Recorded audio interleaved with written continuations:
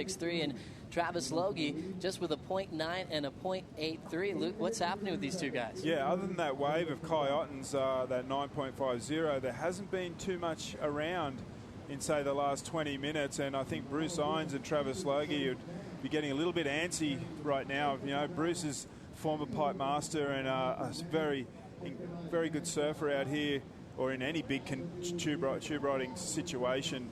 Bruce is one of the best in the world, so he'd be getting a little antsy and wanting to get around the lineup and find some good waves. As Evan Valle, he got his best wave in and across here towards the right of the break. So it moves around a lot. You can get a good score anywhere, and you just got to be in the right position. And Evan even said then, he goes, once you get out there, it's really hard to find them.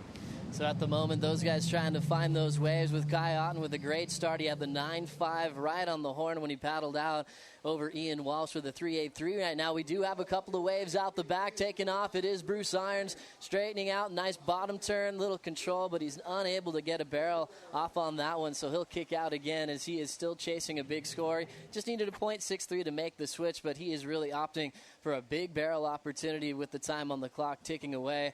And Kamale, I know you spent a lot of time also going to Chopu and obviously spending a lot of time here at Pipeline. Which one's easier? Which wave do you like better? I love both the waves, bottom line, but Chopu is a lot more of a perfect wave. There's a nice reef line. Chopu has a lot nicer of a reef line, and it's a lot more of it's a perfect wave that comes in, and it can almost be a point break. I mean, it is a point break that goes into a semi-closeout, but Pipeline, there's so many holes, and there's sand, and you know, there's north swell, west swell. It goes. It's a lot more unpredictable out here, you know. And so they're both beautiful gem of waves, and you'll get the wave of your life on either of these waves. But yeah, I'd say Chopu is a little more predictable. And so when you're sitting out in this lineup, there are waves in the set that you actually don't want to be a part of. Out here at Pipeline? Oh yeah, like Jerry Lopez said, you know, he did not like the first wave. He said, bring your wallet if you go for the first wave because you're going to pay, huh? I love that line. A classic one there. Jerry Lopez, one of the best ever at Pipeline, winning a couple of times back in the 70s. As we take a look out in the lineup, we've got some time on the clock, paddling and thinking about it. Bruce Irons isn't going to make a move. He still needs something solid out there. He did take the lead, but Travis only needing a 1.80. He's not sitting comfortably with the time on the clock. Kai Otten had that 9.5. He's still waiting to back it up. And a guy like Ian Walsh, he knows he's pretty frightened of this guy, because Ian Walsh, I think he was surfing like 70-foot jaws by the time he was 21 years of age. Luke, how do you decide that as a professional surfer, that you're going to be one of those toe guys, before you're even that old and before you even think about qualifying or how your surfing career is going to go, putting yourself in the biggest waves possible? The more opportunity you have to put yourself in that position, obviously you gain experience. Ian has been surfing big waves since he was still at school. You know, he's been fantastic out here at Pipeline in the past. We've seen him surf amazing jaws, seen him in huge barrels at Chopu. But I think that's, it's more of the feeling you get out of surfing. Some guys are really competitive. Some guys just want to have the ride of their life. And I put Ian in that category. He's just out there for the ride of his life, and if all the spoils come with it, so be it. But I know he does it just to get that feeling and just ride waves that maybe shouldn't be ridden. It's a passion of his, and a big paycheck. Come on, Luke. Well, yeah, but I'm just joking. Look, I don't think that's what it's all about for Ian. I think that he charges and he loves doing it. So Ian Walsh, multiple nominee for Wave of the Year in the Billabong XXL Awards, as he continues to travel the planet looking for the biggest possible scenario. He's out in the lineup now as a wild card here, and he's coming from the island of Maui. And Kamale, for you guys from the outer islands, how easy is it for you guys to get over here to Oahu and make friends and get a place to stay here to surf pipe as much as you can? You know, it's just like any time you travel, you start young. Hopefully you get to travel at a younger age and make bonds with friends from around the world at young ages, and hopefully you make good friends on the North Shore of Oahu, and it's a good, beautiful place, and we should just treat it like it's the only one we have.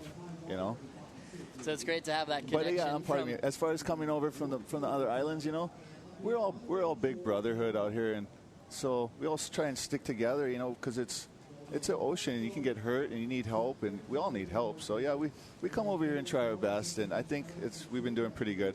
Yeah, so far so good. Impressive stuff from all the locals here in Hawaii that make a big change in this event on the World Tour, because we have more wild cards than any other event. Obviously, a lot of them qualifying through the Volcom Pipe Pro earlier in the year. And we also took the highest Vans Triple Crown leader. Hank Gaskell will be in the event, and Mason Ho, the highest Hawaiian on the One World rankings, is going to get a shot later on today in the draws. We're looking to try to get through round 2 today to try to max out the heats on this swell, and I know there's a lot of guys in round 3 that won't be getting to surf today. And I'm thinking back, I think, to Portugal when Joel Parkinson was one of the heats that didn't get to surf on the biggest day of the waiting period, and he was devastated. For some of the guys not surfing today, do you think those guys are like, oh my gosh, I'm missing maybe some of the biggest pipe I could have surfed? Oh, definitely. There'll be guys there, but I think it'll still be pretty solid tomorrow, and there'll be some fantastic surf. But you're right, there'll be guys in that round 3 wishing that they had a heat today. And there'll be some guys wishing they didn't as well. I was hoping you were going to say that, Luke. Here we go. Live action. Travis Logie. Nice takeoff. Gets a little cover up there. Nice line as he's going to hop out. And he'll get his best wave so far of this heat as he's trying to capitalize on anything that can come through. With time is of the essence. 2 minutes and 20 seconds to go as all 4 of these guys have been pacing themselves for quite a bit. That last exchange, we saw some consequence to Ian Walsh. He's already back out in the lineup with a brand new board, but we haven't seen too much lately. Things shift around a lot in this lineup. For you, Luke, when you're out in this lineup at Pipe, what are some of your landmarks on land? What do you try to line yourself up with on a day like today? Not giving them away, Joe. No, there's a couple of different lineups there, and I think it's got to do with the size as well. You know, like today, you can see the guys moving quite a lot down towards the beach park. But, you know, that's because I think this morning Everly got that wave down here, so they're kind of looking around there. And then you can get towards, you know, some of the houses back over. If there were some rights today, we'd see guys sitting way over there. As we see the replay of Travis Logie's inside wave, doesn't get too deep, but I'm sure it's going to be probably the best wave of his heat with Bruce Irons so far. Coming out and getting to this stage of these guys' heat, I think these are the kind of waves that might get you through, and Bruce needs to make a decision here whether he's going to sit on the outside and bet everything up against it, or come in a little bit and try and get a little inside. As we see the background there of Travis Logie's bio there, just saw him looking at another inside wave. So Travis Logie's clear to us that his strategy is just to get a couple of quick waves under his belt to try and take out Bruce Irons. So Travis Logie from Durban, South Africa. We've heard about Travis for such a long time, and his wife is just keeping herself busy, probably playing a little Angry Birds or something on her iPhone, and she looks like she is just going to maybe take a break after the heat is over, as she's standing next to our priest who blessed this entire event early this morning. So she's probably having a couple of words with him, and hopefully he's on her side as well. Yeah, well, I didn't see her in Tahiti, so she was probably doing that in front of the TV or the computer screen at Chopes, because I tell you what, Travis Logie got some massive barrels during the Billabong Pro there, as we see Bruce having a look at a little inside wave there, probably getting a little bit frustrated.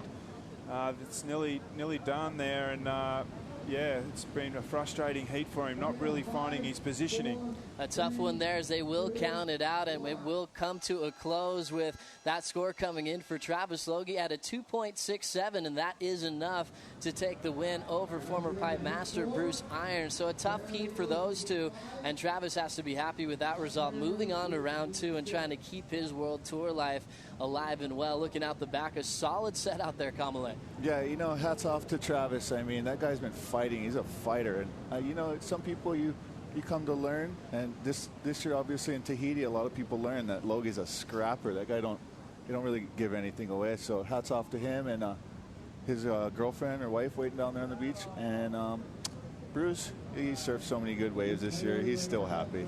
Nice. Nicely done for Bruce. We'd love to see him out there as much as we can. So always happy when you see Bruce Irons in the draw here at the Billabong Pipe Masters. We have waves out the back and a couple new guys entering the lineup. Chris Davidson and Kai Barger are rotating in. We see Davo looking over the edge there really quickly. Your thoughts on this matchup with Davo and Barger, Luke? Yeah, pretty interesting. Chris Davo, I'll tell you that he's absolutely scared to whatever's, before he gets out there. But I tell you what, once he gets out there, his nerves do settle and he gets some huge waves. Another guy that got some fantastic barrel rides at Chopu. And, I'm sure once he gets out there. On the other hand, Kai Barger, he's no slouch out of Pipeline. He's a charger. And the local boy will put it up to Chris Davo from Australia. So Kai Barger, former World Junior champ, had to deal with a couple of injuries a couple of years back and had to rest up. And you could see that look on his face. He's a fighter. He's gotten a cover out here at Pipeline right after that World Junior victory. And also coming from the island of Maui, he's going to look to pack some of the biggest waves that are going to come through this lineup. And Chris Davidson, you got to love how he gets himself fired up. He's probably one of the most vocal surfers when he's sitting out the back, just trying to get his adrenaline pumping because he knows if something's coming, he's not going to back down. Kamale, I think when the swell comes like this, you're in front of the world. I don't think anyone's going to hold back today.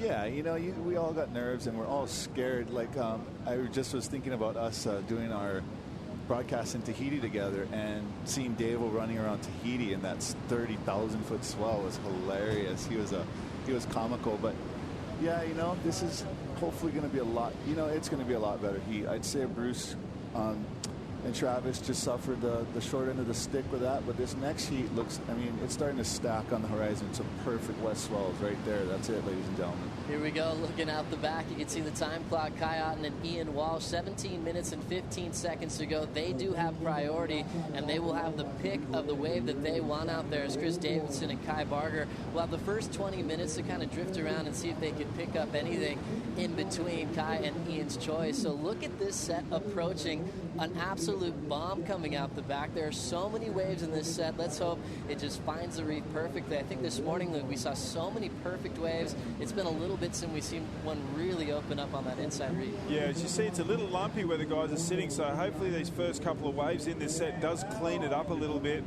And these waves breaking out on the second reef. Some of the boys way on the inside waiting for inside waves will be paddling as hard as they can to not get washed through. And that's a weird looking wave right there. See, there's one under, one over, one's going right. Exactly, that's what I was talking about. There's a lump in front. It's probably leftover swell before this one's arrived. Still out there a little bit as we see paddling. Bruce Irons coming in. Probably in normal Bruce Irons fashion, he's going to get barreled off his nut after the hooter, and he decides to keep the water out of his nose. That wave wasn't worth it, and that set just wiping the whole line-up out and just foaming through from the second reef. These are the ones, Joe, you were talking about you don't want. These are the wastes of time. These ones that they're coming from the right direction. They're just coming too far over on the reef. There's still a lot of sand on the reef, and like you said earlier, these are the ones you don't want to catch. You want to get, if it's a smaller one, so be it. If you just need a nice face with a little cover up, if you're lucky, not a whitewater ride. As we see Travis Logie getting prepared up on the beach, as he did a good job of just finding one to open up. He probably is going to want to get a little bit more than that when he gets into the second round, as we'll see who he draws in just a matter of moments. We've got a pretty solid crowd here early in the morning to watch the world's best of pipe. We have Heat 5 in the lineup and Heat 6. Kai Otten opened with a 9.5, and we haven't really seen him since after that. Kai Otten coming from the south coast of New South Wales. He's kind of has a reputation in that community as being a pretty serious charger. Yeah, he is. Some fantastic waves around that area, full ledges, a lot of barrels. So, where he's grown up, he's had some good practice in waves, maybe not as big as out there today, but certainly as hollow. And, he loves the left barrel, and that first wave really showed he's got the ability to get some fantastic rides out here at the Pipeline. A 9.50 for his first wave, and he's backed it up with a little 2.13, but I know it'd be psychological stress for Kai right now. He just really want to get at least another 5 or 6 just to make it a lot harder for Ian Walsh. Ian Walsh, for that massive barrel we saw earlier, he got a 3.83, so he's only needing a 7.81, and we know Ian Walsh is easily capable of getting that. And so Kai would really be starting to stress now. He needs another wave to lock out Ian Walsh. So Ian Walsh just with the 3.83 right now, coming from the island of Maui, 28 years old. And Kamale, for you, when was the first time you saw Ian Walsh, and did you think that he would be in this Pipe Masters competition in the years to come? Well, my first recollection of Ian was Khalil Roberson's movie. What was it? some HGA movie, but Ian had one of the best sections. He had this section, and yeah, it was pretty evident pretty early on that he was not gonna take a no for an answer. You know, he was coming full force. But yeah, that movie served real well. He's young. I don't know nowadays what young is, but he was young, and it was cool. Pretty exciting so far. We have a little bit of time left. 13 and a half on the clock at the moment. Travis Logie is on the beach with GT. GT. Hey, thanks, Joe, hey, it was fun to see you catch a couple waves this morning there, brother. But I have Travis Logie here, and Travis, okay. So you're looking at the draw, and you're like, damn, I got Bruce. Probably the best pipe surfer. Yeah, it's pretty daunting coming up against Bruce when it's massive pipe, but we both just had an absolute shocker out there. We were either too deep, too wide, too far out, and the guys in the other heats were getting all the bombs. So, I wouldn't have put money on me beating Bruce with a 2 and a 1, but somehow weirdly that happened, and I'll take it. It's a win, but it's a bummer we didn't get more waves. So tell us about the heat, and is it a matter of rhythm out there? Is it the playing field? Like, how do you come out of the water? And listen, I'm not even qualified to hold your surfboard, okay? But I'm saying, how do you come in from the water with a 267? Don't ask me, bro. I was following Bruce around out there, just trying to copy whatever he did, but I guess it's just rhythm, and there's a lot of water moving out there, so the waves are breaking in different spots, and it is a bit of luck of the draw if you're in the right spot at the right time. And you'd think 40 minutes out there, one of us would get something substantial, but it didn't happen, and I was lucky I had the best of the rubbish, so I guess I'm going to have to surf again later, and it's just getting bigger every couple of minutes, so I don't know if I'm stoked about that. Well, after your Tahiti performance this year, I think we know that you'll go. One more quick question on the kind of tour news. You need to make some heats to stay on tour. Yeah, I guess after everyone's results are dropped from last year, I'm coming to this event 30th, and they take the top 32. So I need to definitely make it through some heats just to make sure of my spot for next year. So a lot of pressure. Well, you lived through Tahiti with that pressure. You made it as a wild card there, or as injury wild card. Got injured yourself there pretty well. I flew home with you, bro. You were at work. And then you battled through this one as well, so congratulations. We'll keep an eye on you through the rest of the event. Thanks, bro. Okay, Travis Logie right there. Let's throw it back upstairs to Joe and Kama. Thank you very much, GT. Great to hear from Travis Logie. And remember, when you see GT down on the beach, you should be sending in your Von Zipper Say What question. Start thinking about the weirdest question you might have for one of your favorite surfers, and if it gets read out, you could win yourself a free pair of Von Zipper shades. Here we go, 31 minutes and 53 seconds to go still for Chris Davidson and Kai Barger. Kai Otten and Ian Walsh are still, the situation remains the same, and clock is ticking away. 10 minutes and 40 seconds to go. Luke, as a competitor, how do you adjust when guys like Bruce and Travis only had a couple of 1s and 2s? How do you transition now at this point of the game? Well, for me, I think, when the sets are coming, you try and move on the outside, but make sure you can get under them if you're in the right position for a good tube. And try and get on the inside and get some small insiders as well. You just got to be in the right spot and in sync with the sets. So trying to adapt out there. We'll see if Kai Otten and Ian Walsh can do it well. We are going to take a short break. There's much more to come at the Billabong Pipe Masters right after this.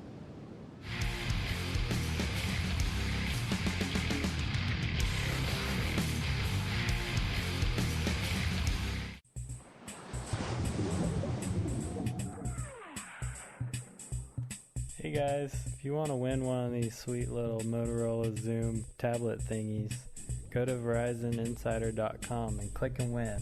You!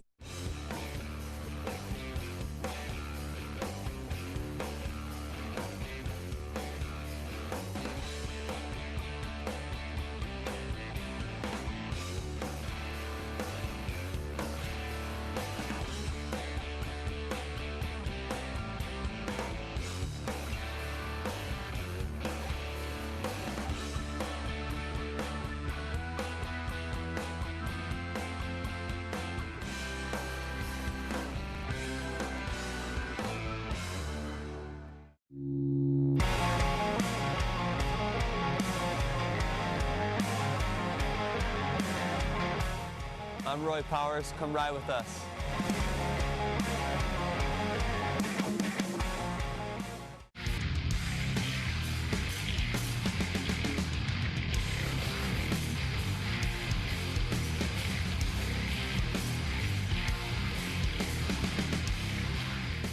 Welcome back to the North Shore of Oahu. You're watching the Billabong Pro Pipeline Masters. Kai Otten and Ian Walsh have priority now, and they have 11.63 total to a 3.83 total. So still nice and early in the sea. Plenty of time for Ian Walsh to get a bomb. And obviously, when you enter this event, your goal is to be the last man standing highest on the podium. You look back in history and you see guys like Jerry Lopez with their name on that podium, Rory Russell, Dane Kealoha, as we take a look at Mike Parsons, the coach of Kolohe and Dino. Kolohe getting the call up. Luke, Kolohe's got a huge heat against Laurie Towner later today.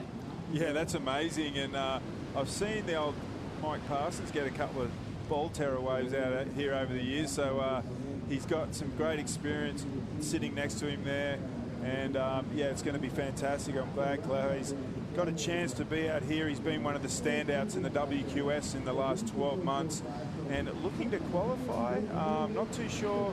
Haven't been looking at the stats for brother, but he could be going to Snapper Rocks. Yeah, Al Hunt was kind of saying 25,000 points on this new system is kind of the safe mark, and Kolohe sits at about 25,200 and something. So he looks like he is in a safe position, but obviously a huge opportunity because Kolohe Andino and William Cardoso, the two guys that did get the call up, will get one world ranking points for the result here, as we see Amayan Goodwin checked in and ready to go. One of the best out here ever. He had a pretty horrific injury recently out here at Pipe when that guy dropped in on him, Kamale, but he's obviously recovered. But it kind of shows, you know, even the best in the world at Pipe have to be aware of, you know, situations that could happen in front of you. Obviously not supposed to happen. Well, that's one of the things is, I mean, the wave is dangerous enough, and then you have every country out here just trying to, you know, get a wave. You can't blame them, but a lot of confusion happens, and oh man, the wipeout was bad. His knee was bent, and you know, I'm just glad he didn't get more hurt. So great to see Amayan Goodwin back and jerseyed up. He does have Dan Ross, and Dan has been complaining about a little bit of back trouble, Luke. Yeah, Dan hurt himself in the Sunset event, just stretched some muscles in his back, so he's been taking it pretty easy over the last few days, but he's one of the fittest guys on tour. And he's got a lot of knowledge about recovery after injuries, and he's helped guys like Mick Fanning and does a lot of work with the Red Bull team there. So I'm sure he'll be fit, and I'll tell you what, he has a big heart. He'll be going for it out here. Exciting heat to come as we just have 5 minutes and 55 seconds for Kai Otten and Ian Walsh, as they've had quite a long break in between sets. So it's been quite a while since they've made a move. As we take a look at our official scoreboard here, you can see what they need on the screen there. 7.81 total and a 2.13.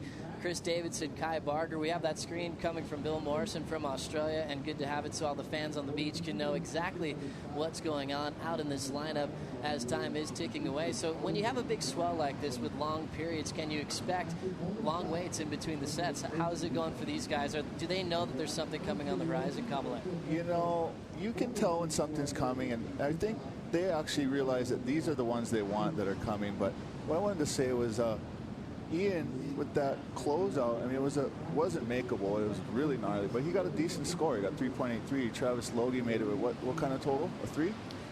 2 point. Two point something. So, total. I mean, He would have won that heat. he would have easily won that heat with one closeout. So it's just, I don't know, it's pretty cool how they give people better scores. Look like here comes a nice teepee. Guys are in position. Who is this Kai? Here goes Kai Otten. He's going. No. Wow.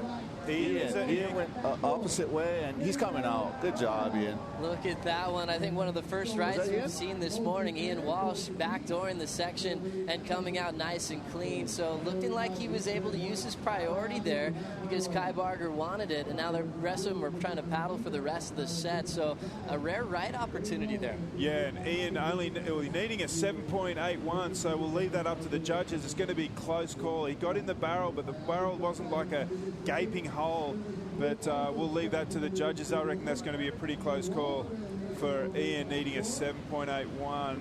And interested to see the replay come away. It was in the barrel, but it was a little bit wonky. It wasn't like a gaping hole, so we'll leave that one to the judges. But what's your opinion? Yeah, well, I really want to see what they score right now. They might put a lot higher value with the fact that the rights are closeouts, and anybody looking right There we go. He's like you said, it's a weird one, but he does really well to beat that, not let that knock him down. Pretty right, deep. Right here, he's got big ankles, ladies and gentlemen. You guys got to. He has huge legs, so little claim. You know, he wants it, and I think it'll be close, but I don't think it will be the score. Now 3.5 remaining. Scores coming in for Ian Walsh at a 6.5, so still second, needing a 5.14. Now locking in right out front, Kai Otten pulling in under that first section. You can still see the nose of his board, and he gets ripped off on that inside section, and he goes down. So he was looking to get a solid second score there, but that lip just meets him in the head, and he meets the reef. We have that set coming through. We might have another wave here, and Davo's going to hold back. They have plenty of time before they make the switch to priority. The focus is really on Kai and Ian right now. And thinking about pipe with, critical time, with less than 3 minutes to go, we've seen some guys come back with just a couple of minutes and get some big scores. Let's see what happened to Kai here. So look at this. He's coming down, and he's just got his hand gliding along, gets under perfectly, stands up a little bit too straight here, and then kind of showing off a touch there for Kai Otten and gets it straight in the head.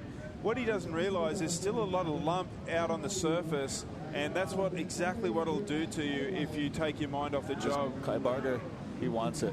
No, Chris Davo, yeah. Big drop for Chris Davidson.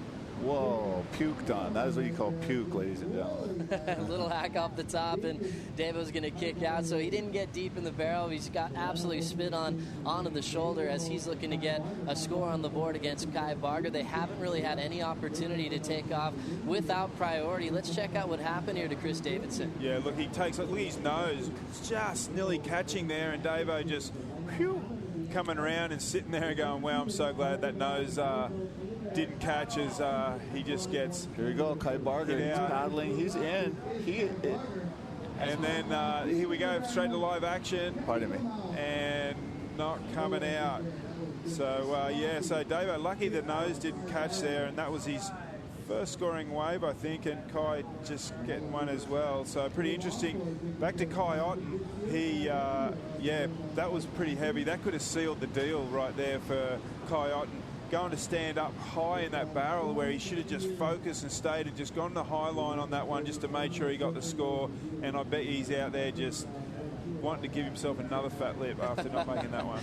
Just a 2.10 for that error from Kai Otten, still holding the lead over Ian Walsh, but now getting down to the final minute. He didn't want Ian Walsh just needing a 5.14, and looks like Ian's going again, dropping in, pulling in deep. He's trying to slow down a huge cavern, and he's going to come out standing tall. Ian Walsh did exactly what Kai Otten was afraid of, and he might make Kai pay for that mistake just moments ago. 45 seconds remaining, more waves out the back, and Kai will get a chance to answer here. Here he goes, really late, pulls around, and that one not cooperating. So, as we spoke before, a big error there by Kai Otten. Exactly what played out is what he didn't after falling on that wave. You can't leave Ian Walsh out there on his own at Pipeline at this size. He's just so experienced in bigger waves, and he's got a huge heart. So, looks like Ian Walsh, it's easily a 5.14, wouldn't you think, Kamale? Oh man, he's already on the beach, so yeah, that was a great score, so well written, and looked like Kai, he's going to be really regretting that, trying to do the little Tommy Carroll lip pat. Yeah, and he ends up going down. The clock winds down, and this is what we were afraid of. Kai Otten losing that heat potentially with the 9-5. We're still waiting on that score from Ian Walsh, but Luke Egan and Kamala Alexander both thinking that is going to easily be enough to make that switch right before the buzzer. And what a heroic effort from Ian Walsh, just getting slammed on that big closeout section, and he was able to get the job done and do some damage. Kai Barger, Chris Davidson will have priority now as we will play out the best moments from Kai. I see that fat lip, but he was able to get the job done. We'll be calling in Shane Dorian to call this next heat, along with David Stanfield. Much more to come right after this.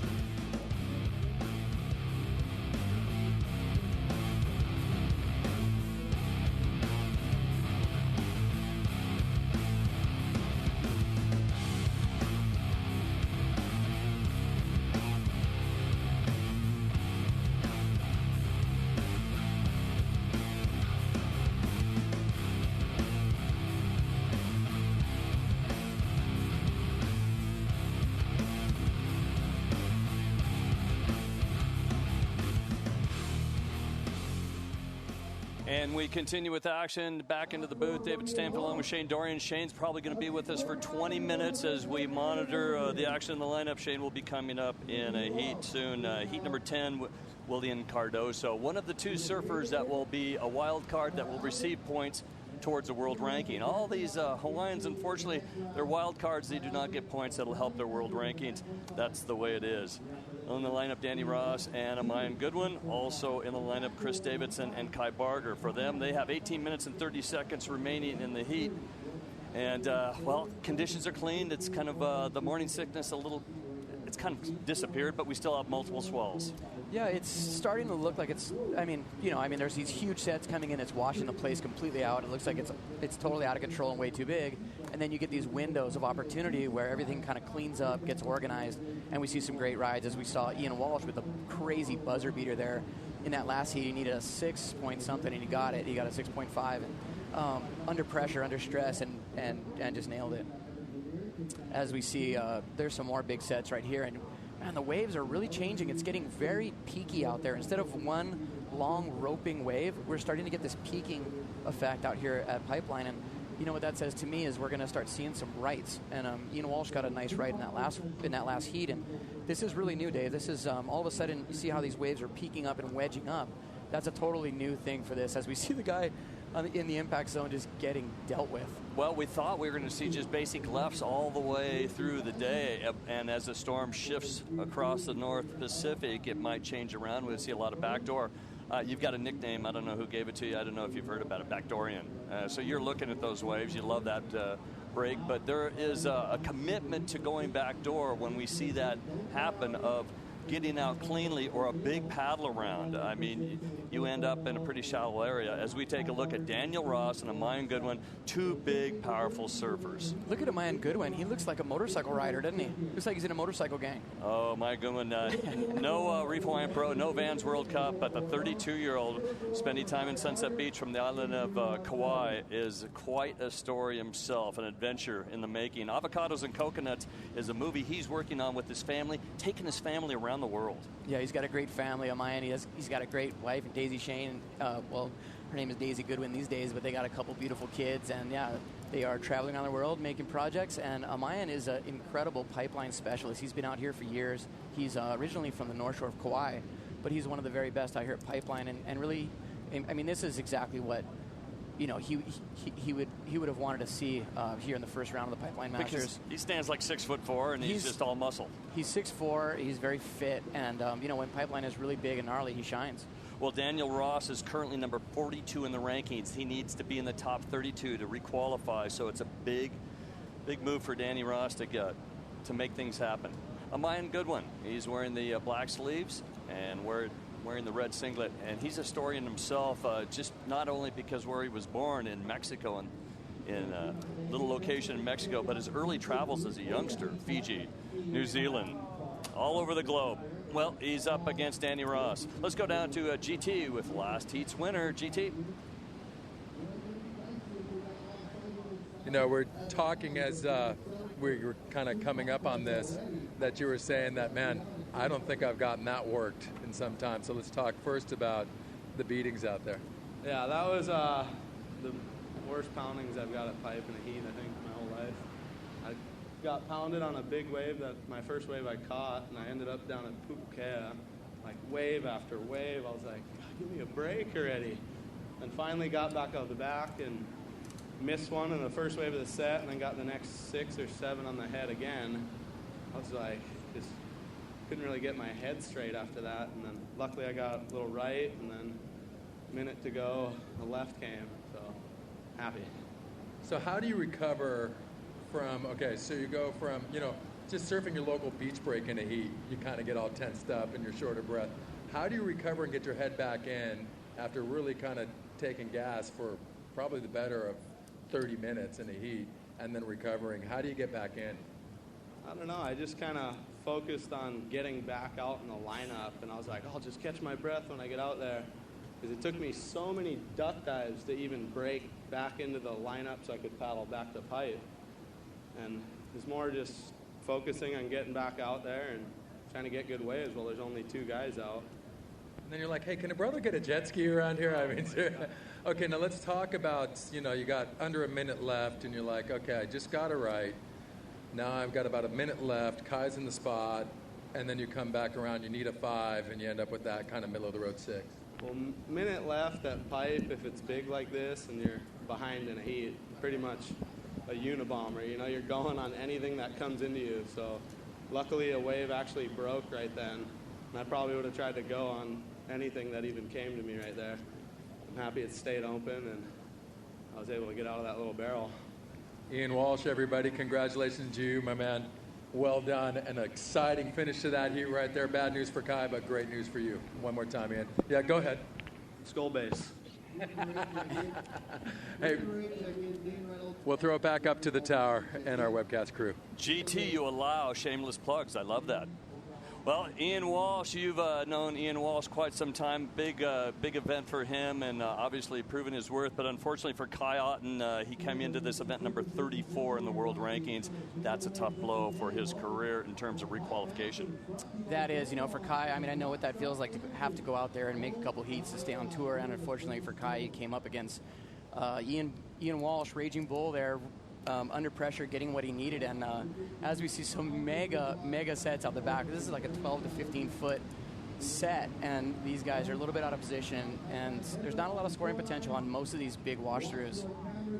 As we saw Ian Walsh, I'm really stoked for Ian. He's a Maui boy. He's a local boy here in Hawaii. And let's just interrupt by saying he's helped you win $50,000. He has. We are tow partners, and we surf a lot of double XL swells together. And his family over on Maui would have been watching that heat. And his little brothers, Sean and DK, they have that skull-based company, and you can see that big skull on his board. And Ian's representing his family there. It's just good to see. We're going to take a quick break. We'll be right back with more action here from the Bonsai Pipeline. Stay with us.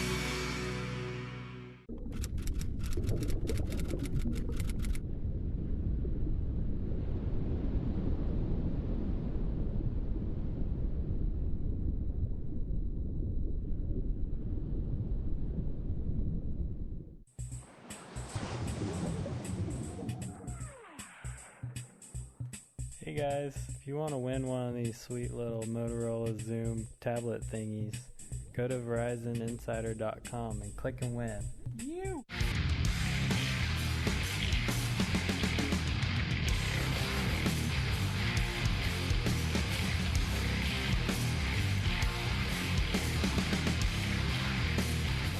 And welcome back. The 41st Annual Billabong Pipe Masters, the 12th and final stop on the men's ASP World Tour, featuring the world's best. In the lineup, Chris Davidson and Kai Barger going after it. And for Chris Davidson, he checks in at number 36 on the world rankings. Kai Barger, well, Kai's coming in here as a wild card, and he's going after some money and some glory. But Chris Davidson needs a result here.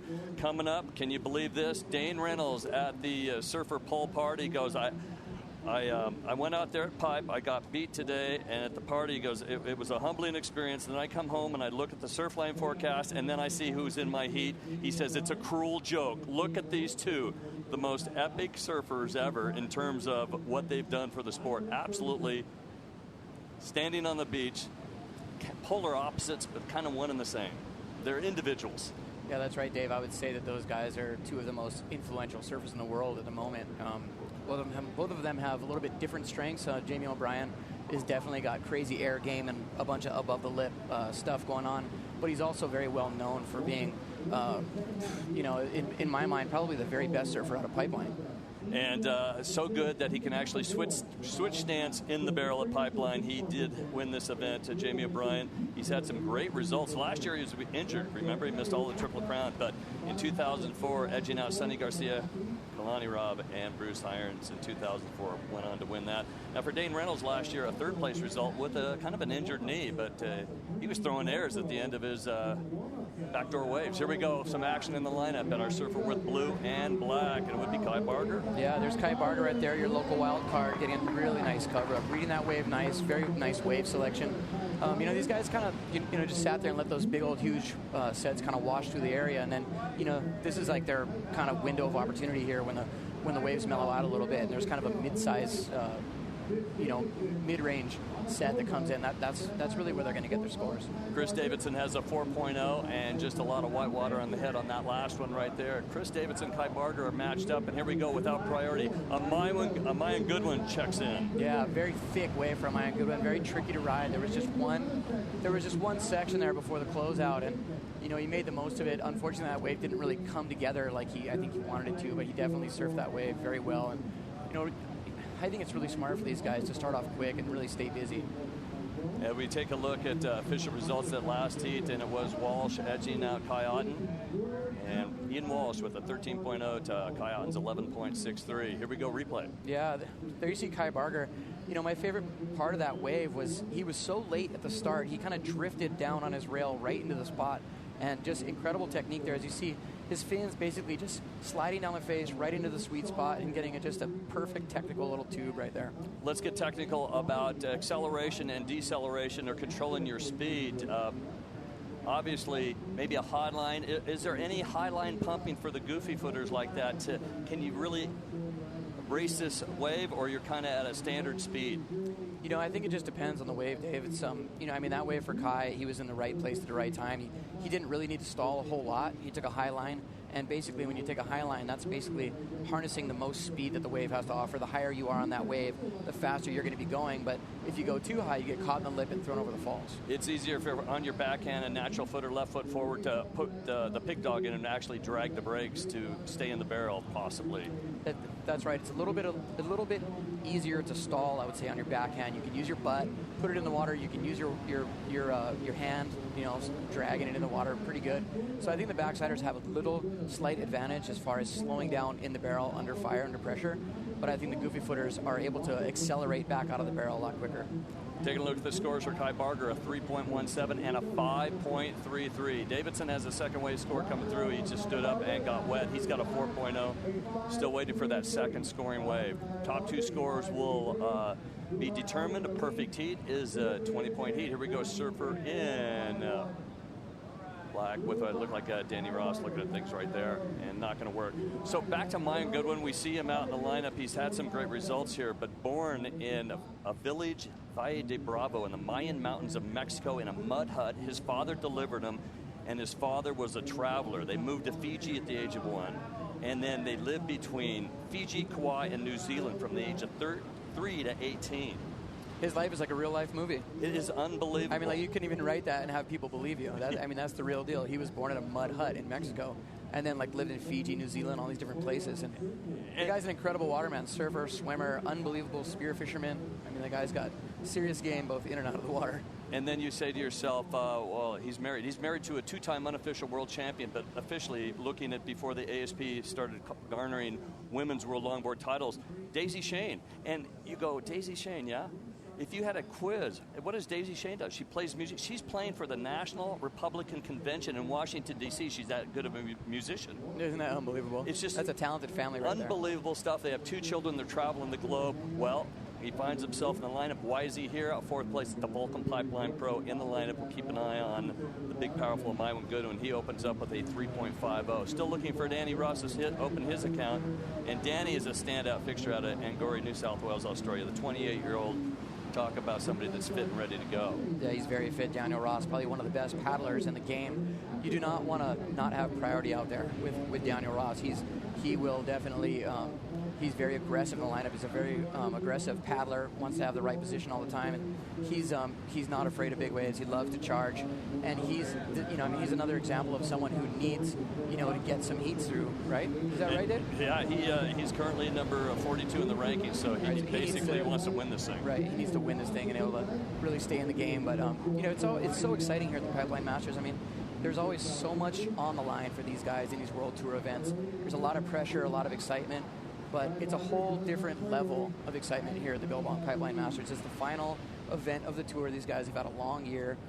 There's just so much on the line. All these guys, everybody needs something. Everybody needs to make their heat because of one reason or another, whether they're trying to make the cut, whether they're on the bubble, whether they're totally out of it, like Daniel Ross is 42. You'd think he'd be out of it, but you never know.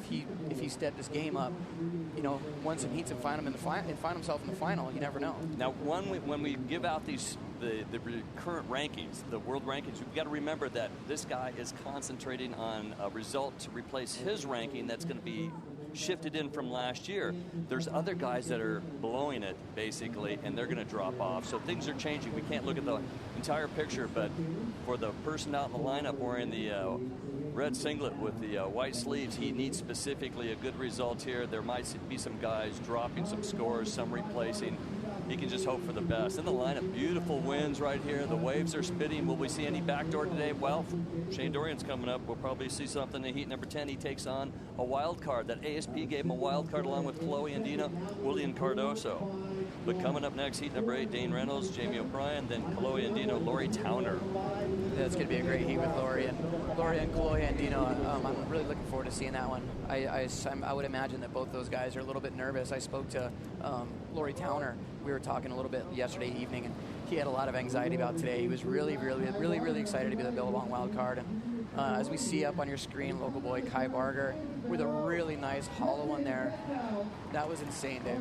He, that wave started off. He was a little bit, had a little mushy start to it, a little second reef kind of action. Then it really doubled up on the inside. Needing to answer back is Chris Davidson. Davidson, before that last wave, was looking for a score, and Dave-O deep. I think it might have been a slightly too deep. I don't know if he knew that wave was going to run as fast as it did, but he really wasn't pumping down the line like I think he should have been. Our surfers in blue have priority. Now the guys out the back scrambling. Here is Danny Ross. Ross is second wave. Yeah, there's Danny Ross trying to make something of this wave. Well, there's that pig dog where he's trying to actually slow down, and it's not an easy thing to do. That's right. Especially if the wave's got a warble in it. That's right, and I think a lot of it has to come down to local knowledge. I mean, Daniel Ross has charged a lot of big, gnarly waves in his days, but I don't know how much experience he has out here at Pipeline. As we see on your screen, this is Kai Barger's wave, starting off slow and then hitting this inside bowl, doing a nice double-up thing here, and just read that wave perfectly. Kai Barger, 49th at Haleiwa, 65th at the World Cup. And from the water, take a look at this. I believe Larry's working the water. Mike's overdoing some film, so Larry Haynes in the water. And, well, that's a serious threading the needle right there for Kai Barger. And Chris Davidson, what happened here? Yeah, it looks like he, that wave was actually a really good wave. He was very deep from the start, but he really didn't get up and go. There was no projection. There was no pumping from the start. He really grabbed his rail as if he wasn't too deep at all. It didn't look like he was in a big rush. He was just kind of cruising and pulling in the tube. But I think if he would have got up and pumped a bit, he might have actually had a chance at that. And it looks like maybe Dave-O has some issues going on as he heads towards the beach. Yeah, he's directly in front of the beach marshal right now. Is it a paddle around? Well, if he surfed backdoor, you'd think he's coming to the beach to run around. But let's see what's going to happen here. Is he going to change boards? Is he okay? And he's being pretty cash. For their heat right there, well, there's only 7, 6, 5. That's it. Oh, there we go. Wrapping down that heat, and Kai Barger's third wave comes in at a 4.60. He betters his 3.17, and Kai Barger goes away with a two-wave total 9.93 over Chris Davidson's 5.93. And now a quick horn, and center stage is Daniel Ross and a Mayan Goodwin. And also in the lineup, how crazy is this going to be? It looks like Dane Reynolds and Jamie O'Brien take the water. Dane Reynolds and Jamie O'Brien. I would imagine on paper everybody's watching this one. This is definitely one of the heats to watch of the day as we see Jamie O'Brien. That could be nobody else except for Jamie O'Brien. The way he paddled into that and made that happen, he's going to get a little bonus barrel right here. Oh, just insane. I mean, that right there, that's the way you want to start a heat. That right there is the way you want to start a heat, and that is exactly why Dane Reynolds did not want to draw Jamie O'Brien. The number 46 seeds, and he's been surfing the Triple Crown, and basically he doesn't surf a lot of contests, just vaulting up the ratings, like 56 points. A 65th at Haleiwa, 25th at the World Cup, 40th in the world rank, but he's been waiting for this event. He goes, you know what, I got to get back into the thing. Well, there's a whole new Jamie Jamie O'Brien. Let's take a look at our surfer in black sleeves and winning that last heat, and that is Kai Barger. Well, Jamie O'Brien starts things off right, doesn't he? He sure does. That's the way you want to start. As we see on your screen, there's a last heat with Chris Davo. Just getting a few, but just not getting enough. Chris Davidson gave it a good shot, but it was Kai Barger, a 5.33 and a 4.60. Davidson's two waves, a 4.0 and a 2.33. This wave right here, it could have been much better. And, well, he gets the score needed, in and out, making it happen, Kai Barger. Davidson needed to make this wave to make the heat, and it just didn't happen. Chris Davidson has been, unfortunately, eliminated, and we move on. Daniel Ross and Amine Goodwin take to the water in red, and they have each two waves. They've got 18 minutes remaining in their heats. And then Jamie O'Brien and Dane Reynolds. What are the judges going to do with O'Brien? I don't know. I'd love to see a replay on that, but that just has to be a huge score, Dave. He just his positioning at the start. He's so confident and so committed.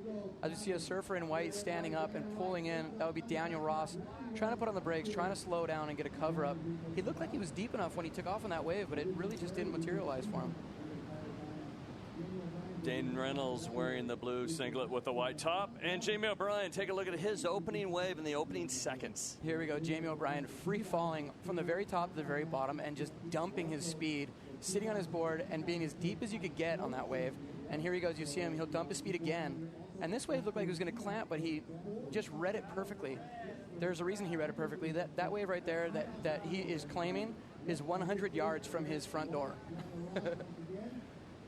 Wow, Jamie O'Brien, 28 years of age. We got to take a look at the water angle. He gets a twofer. Yeah, he got a twofer. He got a little bonus section here. He knew it was coming. He read it perfectly and just styled it right through. And you know, I think he knew that was a huge score right off the bat. But more, I think he just wanted to get his momentum going. He wanted to start the heat right, and he definitely did. As we see a perfect wave right there at Pipeline. Commitment on takeoff.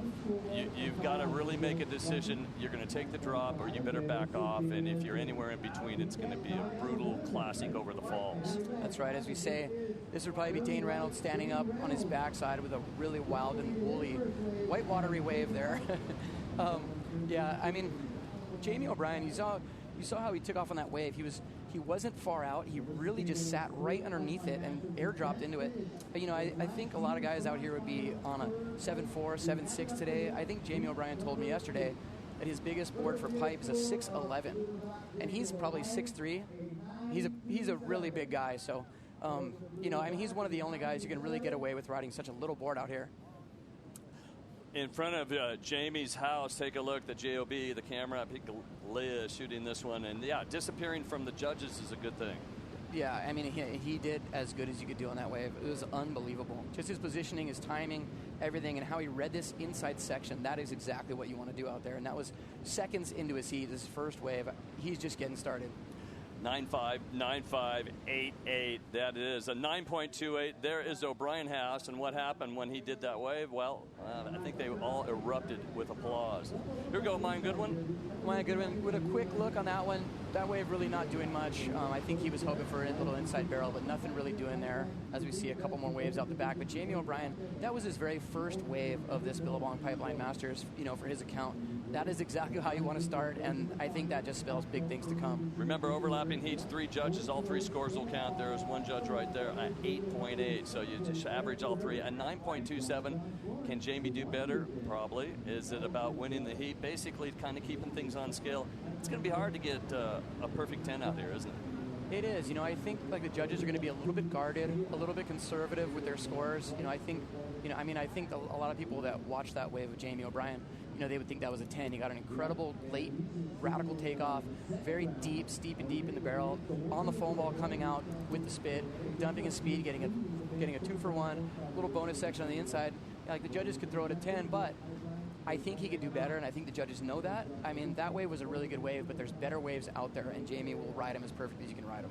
And at some point where we're sitting, if there's backdoor waves, the judges might have to go to a replay from the off-the-wall camera to maybe analyze and keep things in perspective.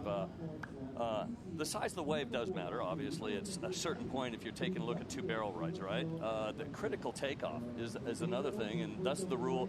You don't need to have both hands and stand up to your feet. A lot of times you just take off and you're grabbing rail forever. That's right. And Jamie O'Brien, he really stamped that on that wave. He basically free fell. There was no, easy drop, bottom turn, cruise into the pit. The old school style was all about air dropping from the top all the way to the bottom, landing on his inside rail, and just using that control to make it through. We'll be right back with more live action from the Billabong Pipe Masters. Stay with us.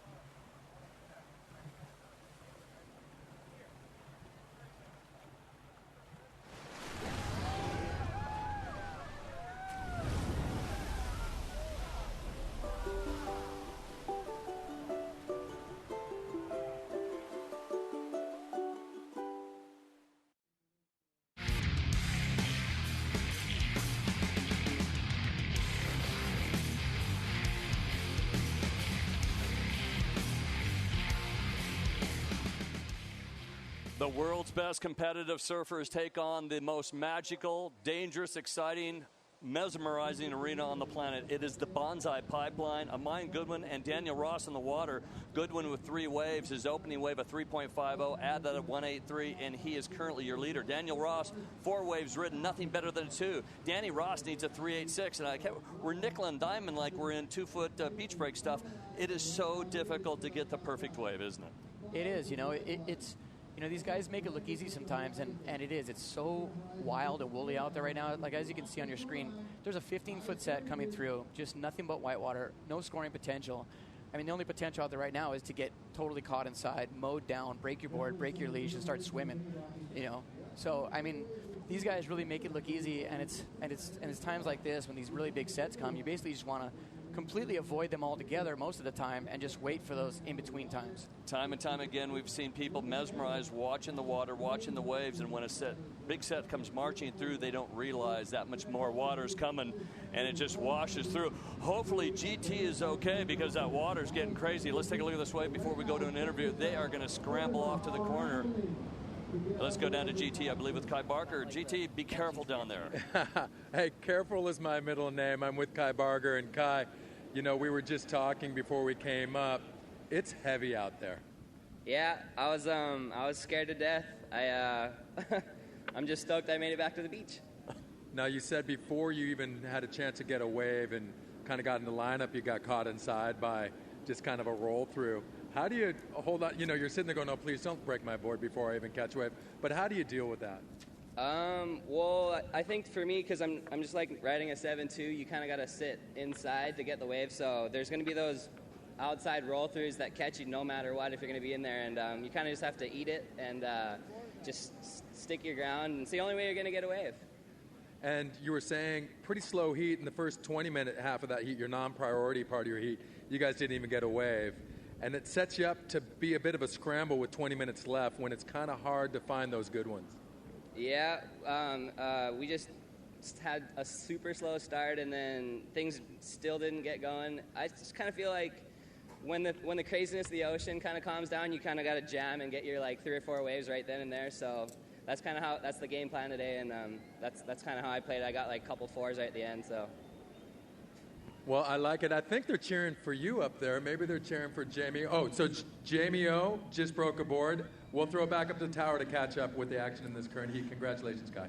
Yeah, let's take a look. He's got his new board right now, and he is far down the beach, basically in front of his house, to paddle out and get in the lineup for Jamie O'Brien right now. He has a 9.27. Not sure about the broken board wave, but he has 29 minutes and 5 seconds to get back into the lineup. And actually, we have the other two surfers that will be coming up shortly. I believe it is Lori Towner and Chloe Andino, and they are two paddling as well. So let me tell you, let me ask you, Shay, we've heard time and time again, the Bonsai Pipeline. Oh, that was the best wave of my life. It comes at a price, doesn't it, when you hear those surfers that have waited months, days, years to get the best wave of their life? It is, Dave. I mean, the wave, when it's good out here at Pipeline, I mean, that's why everybody comes over here to the North Shore, is for this particular wave. I mean, this is the wave on the North Shore. It has there's so much. It's like there's folklore about this place. It's just it's just a legendary wave, and there's a reason for that, because you can get the best wave of your life out there on any given good day. But I mean, we've had multiple people die out here. It's very, very dangerous. It is life-threatening. And when Kai Barger said he was scared for his life, he means it. Yeah, but on that same sense, you pull it together, the adrenaline flows, and you try to make things happen. And the bonus here is it's not a crowd of 100 people in the lineup. Got to ask you, when Kelly Slater, you got to go, what's harder, to win the Pipeline Masters or to win world titles? Kelly has 11 world titles, but only 6 Pipe Masters. It's pretty difficult, isn't it? It's very difficult, and that's amazing that he's won that many times out here. Even it's so difficult, and the good thing about Kelly is he doesn't just win the Pipeline Masters when it's all rights. He doesn't just win the Pipeline Masters when it's all left or when it's small or when it's big. He can win the Pipeline Masters on the smallest day we've ever had this event or the biggest day we've ever had this event. And that's just a testament to who he is. Wow, what a spectacular drop that was, trying to find a section there. Danny Ross, wave number 5. A vertical drop, just basically jumping off a cliff. It was a vertical drop, and for Daniel Ross, that was his 5th wave, and I believe it will be his 5th small score in a row. He's trying to stay busy, trying to throw everything at the wall and see if something sticks. As we see out the back, Amayan Goodwin threading the needle on that one, getting a nice tube ride, and I think that's exactly what Daniel Ross wished his wave would have done. Danny Ross out of Angori, New South Wales, Australia. The number 31 seed takes on the 4th place finisher at the Vulcan Pipeline Pro, the qualifier from Kauai, and beautiful positioning. Yeah, you can see Mayan just he's so comfortable there. I mean, he's done this right here a million times out here at Pipeline. He's one of the locals. He gets waves like that on a daily basis out there. I mean, when he's out there and there's 100 guys in the lineup and he turns around and he's in the right place, everyone else will let him have that wave because they have that respect for him, and he just has a ton of experience and it shows. Take a look. Third reef is now feathering. What does that mean? Third reef feathering. Does it make for maybe a cleaner reform on the inside? Does it lose any energy out there and it'll stand up better for second reef? What do you see when you see it feathering at third reef? Well, third reef is a very long reef, so it means a totally different thing when it breaks over here to the right. That's a little bit more of a north component of the swell. I would imagine if a third reef set was going to come, you'd really want it to come out of the westerly direction, which would make it break way over to your left. But you just never know. You just when you see those third reef waves coming in, you just kind of have to brace yourself and hope you don't get really caught inside. The wave collapses on a shallow rock reef and it spits, and it actually could blow you off the board, and it stings when the spit. It's an amazing looking phenomenon. It is. I mean, the wave just explodes on the reef. I mean, it's like you almost, it's almost surprising that there's not holes in the reef from the waves actually breaking. It's like detonating dynamite. And, I mean, I think a lot of these guys are scared today. There's a lot of anxiety. The waves are huge. This is the North Shore of Hawaii. This is the Hawaii experience that these guys have dreamt about since they were little kids. And I mean, this is the day. And I think as a surf fan watching these webcasts and watching, I mean, I think a lot of these guys would go, I would love to wait until tomorrow to run my heat. But, as a surf fan, this is excitement. This is heavy. This is the North Shore of Hawaii. Well, the sand is being cleared. The beach is getting shortened. People are losing their shoes and their backpacks. Hopefully they got to hang on to their kids. Is the sand basically off the reef and this is as good as it gets? I mean, just a couple days ago, this beach was twice the size it is today, and a lot of the sand is going away. Even yesterday, there was a ton of backwash out in the lineup, and that was from the swell refracting off the reef, shooting water back out to sea, and making this crazy backwash thing, which basically makes incredibly dangerous conditions out there. And we have a lot less backwash today, and that's because the swell came up so early yesterday evening and now we've had a lot more sand move out of the way. That berm is gone, and there's no backwash. Well, I'm going to send you out to get your gear on and get your groove on in 14 minutes and 15 seconds because I'm anxious to see your heat. Round number 1, heat number 7 in the lineup, and they've got about 4 minutes to make things happen. Last wave for Goodwin, a 4.67, threads the needle. That's his best wave of the heat. So Daniel Ross is being told he needs a 6.70 if he can find the nugget. On the other end of the scale, two of the most amazing surfers on the planet in the history of the sport, Dane Reynolds and Jamie O'Brien, are out there. Dane Reynolds, a quick one, a 1.17. Jamie O'Brien, though, a 9.27. You can argue if it's a perfect 10 or not, but right now we've split the judging panel, and instead of 5 judges, we're at 3 judges. All 3 scores are counting. It's basically about who advances through the heat. It's not, we're not nickel and diamond the minor scores. So the bottom line is beautiful takeoff and get a pit, get a barrel. That's right. That's the name of the game out here at Pipeline. And I was on the beach here at Pipeline after surfing the other day, right when this draw came out, and everyone kind of found out who they were going to get in their heats.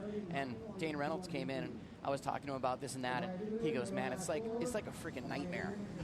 You know, the wave's going to be 10 to 12 foot of pipe, and I got Jamie O'Brien." And it's funny to hear Dane Reynolds say that because Dane Reynolds is probably every kid's hero. Everybody wants to surf like Dane Reynolds, and to see him a little bit of, not as confident as we all think he should be out here, especially with the 3rd place last year in the Pipeline Masters. We all know that he's no slouch out here at Pipeline. Well, Amayan Goodwin right there actually kept off a couple of other surfers that didn't have priority. So priority working to Goodwin's favor right there, trying to replace a 5.0. Here we go. Is this a backdoor wave? This looks like a great wave. He's backdooring this left is what he's doing, and just getting absolutely pounded on that wave. Dane Reynolds. Yeah, that was Dane Reynolds having a serious go there. He was very deep. I don't know if he thought he was as deep as he was, but the wave just ran right in front of him as we see a paddler on this next one, Jamie O, and I think he's just, maybe that was... Daniel Ross. Yeah, that was Daniel Ross, just way too deep. Well, second guessing from here, I honestly thought that he was going to go backdoor on that. Yeah, like you said, he was really deep. Yeah, as we see, here's Amayan Goodwin just, threading the needle, as you said, Dave. He just really, he kept off Daniel Ross, who really needs a score at this point. And he got a really nice barrel there.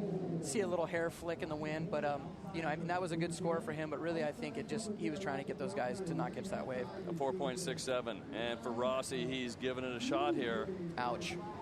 That is a very thick lip. The refraction from the reef, compressed energy. This swell comes 2,500, 3,000 miles away, and then it hits this reef and it compresses.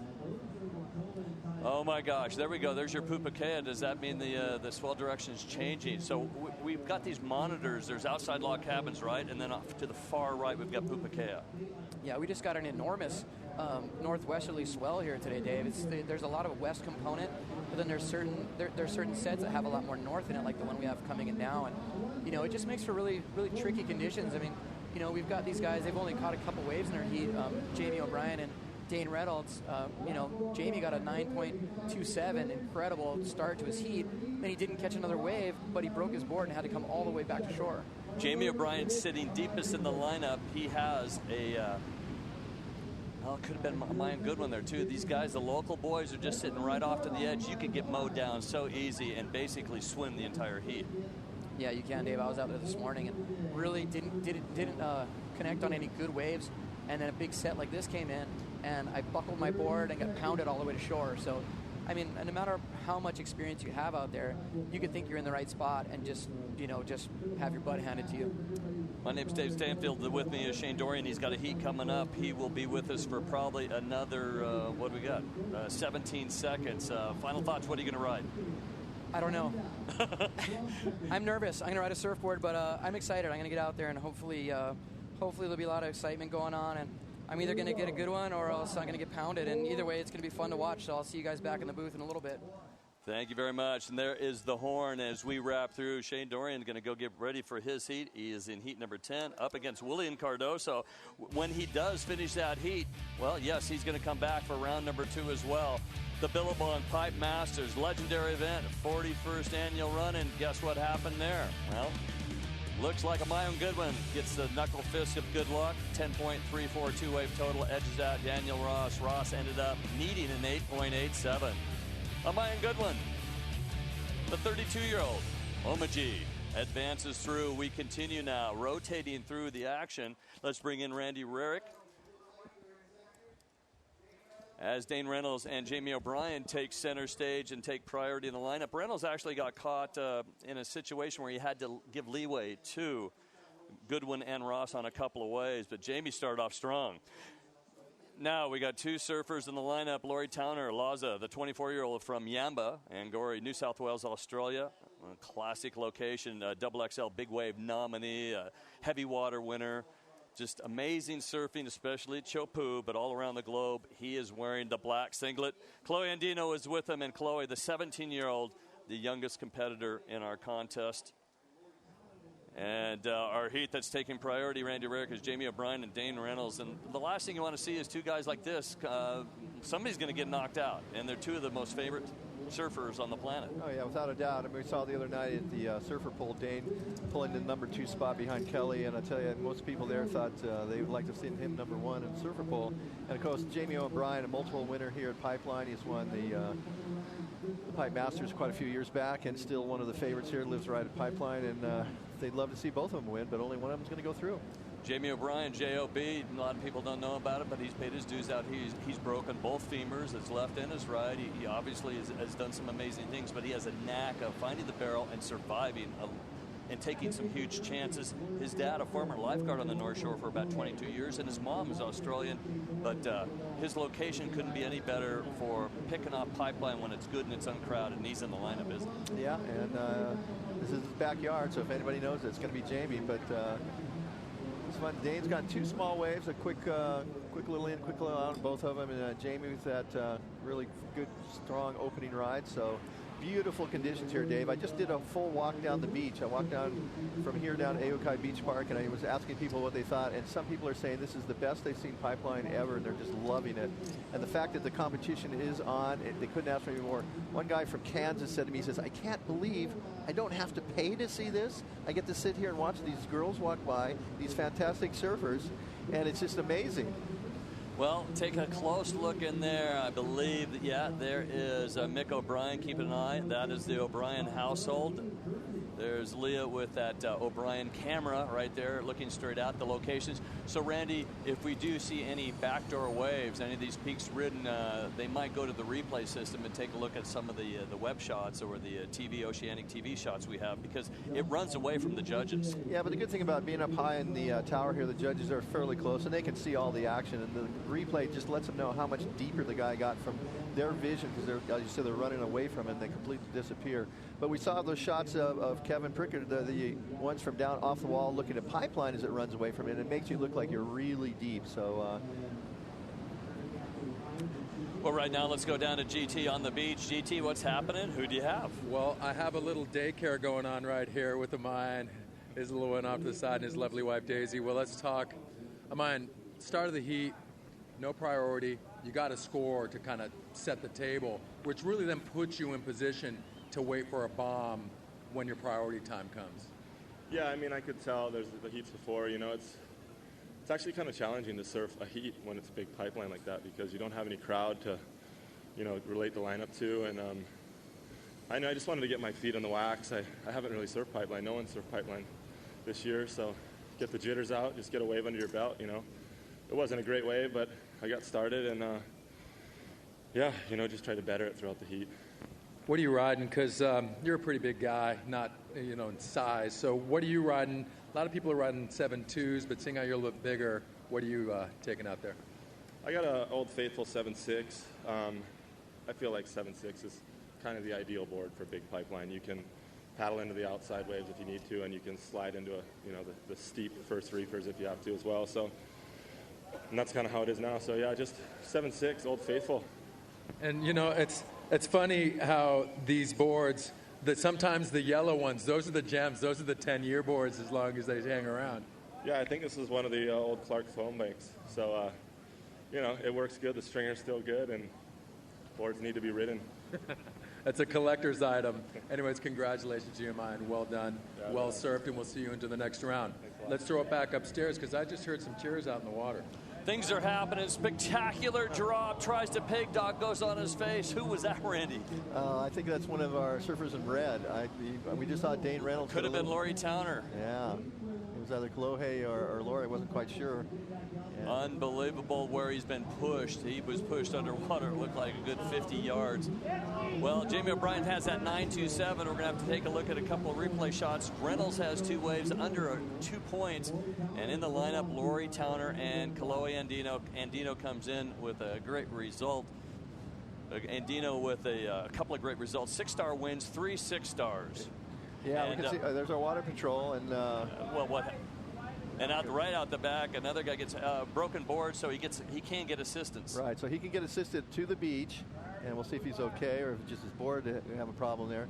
So assisted to the beach, and I have a feeling there he might have a little bit of an injury. Laurie Towner. Well, we've seen him do some amazing things out the back. A really throaty, nasty little barrel, and Kalohe Andino handles that quite well with a little bit of warble on it. Well, we've seen Towner do his stuff at Cloudbreak Fiji, Tahiti, Chopu, but take a look. He is definitely winded and in pain. Yeah, Laurie, at least he's been able to walk up the beach, but he definitely must have bounced, or you can see the lifeguards bringing him in. We'll take a look. Here is Laurie Towner's wave. Okay, Laurie going for it. You see it stands up on him, gets in backside, comes down, straight down the face, and he tries to set his edge and just can't do it. Completely, so steep, completely, and it comes down on top of him, and he's going to just get worked on that one. So Laurie took off deep, set his edge, or tried to set his edge, and it came unstuck, and then you can see him there waving for help, and that's what we have, the water patrol there. He's got orange real good. It looked like he walked up the beach, so I think he'll be okay, but we'll find out. Well, it looks like his board's okay, so he was asking assistance, so that might be the end of Laurie Towner's heat. He is up against a good one. Let's take a look. Yes. And Dr. Leland Dow attended to him immediately. Yep. And Leland Dow from Kai Clinic, take a look at what... Is it the same injury? He has suffered some serious injuries out here. One that was over a back door where I think Tom Kern had to assist him, where his shoulder popped out. Yeah, you can see Dr. Frank Merritt there with him, Leland Dow and Dr. Merritt both assisting. That's why we have our medical staff on hand for cases like that. I mean, look at this. Could be a backdoor one. No, and here we go. And Jamie O'Brien, again, wave number 4 for Jamie. He's been busy. I think he was looking at the right on that one at first, and then realized, no, I'm going to make the right, so I'm going to go for the left. Dane Reynolds has 4 waves, and it looks like nothing really of consequence. O'Brien opened up with a 9.27 and then a 5.50. That was his 4th wave. 11 minutes and 40 seconds remaining there. Laurie Towner is on the beach being attended to in 2006 at all. Okay. Now, he got assistance from the ski, but he's running back out in the water. Right. So I guess he's okay. So Laurie going to put his leash on and getting some direction from the Billabong crew, and he's going to paddle back out. So he's okay. I think they brought him up, both Dr. Frank Merritt and Leland Down. He had a shoulder potential dislocation, but it looks like he's okay because he's paddling back out. In 2006 at Off the Wall, well, he was pounded onto the reef, free surfing, only a couple guys out, and his right shoulder popped out. Tom Kern had to actually help him. An amazing year for him, and unfortunately that really tweaked it out. So another shoulder injury there. He's back into the lineup. We have the crowd applauding. So Kalohe Andino opens up with a 1.60. Laurie Towner with a painful 1.17. Let's take a look at Jamie O'Brien's couple of waves and the master at pipe. Yeah, the replay. Here we go. So here goes Jamie. You can see he drops in. Perfect. Just drags that arm, sets his edge. He's actually stalling himself to get further back in the barrel. Comes through that, completely spits, and out with it. He comes out. His board stays back in the barrel. And here we go. You can see it from the water angle here. Look how he sets it up. He really stalls himself back in there, and he's looking really good. And that little bit of foam ball gets up and underneath his board and unfortunately pushes him off, and the board goes over the falls with it. Big compression. He gets blown out of the pipe himself. Last heat, it was a Mayan Goodwin 10.34 to Daniel Ross's 2.84. That was round number 1, heat number 7. Randy, we're going to go all the way into our second seeded surfers into round number 2 today with this overlapping format. Yeah, the way we're moving really quickly here, we actually could get all the way through round 2, and the surf expected to hold throughout the day. Actually, low tide was at about 8 this morning. High tide's at about 1:20 this afternoon, and my prediction is we're going to see the biggest sets of the day around that time. High tide, not a huge tide difference, only like a 0.6 tide, but just the tide coming in and the swell coming in with it, and the swell is expected to build through the day. We saw that big third reef set a little while ago, and we'll probably see the biggest sets of the day making the second one. John Florence is the leader of the Vans Triple Crown of Surfing after the Reef Hawaiian Pro and the World Cup. He's already garnered $43,000 plus in prize money, a fifth and a first. Adam Melling, he's in the hunt as well. Taj Burrow, Michelle Perez, Nat Young, unfortunately not into this event. Adriana D'Souza, Hank Gaskell. A lot of people have a shot at this, and we'll see what's going to happen in the transition. And paddling back out after getting your shoulder popped in, there's got to be some kind of pain involved. Yeah, I think the adrenaline, though. Laurie wants to get back out there. He came in, and the docs popped his dislocated shoulder back into place, and he says, hey, I'm good to go. Let me get back out there. So still got plenty of time. Well, he has quite a charger, Ride of the Year entry in the Billabong XXL this year, and that'll probably take place April or May. But his ride, August 27th at Tahiti, was outstanding, and we've seen him in such great Billabong movies as Stepping Stones, Still Filthy, and Blow Up. Laurie Towner in the lineup doing a heroic move here. He is a gladiator. No, without a doubt. I mean, Laurie loves Hawaii. He doesn't compete in the Triple Crown events. Got a wild card spot for Billabong to get into this event because he knows Pipeline's one of the few places he'll want to go out there and really charge it. And he's shown it. He gets a dislocated shoulder, comes to the beach, pops the shoulder back in, and he's back out in the lineup. So still plenty of time, 27 minutes left in his seat, so no rush there. Here we go, out in the lineup. And it's our surfer in blue with the white shoulders. That would be Dane Reynolds. Reynolds looking for a section here and showing how it is not easy at all. Jamie O'Brien and Dane Reynolds. Laurie Towner takes on Chloe Andino. The remaining time for the O'Brien-Reynolds heats, well, we're down to 7 minutes and 25 seconds. Oh, look at this one, Dave. Here goes Jamie. He's getting in a big one. He's got a big throaty one. Look at that. He stands up. Oh, he's happy with that one. And he just up and out and does a full rodeo flip on the way out. So Jamie O'Brien, he's loving it. Backyard, showing it's easy. So there is a little bit of air routine that he would still love to pick up the 250,000 Hawaiian air miles. Yeah, I mean, that one will qualify. He got up in the air and he got a full rotation as he kicked out on that one. So maybe that'll be a contender. Well, if you got any of these kind of odd double ups, we've seen a couple of waves come through where they've got an angle he could land and actually surf out of that. Don't put it past Jamie O'Brien. He's done some magic out there. Also, Nixon given an award as well. They've got a little watch that's worth about $10,000, and it's called the WTA, Nixon WTA. Yeah, the special award there for the winner of the Triple Crown and Pipe Masters.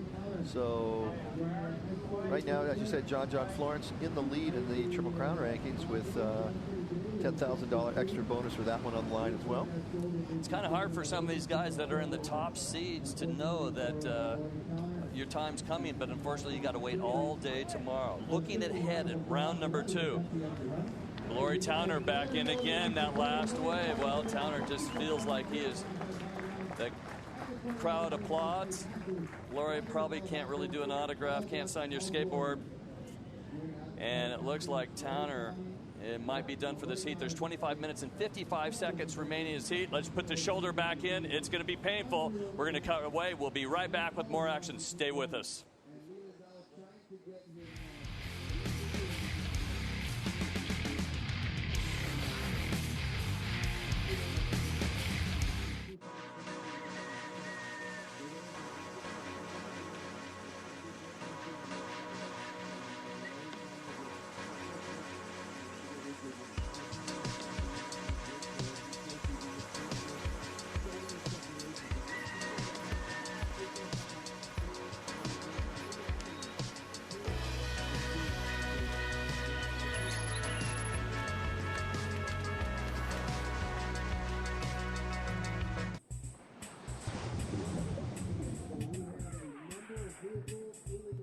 Hey guys, if you want to win one of these sweet little Motorola Zoom tablet thingies, go to VerizonInsider.com and click and win.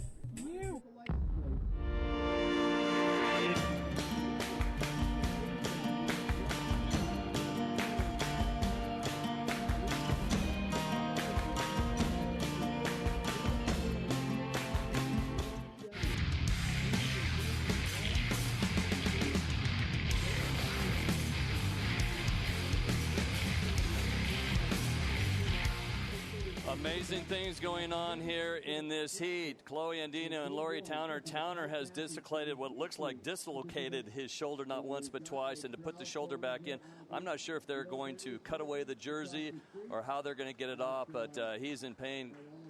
And he was actually, you see sand on him. He was laying on the ground, and there were people standing on him and pulling his shoulder back into place. Laurie Towner, 24-year-old from Angori, actually Yamba, New South Wales, Australia, part of the Billabong Adventure Division, and you're asked to go out and travel the world, enjoy yourself, and surf some big surf and go crazy. He does that. And he got an adventure on that one, all right. Came in once, went back out, came in twice. They popped his arm out. That's Dr. Frank Merritt and Dr. Lee Lindau working on Laurie. And I think after the second time out, he just said, you know what, come on up here. We're not going back out again. Sonny Garcia, years back, went to the hospital twice. Yep. Right? We take a look at the heat sheet. O'Brien and Reynolds, their time is winding down. 3 minutes and 23 seconds remaining. Also, we had a surfer out there with a broken forearm win the event. Yeah, so, I mean, there have been some definite injuries over the past, and the guys have been able to come back. Meanwhile, back in the lineup. Back in the lineup, Dane Reynolds, he's going, what are you going to do? Just kind of wait for this wave, and wave selection right there for Dane. Dane has been busy, but his best wave, a 1.67. It is Jamie O'Brien with a 9.27 to open things up, and his second wave, a 5.5. Those are his best two. He did post a 5.23, but anytime he takes off, it's pretty entertaining. A couple of bombs coming through. The surfers wearing the blue singlet have priority. It's round number 1, heat number 8, real quick, coming up in round number 2. We're talking round 2. Adrian Ace Buchan will take on Marcus Hickman. Miguel Pupo and Evan Valier.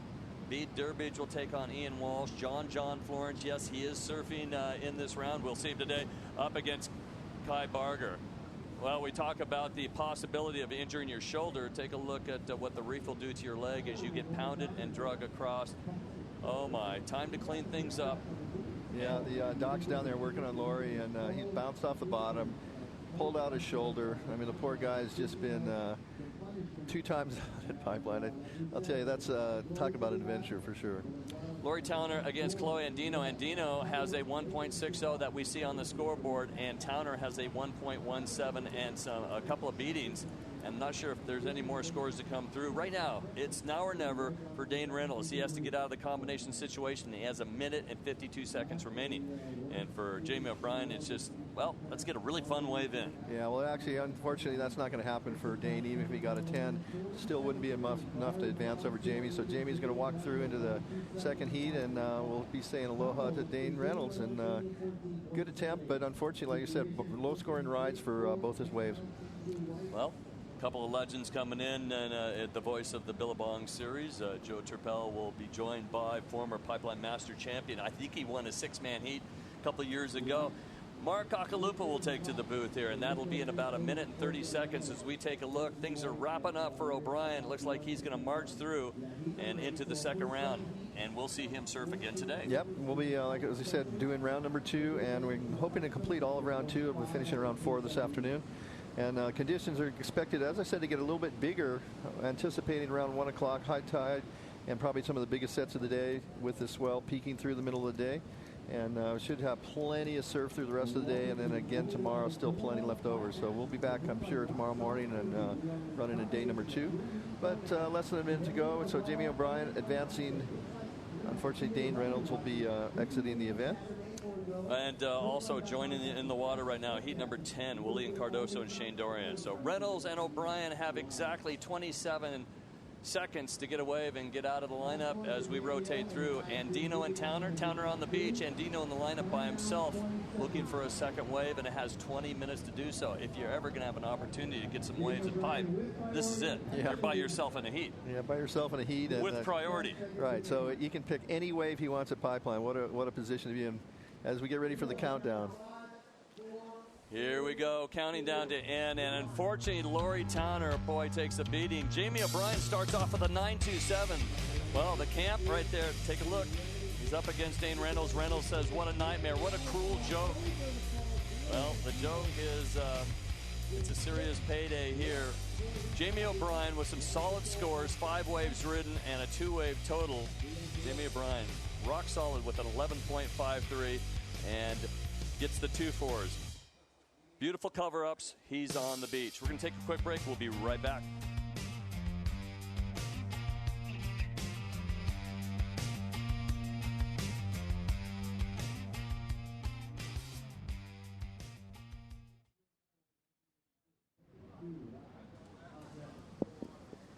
And here we go. Joe Terpel here with Mark Occhilupo. Aki, amazing day we've had so far. Look at the heat sheet that we have on the screen just coming to a close. Jamie O'Brien with a 14.77 total. Probably what you expect when you see Jamie enter the water here at Pipe and Dane Reynolds going down. The thing was, people were looking at the matchup, seeing what Dane has done in the last couple of years. He's made the semis, so they didn't count him out right at the start, but Jamie obviously took over. Well, Jamie is one of the best pipeline surfers, pound for pound. He's one of the best, and it's a really hard heat for Dane. I mean, what about this other heat, though, Joey? Kolohe and Dino getting a wild card from the ASB. I thought that was a pretty radical. I thought that was a pretty radical thing to do. But let's see, Kolohe I think he done great to charge this wave. Gets his hand on the rail, but his board just didn't connect. His fins fell free. He could have hurt himself. Randy was commentating just before me, and they invited me to this contest when I was a similar age, and back then it was an invitee contest. I had no experience at pipeline, and they threw me in the deep end. I thought it was a bit of a mean thing to do, but I mean, it is kind of. I think it is a bit mean for this ASB to chuck him out there, even though all he's got to do now is catch a wave, and he's going to beat Laurie because Laurie has hurt himself. So some people are saying, okay, Kolohe is in the water. That's actually mean to put him in conditions like this, but obviously some people see it as the opportunity to make some points up. As we take a look at the screen, 17 and a half to go. Kolohe Andino out in the water. He still has 17 and a half minutes with Laurie Towner. We're trying to get an update from his situation right now. He's had a reoccurring injury. Let's go talk to GT downstairs. Hey, thanks, Joe. Well, I'm here with Dr. Frank Merritt, and Frank, you are, a residential MD, emergency doctor, trauma doctor, and I know you just worked on Laurie, so can you give us the update on his condition? Yeah, well, as you know, it's pretty critical conditions out there. He had his arm back trying to reach into the wave, and that's a very vulnerable position for the shoulder joint. Dislocated the shoulder. Did it initially. The jet ski team did a great job getting him in. Dr. Leland Dow and myself, we both worked here. We were able to put it in immediately. Of course, him being an athlete, he wanted to get right back out into the game. Fortunately, he did the same thing on the very next wave, put it out. I think the good thing today is that Dr. Dow and myself, we both believe in putting joints in real quick, so that's better for the athlete, the patient. Unfortunately, you pop it out twice, it's probably going to be a pretty lax joint. He'll probably have to go to the orthopedist, maybe have surgery. Now, I also noticed that he was pretty well cut up on his foot, and it looked like his shin as well. Anything significant there in terms of lacerations? It didn't look like it was a significant laceration. Big thing there is just getting it tended to, closing it up. Big thing out here is that you're trying to get some antibiotics on board if you need them, because there's a lot of MRSA, a lot of gram-negative rods, nasty bacteria. So getting it cleaned up and making sure it doesn't get infected, that's the main thing. But love working with these athletes. They're all wanting to get it back out and getting the heat of it. And you saw that with him. He went out there and tried it again, and just bad luck for him today. Okay. Well, we'll wish the best for Laurie Towner, and well, I guess right now we're going to have to see if Kolohe can make the most of his session out there, being the only man out. I'm going to try and hunt down JOB, so why don't we throw it back up to the tower, and then I'll go find Jamie O'Brien. Thank you so much, GT, and getting the report about Laurie Towner. And it was pretty unfortunate, seeing Laurie Towner get injured and getting taken out of this heat early when he got the news, that he was getting the call up to surf in this event. And we talked about maybe the situation for you when you were really young, getting the call up maybe too early. But for Laurie Towner, this is what he lives for. Gigantic pipeline, gigantic shopu. And we saw that replay there of him charging and unfortunately dislocating his shoulder. It's an injury that he's dealt with in the past, but unfortunate because, he would just be frothing to be out there right now. Oh, I mean, for sure. He's got a good chance of winning the actual event if it kept on being like this. I mean, he's done that injury a few times, and we could see it happening. That wave, Joey, was so heavy. We saw the slow motion replay. He was literally body surfing through there, and that's probably not what jarred his arm, pulled his shoulder back out, but probably when it took him over the falls here. We've got another big wave coming, Joey, and it looks like it could be Shane Dorian up and riding. Shane goes straight over the handlebars there. Unlike Shane, that wave spits out profusely, and Shane looked Shane told me he was nervous. I'm like, what are you talking about, Shane? They're good nerves, and that would have got the nerves out. Shane's riding a big board. We can see the next guy not having a look. William Cardoza. That wave is big, Joey. It's so heavy out there. I even saw Jamie O'Brien pull back on a wave. Not like Jamie, I mean, he's charging out there, but maybe too short of a board. I think some of these guys are riding too short of a board. It's just so thick today. The waves are massive. What board are you riding on a day like today? Well, back in the old days, I was speaking with Luke Egan, we'd be riding like 710s, and back in the day with Mickey Nielsen, Max Medeiros, all those Ronnie Burns type surfers, they would ride 7.0s, and you'd feel like you wouldn't want to ride an 8.0 or bigger, but you kind of need it today on that big second reef. It's like sunset, and look at Shane Dorian right here. Just I don't know what happened. He looked like he had it. And look at him body surfing in that barrel. Ladies and gentlemen, that is the safest place to be. When you're in the tube like that, you want to keep in there body surfing until the wave finishes up. The deeper you are in the tube, the less you've got to fall, the less you're going to hit the reef. And these experienced pipeline surfers know that, so they try and keep as deep in the barrel as possible. And Shane, one of the most experienced, such a hard charger, and that's what he's been doing in his career now. Former on tour full time. He's amazing in small waves, but what he's done in big stuff, it's been incredible. But this year's been interesting. Went on a surf trip down to Mexico, messed up his ankle. He actually missed that Tahiti swell, and he had to watch it from home. So now Shane out there feeling a little bit better, looking to put up a big threat and another name on there for Hawaii.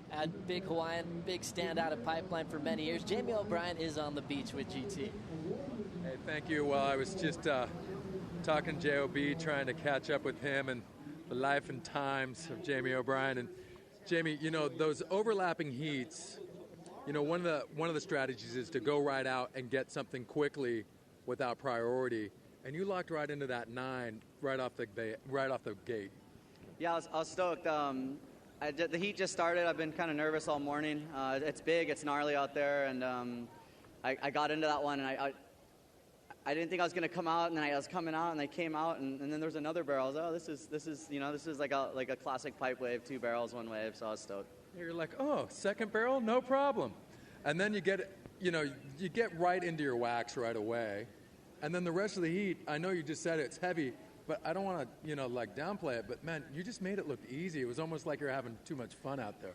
It's weird. Sometimes you forget how big it is and how gnarly it is, and you're just having fun. You're enjoying yourself and enjoying the moment. And, the crowd's down here, and everyone's cheering. It's good vibes, and it's a great contest. It's funny because I'm sure I saw you at Surfer Pole the other night, and Dane was on stage going, oh, God, I got Jamie O'Brien. Just have mercy on me. Were you guys talking in the water at all? Yeah, Dane's super cool, and he has the ability to do everything out there that I can. It's just the waves. He caught a couple nice waves that looked like he was just a little too deep, and it's just all about playing the right cards out there. It's a big playing field, and the 4-man heats is fine. There's a lot of room to work with and get a lot of good waves still. Now, one of the things that was talked about during your heat was board size. What are you riding out there? Someone had said, I think it was Shane Dorian, was like, hey, the biggest board he has is a 611. Hold on. We have a surfer up and riding. Oh, just a big keggy spit. What size board are you riding? Then we'll get to the webcast so they can replay that. I'm riding a 6.9 YU. I broke my Tokoro in the beginning of the heat, and I'm stoked. The board worked good. I just like to thank Body Glove and Red Bull and Kicker and KMC and Pupukea Grill for all the good food. And let's rock and roll. Pipe Masters, it's firing. Well, congratulations to you, Jamie. We'll see you surf again. And you'd have to think that J.O.B. would be one of the odds-on favorite for this event. Definitely GT. Jamie O'Brien's won here before back in 2004 over Sonny Garcia, Kalani Robb, and Bruce Irons as we're just panning off the beach. And don't worry, we'll show you the beginning of that ride that we just saw. Let's bring you this matchup that we just had. Jamie O'Brien, 14.77 total, taking out Dane Reynolds, two of the most exciting surfers in the entire world, and a heat that we were all looking forward to. I know Dane, he hadn't really shown his commitment to the tour this past year by kind of changing his role and kind of looking ahead in his career, seeing what he wanted to do, but it was kind of a pressure situation if he did want to keep that spot in the top 32. Yeah, for sure. I mean, absolutely. And here we go, Kalohe and Dino. This was during the interview, and it kind of reminded me. I remember Martin Potter to get in a really big wave back in the day. Pipeline today has reminded me of the old days. It's big, and that wave just shuts down on Kalohe. Probably not as big as the wave Potts got. You remember that wave? Yeah, that was when he was a grommet. A nice flash. Yeah, well, let's say, That's for Kolohe. That's almost a 10-foot wave, and he's, showing that he wants it, that he's charging it. If that wave was wide open, he would have came out. So I'm giving kudos to Kolohe and Dino right there. And when you're out there, there's thousands of people on the beach. What about how many people are watching around the world?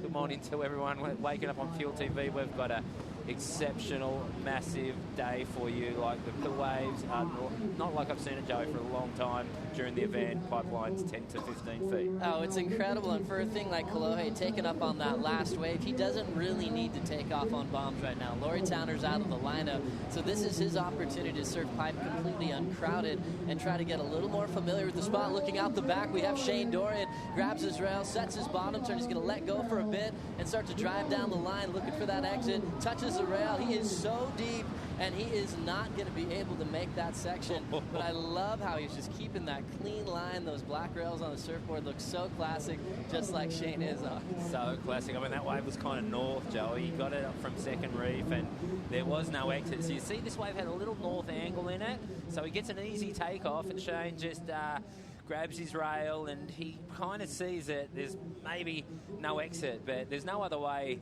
that you can do it. You've got to pull in. You don't want to straighten out and take yourself out of the lineup, so he pulls in. Too deep there, but we're going to see Shane do this the whole 40 minutes, especially when he's got priority. I mean, he's going to do something crazy, and like you said, he's a good favourite. Jamie O'Brien, odds-on favourite for sure, but Laurie Towner, unfortunately for him, he's not out there. He's injured his shoulder. He's dislocated his shoulder, and I just think that's really unfortunate for Laurie Towner, because he could have had a good chance of winning this heat against Kolohe. Oh, he sure did. Laurie Towner out, but Kolohe's still out there. We're going to take a short break. Right back with the Billabong Pipe Masters right after this.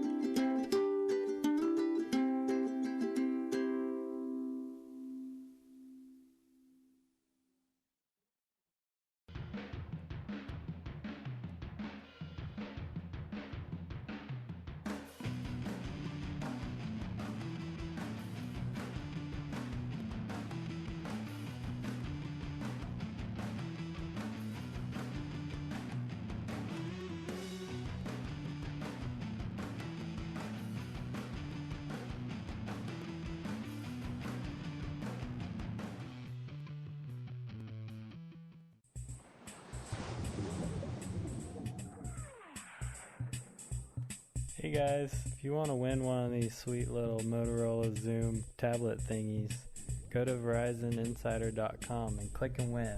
You!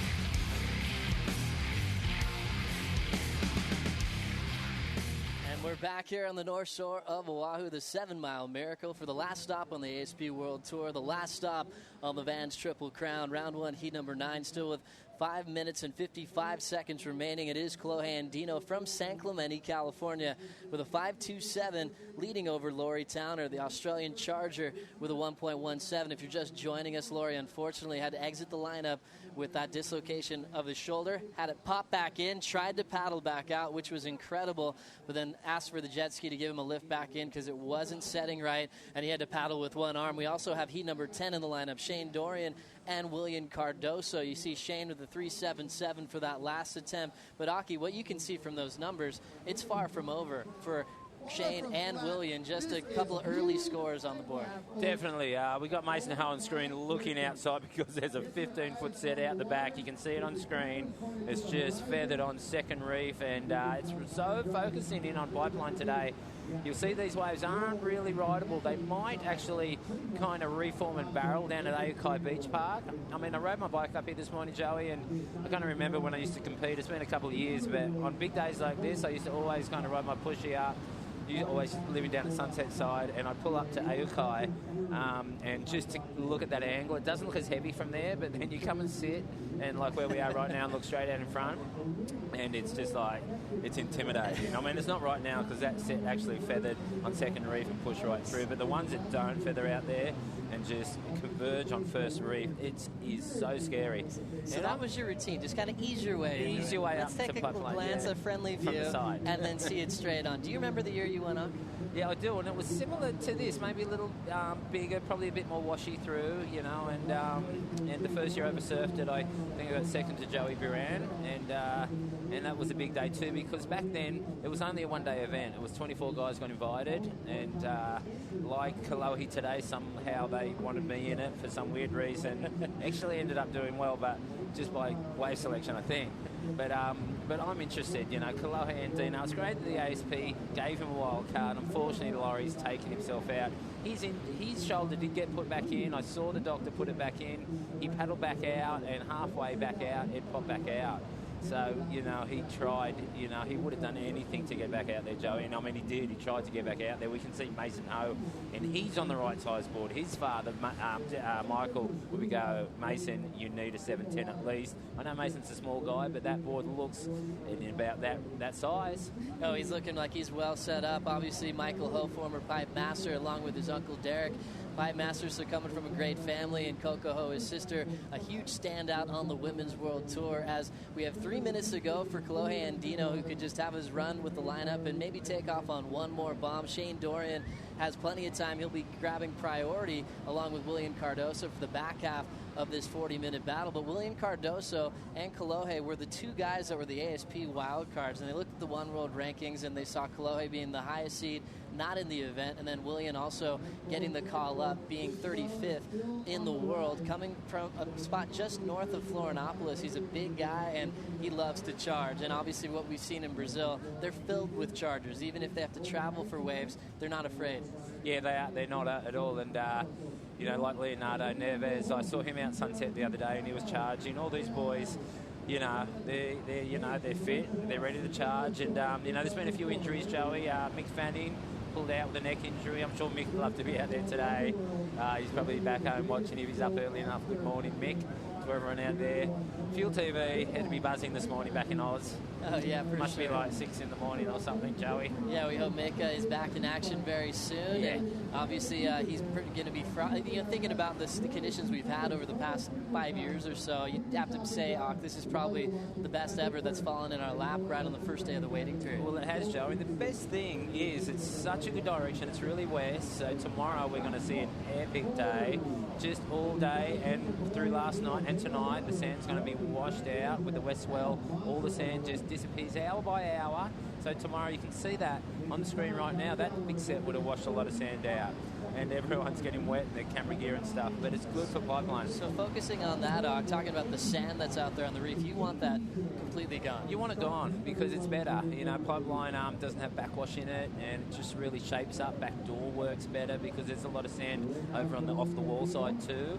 So there's just less wobble in the lineup, and it just cleans it right up. And that's why later on in the winter, that's when you really see good pipeline. But we're lucky because we've got a big swell right here, and tomorrow is just going to be epic because it might be a little smaller, but it doesn't matter because it'll be more focused on the reef. Those big second reef sets won't be getting wasted because they'll be focusing on first reef. There'll be some backdoor too. So, geez, it's just such an exciting day because we're going to see all the local boys, and this is what they live for. Oh, exactly. This is exactly what they live for. We have Hank Gaskell on your screen waxing up, coming from the island of Maui, and he's getting his spot into this event because he was the highest Hawaiian seed in the Triple Crown rating. So he's one of those guys that people wonder why he doesn't have more support than he has. He's been unsponsored for a couple of years now, and everyone knows how dangerous he is on any type of wave, but especially at waves like here on the North Shore of Oahu. Really looking forward to seeing Hank surf out there with now just 20 seconds on the clock for Kalohe, so he'll be making his way in, and obviously Kalohe's dad's going to be proud of it. Dino and Dino, I think former semifinalists out here at the Pipe Masters. Yeah, for sure. I was impressed with Kalohe taking that big wave and pulled in, so he got a bit of a taste of it. You know, we'll see him again maybe this afternoon. Are we running to round 2 today? We're going to try to finish round 2. That's what's on schedule. schedule, Right. so I think we're going to fly through that. We have some early matchups already stacking up on the screen, Andy but checking Irons. out that recap, Andy setting the stage. Laurie Towner, seeing this one on paper, you'd say he's heavily favored against Kolohe Andino, but look at this. Grabbed his row, went straight down to the bottom of the pit. When he went to redirect and pull up into the barrel, he slid out and unfortunately blew his shoulder out. He had to come in. He made an attempt to get back out in the water, but you see there in a tough situation, Laurie getting help on land. They popped his shoulder back in, and right there you could see the frustration from Laurie Towner because he was looking to show the world what he does best. Kolohe took the chance to charge, took a big spill there, and ends up going down. And then he didn't even need this wave, but he figured I might as well grab one really quick on my way in. He pulled into this end section, ends up clamping right on top of him, and he ends up going down. So Kolohe is going to try to take advantage of this moment to move up a little bit further on the One World rankings as he takes that win over Laurie Towner with just a 5.27 total over Laurie's 1.17. And Aki, sometimes these heat draws you see when it's pumping, you see some low scores out there. I think Travis Logie, Bruce Irons had a relatively low-scoring heat as well. They really did. I mean, it's a bit of morning sickness, a bit of wind, a lot of wobble with the... And Bruce just could not find a wave. He had a bad wipe out, and both guys, Travis couldn't find a good wave. I mean, it was a battle of the ones. Shane Dorian, he's in the lead right now, and, it's not easy out there. I mean, Jamie, he usually gets about 5 nines, but today he only got 1, but it should settle through the day, I'm thinking. I rang the buoys, and they've kind of tapered off, so, with the wind cleaning up, and it'll have its moods, Joey. It'll come on and off today, but the best thing is we've got the main ingredient. We've got a massive swell on offer, and Kolohe, he's through, and we might see him again today. Pretty exciting as we're just in day 1 of the waiting period here at the Billabong Pipe Masters. You see Mason Ho. He is standing by. He has Hank Gaskell in that last heat of this round. He is looking so happy. He embraces the whole spirit of aloha coming here to Oahu. It's always good to see Mason, and I love his style, the way he kicks out of waves. From start to finish, he's a style master. He's a style master, and his dad and his uncle Derek, they always were, and I just can't wait to see him out there. He looks like he's got a big board. He's ready to take big waves. He will. There's Kolohe, the new kid on the block, Joey. I mean, he took a couple beatings out there, but he's going to be all the better for it.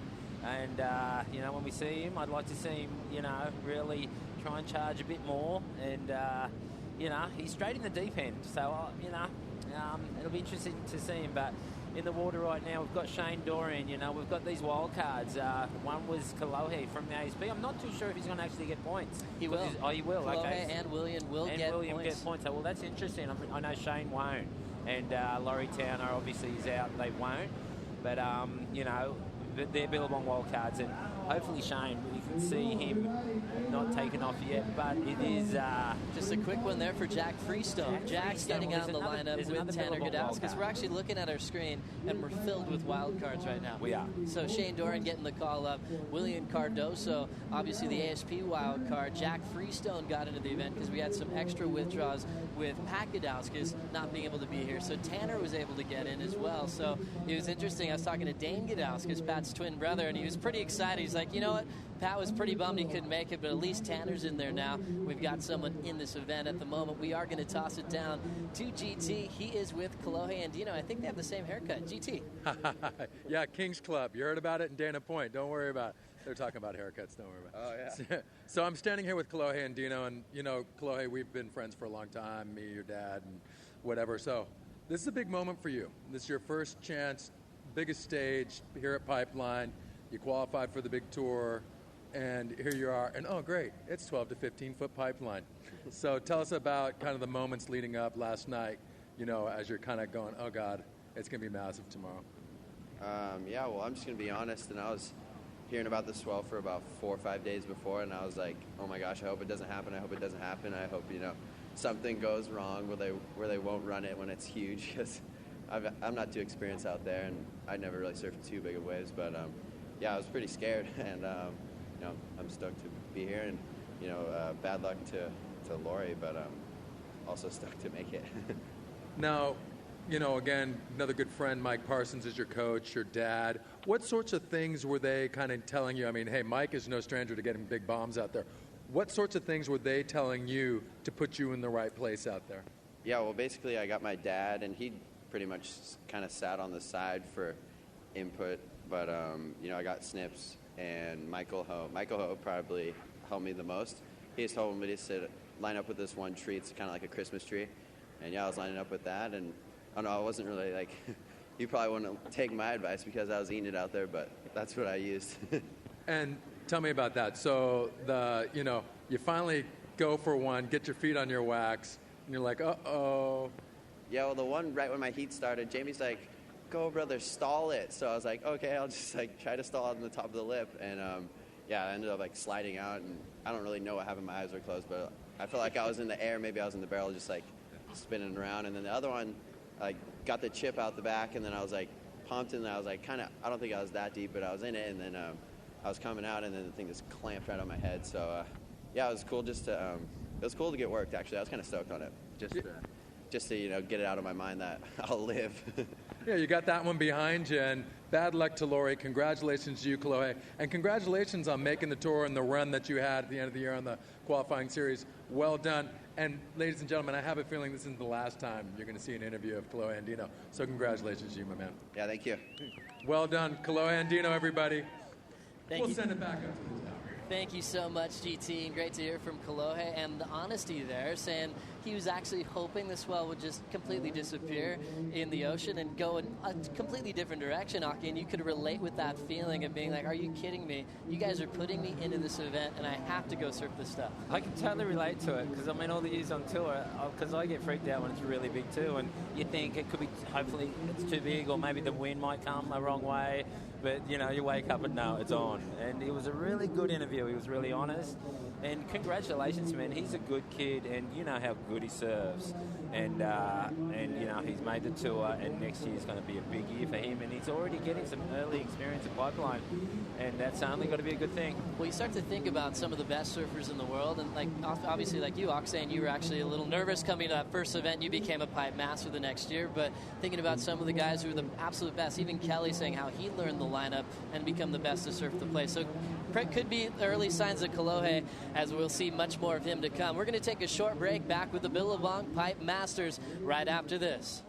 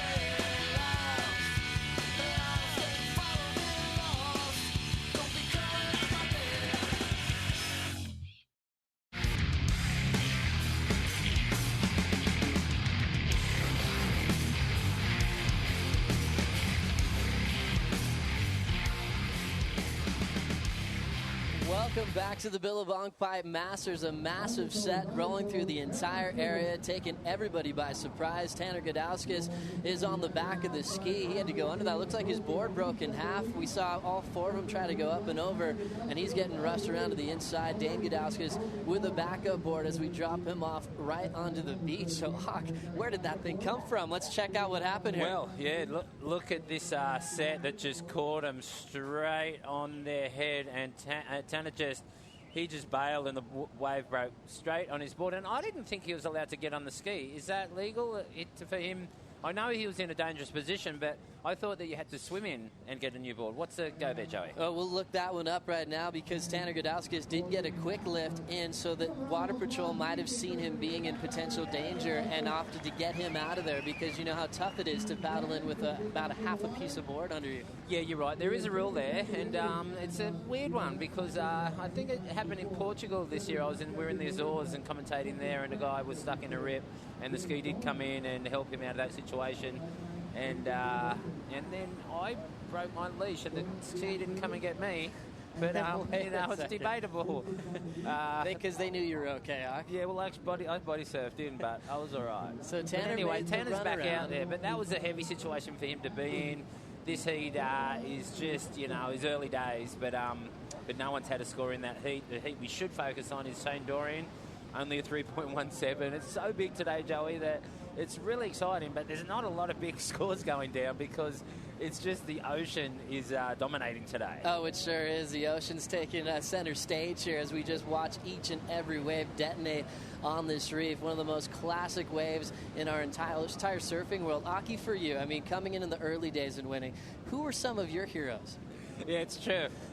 So many heroes. Like Ronnie Burns, for sure. Andy Irons, he would be redling out there today. I thought Bruce could have had a really good day. But, there's all kinds of... Back in the day, Jim Banks was a great surfer. He was from Cronulla, and he loved Big Pipeline. And back in the day... was there anyone that you shadowed and completely wanted to... Tom Carroll was unbelievable at Pipeline. That guy charged like it was going out of business. And that small little man, he had such a big... ticker, and and still does. He competes in the Eddie. But yeah, I'm just trying to think of more guys, but they're mostly goofies. But a classic list. I'll keep thinking. Specialists. Oh, yeah, we were going to hear a lot more. But back in the day, it's true. You couldn't get the ski in. You had to swim back in. There was no skis back in the day. We used to have water patrol. Eddie Rothman used to be out there in a black singlet, just checking to see if you were all right. All the Hawaiian water patrol guys, there was no skis. So if you broke your leash, and you had to fend for yourself.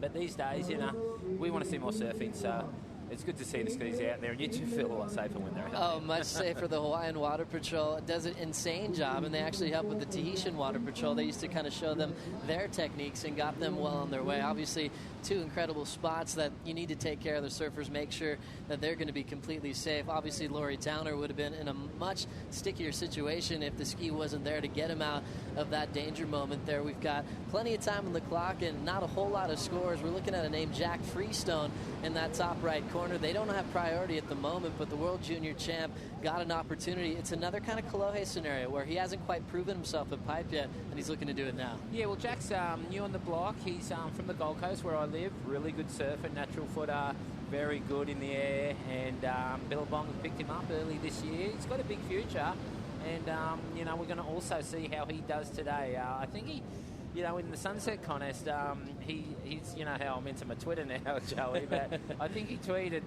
that Sunset was big actually that next day too, and he had Mason Ho in his heat, and he said, see you later, everyone. I think I'm going to die tomorrow, but at least I'll have Mason Ho out there with me. And it was a pretty funny tweet. But Jack surfed all right that day. Hasn't got a lot of big wave experience, but like I say with Kolohe, just being out there, taking a couple beatings, just does you the world of good. Pretty nice to see. Katie Freestone, Jack's mom, did a little surprise, a sneak attack. She found out that he was in the event. She showed up early this morning to watch her son compete out in the lineup right now. We have William Cardoso trying to make a move here. He's got a huge opportunity, because he's 35th. We've already lost Freddie Pitacha. We've lost Matt Wilkinson, a couple of those guys that were on that bubble. And so now this heat means a whole lot more. And, Joey, just a question. Does that mean he was the next in line, or they're just giving him a chance because he's so close, or he was the next in line? He was the next in line. Okay. So he was the next highest seed right behind Kolohe and Dino, and here he goes making a move. Here he goes. He's deep, but he's going to have to straighten out. Yeah, so he has got he's got a big chance right here. I know we should have a look at the ratings here because a really good friend of mine, Freddie Pitacha, had a bit of a shocker of a heat. He didn't get through, did he? And he broke his board. He's had his shirt ripped off him, his singlet, and I think he's sitting right there at about 31. Yeah, he is 31 on the rating. So Coyote lost, so he's not going to pass him. Did CJ get through this morning? I wasn't here yet. CJ did. He got through that heat. It was a relatively low-scoring heat, but CJ was pretty happy about that. And then we had Travis Logie get through over Bruce Irons, and then we get to Willian Cardoso. So we see the scenario that is unfolding. Obviously, Pat Kudowskis at 28th. He's injured, unable to defend that moment there, but you can see the top end of that. Kelly Slater, the world title number run. So the different list here, we saw Kelly clinch that 11th world title in San Francisco just a couple of weeks back, and Joel Parkinson passing Owen Wright for that number 2 spot, and Joel not taking part of the Triple Crown this year, just coming in here to Pipe because Pipe means so much to him, and he's going to try to keep that second spot away from Owen Wright. So some big names there in the top 10. Yeah, well, it's an exciting race for second. I mean, it's a big thing to get second, and Joel just came here late. We went to Kauai for Andy's son's birthday, Axel Irons. That was a beautiful day, and just the other day when the swell came up, it was actually a bit bigger than they predicted, not yesterday, the day before, and we had a surf out sunset. It was about 10 feet. Joel was surfing unbelievable on a 4-fin. He surfed a 7.4 4-fin and was surfing incredible. I think he might surf a 4-fin at Pipeline, he reckons. So, he was tearing, but no pressure. It's a second, is something that I'd want to have. I mean, I had a couple of them myself, and Owen Wright, it's in between him and Joel. It's going to be a great race, and it's going to be really interesting to see who can get that. So basically saying, even though the world title's been clinched, it doesn't change the scenario for the Pipe Masters. It's almost an event within itself. Obviously, it used to be a specialty event, so now these guys just looking to have one of the greatest honors of our sport. Yeah, I think, it's good what they've done too now, because it was a specialty event for a good reason. Pipeline is the most dangerous wave in the world. I mean, now we've got Chobu too, but Pipeline, especially today, I mean, you can't really have all the guys on tour out there, because the Pipeline specialists are going, what's going on? We need to be out there because we can surf this. And, all the guys on tour can too, but not all of them. I mean, the more experience they have, the better they'll get. But it's just great to see, at least 16 top pipe riders in this event. And this is what we're seeing right now. And a fair few of them have gotten through, Joey. So, there's going to be some good matchups next round. Some huge matchups already unfolding. I think Evan Valier put on the show of the day so far, as he's matched up with Miguel Pupo, as we'll transition into that second round. So we have a good look at Jack Freestone sitting pretty far out the back there. The world junior champ is trying to take out Tanner Gudowskis. He had a little advantage with Tanner having to leave the lineup and change his board, but you can see Tanner now back in position. Shane Dorian looking over the edge. He's getting a little antsy. He decides to hold off on that one. As you can see, still very, very low scores, but the critical time is on Shane Dorian and Willian Cardoso. Willian only needs a 2.61, as Tanner is just going to look at it. Shane looks like he's feeling that sense of urgency. Do you want Shane to take off on an insider just to get rid of that 0.6 real quick, Doc? Well, that's what he's thinking, but I mean, his opponent hasn't had anything. I mean, Shane's had a 3.17. That's a pretty good score. Shane's even having a look at this wave, which is unlike Shane, but he wants some kind of score. Will he get a tiny barrel? He might, but I have to say that was a mistake by Shane, because he's handed over priority, if they have got priority yet. No, they're still not in priority, are they? Or they are? Oh, not yet. So, not yet, excuse me. So Cardoso could get in position here real quick, and Shane's out of position with 1 minute and 50 seconds on the clock, so the door is open for Cardoso. If he could just lock into one behind the curtain, he'll probably be able to take out Shane, as Jack Freestone and Tanner Gudowskis are sitting pretty far out the back there, as we welcome everybody watching around the world on youtube.com/Billabong again. So if you're on YouTube watching, thanks for joining us. A huge opening day here as we enter with some of the best Hawaiian surfers in the world, matching up with the best surfers on the world tour, with crazy scenarios on the line. We can forget about the world title. That's Kelly's. Now we're worried about the guys trying to re-qualify so they can be positioned again at Snapper Rocks. Yeah, for sure. And then Pipeline is just going mad. I mean, greatest show on earth, Joey. It really is. I mean, it's got to be. Look at this blue water. Look at these massive lines coming through. It will go through moods. The clouds, usually when the clouds come over, the wind kind of turns around in this, what they call a trade wind, is pretty much side offshore. Sun comes out, it'll pretty much go more offshore, but now it's kind of gone through a little mood. As you can see on screen, the wind's coming over the side into the left. So these guys are finding it hard to find an open barrel. Shane's going to have a look, though. Don't know if he's going to get a barrel on this wave, but he just needs more than a 2, I guess, and he comes out for what it's worth. It will be a 2, but he's just trying to build a house, as they say in surfing. He does a floater. And I guess he's finishing up his heat right here, Joey. That would be it for Shane Dorian with 25 seconds on the clock. He will be improving. He did get rid of that 0.6. And William Cardoso, if he's out the back, there is a set coming. So he might have an opportunity here. We have Jack Freestone making a move off the top. Tanner Gudauskas is digging in. Here goes Tanner. Big free fall, and he goes straight down to the bottom arc. That exactly is the most dangerous wipeout you can have right there. You know, when it just converges, your nose buries, it goes really dry there. So let's hope that he's all right and he hasn't hit the reef too bad. We can hear the hooter blow.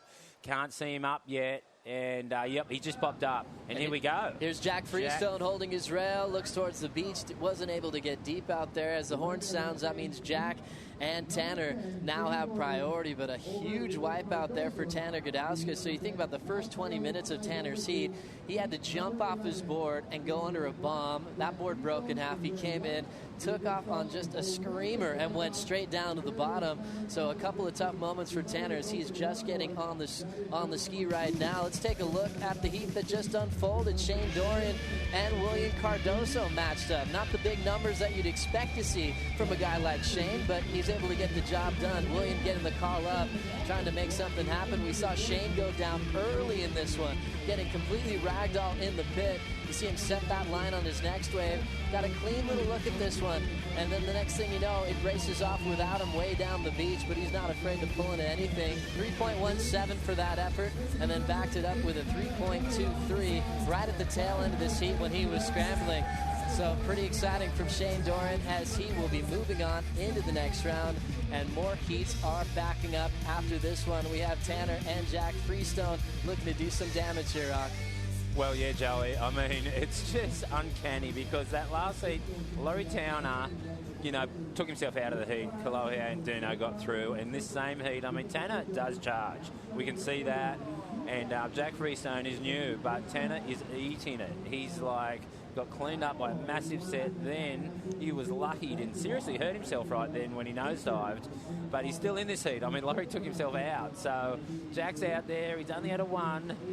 They've still got a fair bit of time left, but geez, he's taking some beatings, Tanner, Joey. Oh, he sure is. And, you know, these are the kind of conditions they froth on. You know, Pat Gudauskas, I'm sure he's watching this one going, this is exactly what I want to surf when I come to pipe. So we'll see what happens for Tanner out in this one. We see the heat entering the lineup now. The last heat of the opening round, all Hawaiian matchup here. Hank Gaskell from Maui, Mason Ho from Oahu, coming from the legendary surfing family. So this is going to be a class act here coming in that final heat.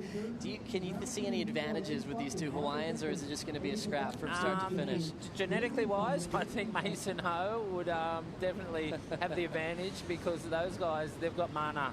Well, you know, that's a Hawaiian word. They just draw good things to them. And look, here we go. Before we get back to that, we have Hank Gaskell up and riding a beautiful looking wave. And Hank, can he come out of this? No, he can't. But yeah, I mean, you know, all Hawaiian matchup. Hank made the final back there at Sunset. And so he's in competitive form.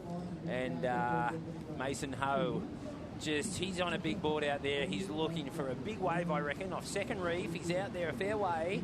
And if he can get the right kind of shaped wave, he could pull into, I think, one of the biggest barrels of the day, a la Michael Ho used to do. And even maybe go switchfoot, because that's what Michael used to do sometimes. And it's kind of switchfoot is almost a theory that kind of got lost over the years. Well, Jamie O'Brien took it back up. He can do it. Here goes Mason, having a look. No, didn't get there. But, yeah, So Tanner will get back out there, and how long have they got left in their heat, Joey? So now with Tanner, exactly, yeah. So 16.5 for Tanner Gudauskas and Jack Freestone, as Hank Gaskell and Mason Ho are just getting started, and they do not have priority. They can try to pick a couple of waves underneath Tanner and Jack until they will get priority another 20 minutes from now. But Mason Ho coming into this event with being the highest Hawaiian surfer on the One World rankings, not in the event, so he got the call up. And if he wasn't able to surf in this one, they would have called in Joel Centeo. And then the highest Vans Triple Crown seeding was Hank Gaskell out of the Hawaiians, and his replacement standing by was Ola Iliagram. So a couple of great Hawaiian surfers there as they're matched up here at heat number 12. Another solid, legendary Hawaiian surfers on the beach. Shane Dorian's with GT. Hey, thanks, Joe. Aki, always good to hear from you. Well, Shane, things started out, which looked to be kind of on point, but the next thing you know, you're kind of body womping down a pretty massive one. Yeah, you know, it was tough out there. I mean, Yeah, that one wave came in, and it was such a good wave. It was such a good wave, I knew I had to go, and I just committed to it and tried my hardest to get down the face, and the wind just held me up, and next thing you know, my board was gone, and I was body surfing. Well, I think I was talking to Kaipo up on the stand, and he's like, that was a veteran move by Shane. He kind of body surfed it over to the kind of corner, so you still had your wits about you. Yeah, it wasn't my plan to body surf here out here today, but man, it was fun out there. It's thrills and spills. I mean, this is why we love the North Shore. It's big, it's gnarly, it's scary, and it's a lot of fun to watch. Now, that left you kind of, looking for waves. And prior to your heat, I saw you talking to Bruce, and he had said, God, it's hard. I rode a big board. It's hard to get into waves out there. Tell us about the conditions out there. I mean, you've done everything from 2 to 20 feet out there. So give us your bird's eye. I'm exhausted. It's so hard out there. I was getting pounded. I was on the second reef and got mowed all the way to the beach. I had to paddle back around, and it took me forever. And just kind of an Ironman experience out there. I mean, like, your fitness really comes into play. And I have a bad ankle injury. I've been on the couch for about 4 months. So even though I was training hard during that time, I was really not in surfing shape. And I really felt it out there just now. And I was kind of just slugging along. And at the end, I knew I needed just a little score, I needed a little score to solidify my position. And God, I felt like I was back like 10 years ago and needed a little score. Well, I'll tell you what, let's throw it upstairs because I just saw someone kick out. Congratulations to you, Shane.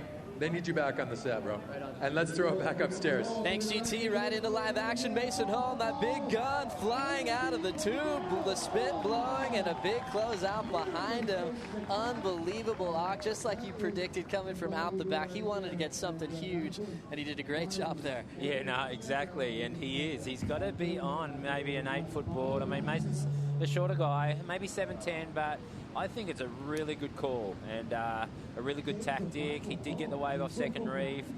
He got down low, didn't get super deep. He come out with those those hoe hands, and he was feeling it. And got a lot of, just really like to get behind Mason Ho. And he's been doing the QS this year, and he hasn't qualified this year. But geez, I'd love him to, be one of the third hoes to get on get on tour and make a big statement for Hawaii. That would be great. Almost like the fourth hoe, Coco Ho on the women's side. Excuse me, Coco. What am I thinking? About Mason in Brazil this year, he had some great heats, made a quarters in one, so he's starting to get there, starting to get those points. And obviously, when he gets to Hawaii, I think this is his favorite time of the year. As we look out the back, we have a couple of waves coming through. Great thing we just saw from Tanner Gudauskas during that interview was, even though he's been pounded a couple of times, a guy like Shane talking about the amount of effort that it takes out there. Tanner is still out there. He's still going to charge. He knows he still has 12 and a half to try to, get his board going in this heat and get some bombs. Looking out the back, another wave, live action. Jack Freestone, late takeoff, and he gets exploded onto the reef. It was a gnarly drop. He didn't fall head first like Tanner did, but he did free fall and fell kind of on his back. So hopefully he stayed kind of in that position in a ball, and there he is. He's back out there. So that's good for Jack. I mean, he survived that. He's like, and that was a gnarly wipeout. So he might put himself over the ledge. But look at this next big wave coming, Joe. I think it's going to split. Tanner's on the inside. It actually doesn't happen, but every time I look out there, I just think, oh my goodness. Wave after wave is pummeling through as Jack Freestone is getting back out into position. But Jack, has a lucky thing on his side coming to Hawaii. Sonny Garcia is in his court and has been guiding him through the lineup here at Pipe, even through Sunset. So a big person to call up. Hey, Sonny, why don't you help me out? And Sonny's proud to be helping out Jack Freestone through the Triple Crown here. Yeah, for sure. I mean, and he's been going well, and Sonny surfed good at Sunset. I mean, we saw that, in the lead for the Triple Crown is John Florence, and we can't forget about him. I mean, Taj won the first event, and he surfed great. I was just thinking of some of the good things that I've seen in those first two events, and it was Taj getting almost a 10, I think, in a barrel at Haleiwa, which was just all time. He done this great layback snap, and then pulled in and done a layback barrel. And which is hard to explain, but he was in the tube, laying back, come flying out doggy door. I was really impressed with that, and I was impressed with Sonny surfing at Sunset. I think he was the first guy to go out and catch a big one on the big day. Here's Mason Ho's replay. Look at the size of the board he's riding, but you need it out there. and the barrel comes over him, gets pretty deep, and comes out. So we expect a fairly good score, I think, there. And it's up on the board. It's a 6-5. It's a good start for Mason. And look at his hand jive. I love Excellent. the hand jive from Mason. Oh, this is what just happened to Tanner, Hawk. Yeah. Well, Tanner has gotten pounded, but he's persistent. He's gotten out there and got a barrel, gets a 3.83. So Jack Freestone will need a score, and it's not a big one. And we can see lines out the back. Oh, we sure can. Look at that. Absolutely stacked to the horizon. A classic sight that you hope to see here at the Pipe Masters, lucking into the first day of the waiting period. And we're hoping to surf this well for the next few days. It could be just a quick in and out here at the Pipe Masters this year. Well, it could be. Like I said just a little earlier, this is only going to help Pipeline today, just with the sand on the beach. It's going to wash it out. Tomorrow could just be one of those epic Pipeline days where you've got backdoor 2. And we're going to see all those top seeds that we won't see today, as in Kelly Slater, Joel Parkinson, Owen Wright, and all the big guys. They'd be just, they'd be probably pretty comfortable today, going, yeah, I'll check this out. I'll just watch this and see how the local boys are surfing. Why don't you guys clear the sand out for us? You guys, yeah, clear the sand out. Exactly. And we'll just get it when it's pristine tomorrow. And I am looking forward to that as much as I am the second round today, Joey. And remember, the One World rankings is how they seed the first 3 rounds. So guys like Gabriel Medina, he's also in that round 3. He doesn't have to surf in the first 2 rounds. They go off the One World for that seeding, and we'll see who will be matched up with them as we continue on. But a huge day today as we try to finish up with round 2, Hawk. Yeah, huge day, and that's a good point. I'd like to see Gabriel Medina out there today, and I'm sure he's kind of glad that he's not. But, it's been great to see Kalohe and Jack Freestone. Jack's not on tour yet, but hopefully will be next year. But Gabriel has been amazing. We saw him win that event in France and the one in San Francisco. And I'd love to see him out big Pipeline, because if that guy's got an acted pipe, he could be the first Brazilian world champ. Easily, right there. Aki's saying it right there. If he can prove himself out on this wave, he could easily take the entire thing, the coveted world title that everybody's after. As we look at the time clock, 8 minutes and 14 seconds remaining for Tanner Gudauskas and Jack Freestone with priority. And Jack coming from the Gold Coast of Australia. Amazing what he does in the air. He's got all the technical grabs down and now working on his Hawaiian game right now with Sonny Garcia on the shore. Tanner Gudauskas, they kind of cruise around with their tribe. Dane Gudauskas is here. Pat is at home. But they just keep each other having fun. They just want to make sure they're having as much fun as possible at all times. Every time I see them, I'm like, well, what have you guys been doing differently? Anything new this year? We're just having so much fun. They usually stay down by Sunset, so they surf there a lot. But they said, you know what? Our bread and butter is a surf pipeline. We want to surf pipe every chance we get. And 2 days ago, I think Dane and Tanner were out there for at least 7 hours straight. Yeah, no, for sure. And that's what you got to do. I mean, I actually haven't seen a lot of Pipeline. I've been staying up that way where they usually surf too. And so I haven't seen a lot of free sessions go down. Plenty of things to come in this one. We're actually going to take a short break. Back with the Billabong Pipe Masters right after this.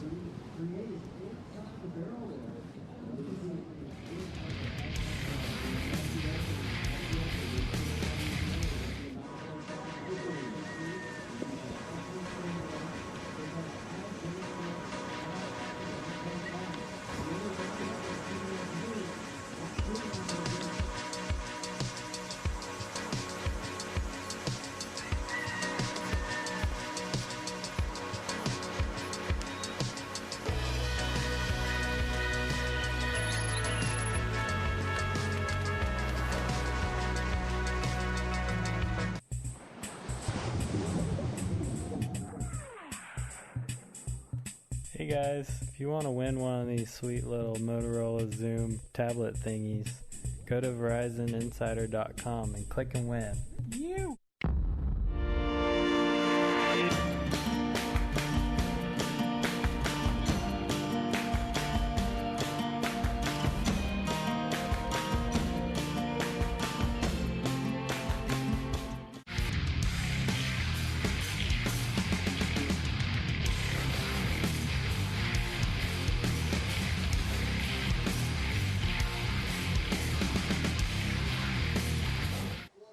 Welcome back to the North Shore of Oahu. Billabong Pipe Masters well underway on the opening day of competition. Round 1, heat number 11, featuring San Clemente, California's Tanner Gudauskas and the Gold Coast of Australia's Jack Freestone battling it back and forth. Jack took off on a bomb, went over the falls, just needs a 3.27 to come back in this one. Hockey, what are you looking at out the back here? Well, I think he just got cleaned up by a really big wave, or someone did. We saw that just come on screen there.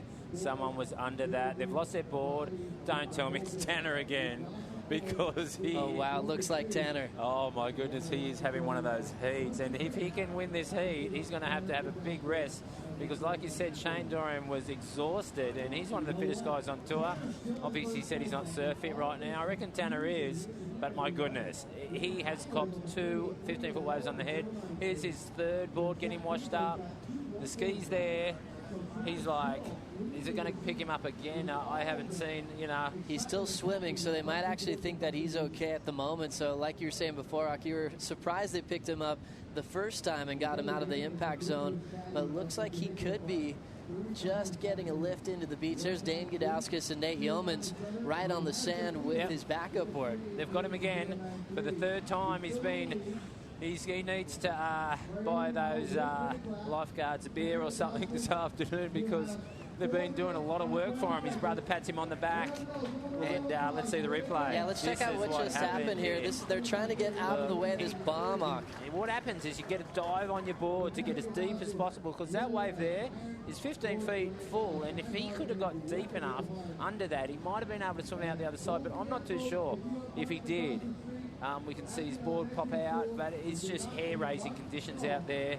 Look at him. He's like, wow, are you kidding me? Do I got to go back out there? One of the biggest workouts of his life, probably in the last 30 minutes or so, and he's 37 minutes or so. He still has 3.5 remaining to try to take out Jack Hawk. In no other sport do you get this. I mean, your adrenaline already is you've wasted energy just thinking about what could happen, and it's happened to him 3 times out there today. So he'd be mentally, but physically absolutely done, and he might have to surf again today if he can make it through this heat. He's in the lead right now. I mean, Jack, he only needs 3.27. Jackie's new out here. He's looking at how much his opponent's getting pounded, just going, do I really want to have some of that, or do I... all he needs to do is just get, he needs to get a barrel, to get a 3.27, but has he got it in him? I'm not too sure. Well, for Tanner, with 3 minutes to go, does he have enough time to make it out the back? I don't think he does. So I just think, but he is running on emotion and adrenaline right now, and he just can't sit on the beach. I don't think he's got enough time to get out there, but he's giving it a go. I take my hat off to him. As we see him drift on the inside, making his way out, talk about the currents out there. How's the water moving out the back right now? Well, it's more moving along the shore, yeah. So the swell is so west that just 2 feet from the shore, it's running at a rate of knots. He jumped in out the front right now, and he's already past the tower. We can see Jack Freestone actually coming in right there. So he's done, and I don't know what happens here. He's broken his board in some way. Fins are out or something. He did take a pretty bad wipe out. Pipeline's relentless today. It doesn't matter who you are. Even Jamie, and you saw Shane took some beatings. So Tanner, did he see Jack come in? Because he doesn't actually have to battle back out. Yeah, I think he just passed him on the inside there. He might have noticed that that's actually your opponent, mate, and you can come in because you got to save your energy. There he is. There's Blake with his backup board just in case he's going to make a run for it. But obviously with the time, 1 minute 45, he probably doesn't have enough time to get out the back. So he just wants to talk to his team manager, Blake, on the beach, just being like, you know what? I took a big spill, and looks like he might be making the switch just in case. So he's probably looking to get back out there as well. He's probably telling him, Jack, you just need a 3.27. See what you can squeak out on the inside here, Hawk. Oh, well, actually, how long have they only got? A minute 28 seconds, right, Joey? So yeah, they're actually going to come in. So they just switched up the boards, and good to see Jack Freestone for a little bit out there. His first experience in the Pipe Masters, and I'm sure we're going to see him there full time on tour in just a matter of moments here. Yeah, well, it'll be a big year for Jack next year. We've got that first big 6-star event in Australia, actually at Manly, and I think it's Hurley and Billabong are getting together to do that. Jack will be in that, and he'll start off the year in Australia. and the Margaret River contest, and he does need experience in big waves, but I think he can make the tour next year. He came pretty close. Pretty exciting stuff to see there. Tanner Gudauskas, what a heat that he's been through as he has come into the beach a few times, as we now kind of focus our energy on Mason Ho and Hank Gaskell a little bit. We saw Mason take off on that 6.5 from way out the back, got a solid exit there. Hank's had a couple of opportunities and just needs a 3.68, as they'll be giving priority for the next 20 minutes or so, but still relatively slow. Excuse me, Joey. Mason looks like he's having a look at it right here, and here he goes. He takes off, pulls in. He's on a big board. So can he squeak out doggy door?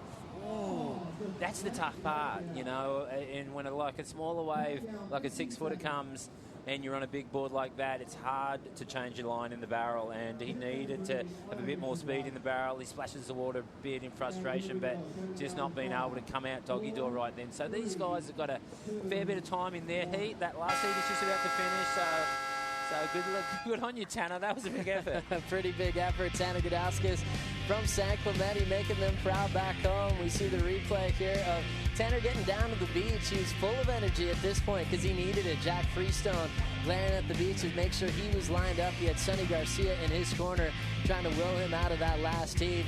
You see Tanner getting a lift off the ski because he got that broken board for coming out the back. Took off on this bomb and got a tour of the reef once again. Had to make another run for it.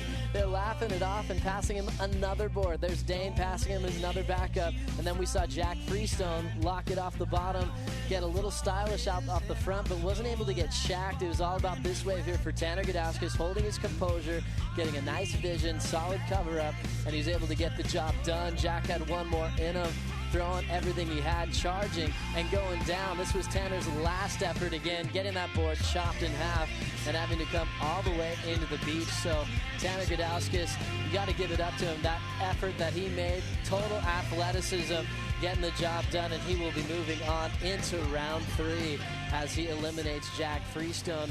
We still have Hank Gaskell and Mason Ho in the lineup right now as we're looking to set up this next heat. We have that heat sheet on your screen. Tanner Gudauskas taking out Jack Freestone and inviting in Shane Dorian and David Stanfield to call the next heat. Yeah, back in the booth. Back in the booth with sand in my ears, sand in my gear, sand in my trunks, sand everywhere.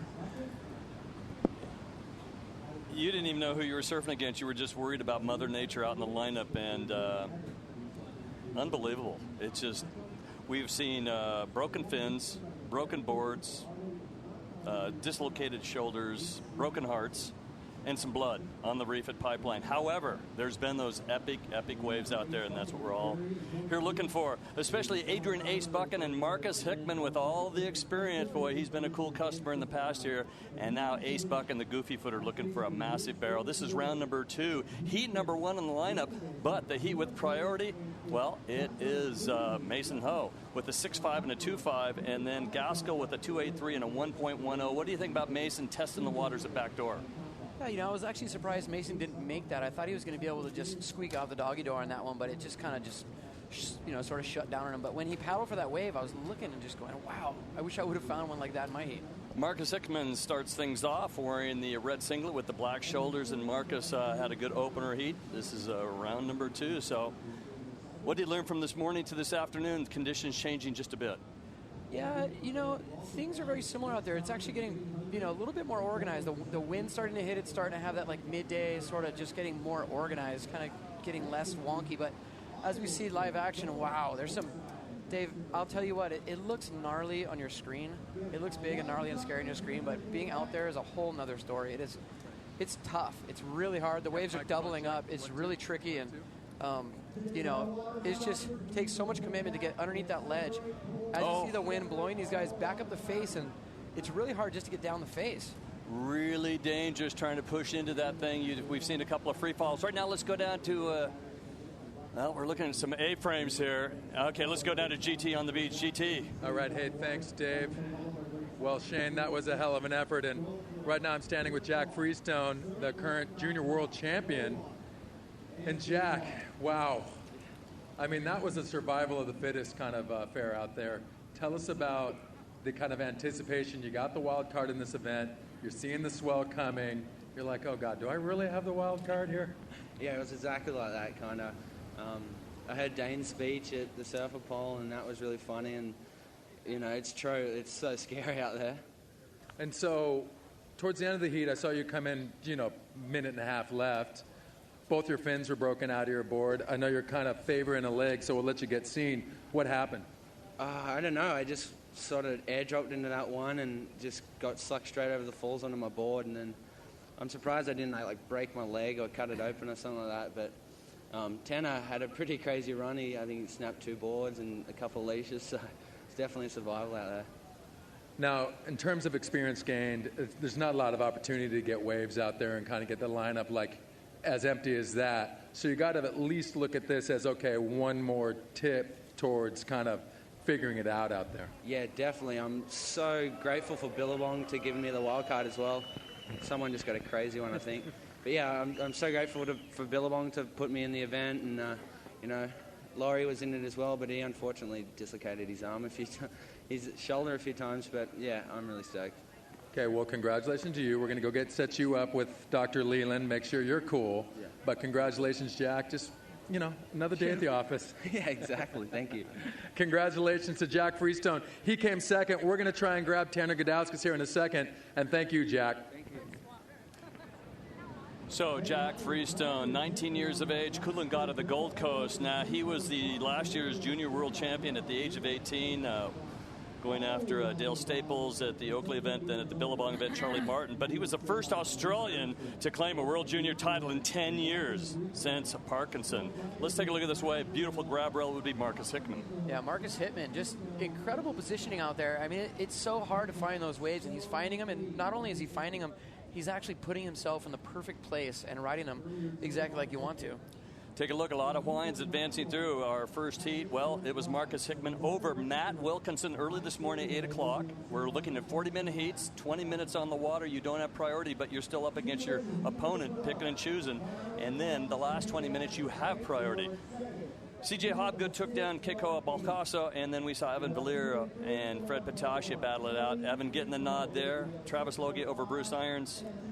Ian Walsh up against Kai Otten, and Ian getting the nod there. Chris Davidson going down to Kai Barger, and then more recently, a Mayan Goodwin with a good show over Daniel Ross. Jamie O'Brien over Dane Reynolds. Kaloe Andino with an injured warrior out there making it happen. Laurie Towner. And then William Cardoso going down to the man to my left, Shane Patrick Dorian. And what do you think? Are you missing your board that you broke this morning in a warm-up? Would you have used that board? I would have used that board for sure. I wrote a 7.3 out there just now, but, I really think a 7.6 would have been a little bit better. I might have made that wave that I cartwheeled down the face and body surfed. But, it's just a matter of being in the right place at the right time. And wow, that was so heavy. Marcus Hickman just is on fire right now. That was so well served. It was incredible. Dodging a bullet, the guillotine, Marcus Hickman to the inside. He's been busy. His second wave comes in at an 8.0. His first one, a 3.5. He might replace that. Second reef is starting to feather. Some guys call it its out there, right? It ain't backdoor and it ain't pipe. What is it? That's a good one. It is ain'ts over here to the left. Yeah. It's it ain't backdoor. It ain't backdoor. It ain't off the wall. That's ain'ts. But it's new to me. It's ain'ts, whatever. But yeah, just to go back to your question about board selection, Dave. Marcus Hickman, who's putting a clinic on out there, he's on a 7.6, and that's the board I broke this morning was a 7.6. And I chose to ride my 7.3 out there just now, even though I had a really old 7.6 that I could have rode. But I think going back out there, wow, see, that was so insane. And he barely got down the face, even with a 7.6. And, I mean, he's got to feel good about that. That was such incredible positioning, so committed and so intense. I think that's just what the judges are looking for right there. So key to drop and set your rail. That was get radical. Under that curtain. That was absolutely sliding down the face. He was in the air. I mean, at most, he had one fin in that face. So Hickman with a 3.50. Wave number 2, 8.0. Now, this is without priority, so he's picking off some nice bumps. Hank Gaskell in the lineup right now. Hank's got 3 waves and his best a 2.83. Hank is looking for a 6.18. Mason Ho out in front. He opened up with a 6.5 and a 2.50. The heat that has priority, wearing the blue singlets, Mason Ho. Well, Mason looking to replace the score and hold off Hank Gaskell. 11 minutes remaining in their heat. And what do? Do you play it a little conservative when you have the lead? That last heat was so crazy between Tanner and Jack. Breaking boards, losing fins. How do you lose a fin out here? Right? You can lose a lot more than a fin out there, I'll tell you, man. I was off the first reef and kind of, in position for a big set, and an even bigger set than I was in position for, came in and mowed me down all the way to the inside off the wall. And then me and Tanner, who had already broken a leash or broken a board or something, had to paddle all the way back around. It took us about 10 minutes. And it's just, there's so much going on out there. And if you're in the wrong place at the wrong time, I'll tell you what, you got your work cut out for you, because it's just a full-on Ironman sort of situation where you just, your fitness comes into play, your stamina, your endurance, and it is challenging. Now, we saw some blood from Lori Towner hitting the bottom. What are we talking about on some of the larger A-frame peaks out there from the bottom of the wave to the reef? Are we talking maybe 5 feet or less? It's shallow. It is shallow. It's almost like there's no water in that reef at all when it comes in. As we see Ace Bucket on your screen, reading that wave perfectly. That was one of those condensed, just gnarly, thick nuggets that seems to be a lot easier in your forehand than it is in your backhand, but Ace doing a great job there. Picking off on waves on the inside. That was the second wave for Ace Bucket. Late takeoff. Oh, guess who it is? Yeah, Marcus Hickman.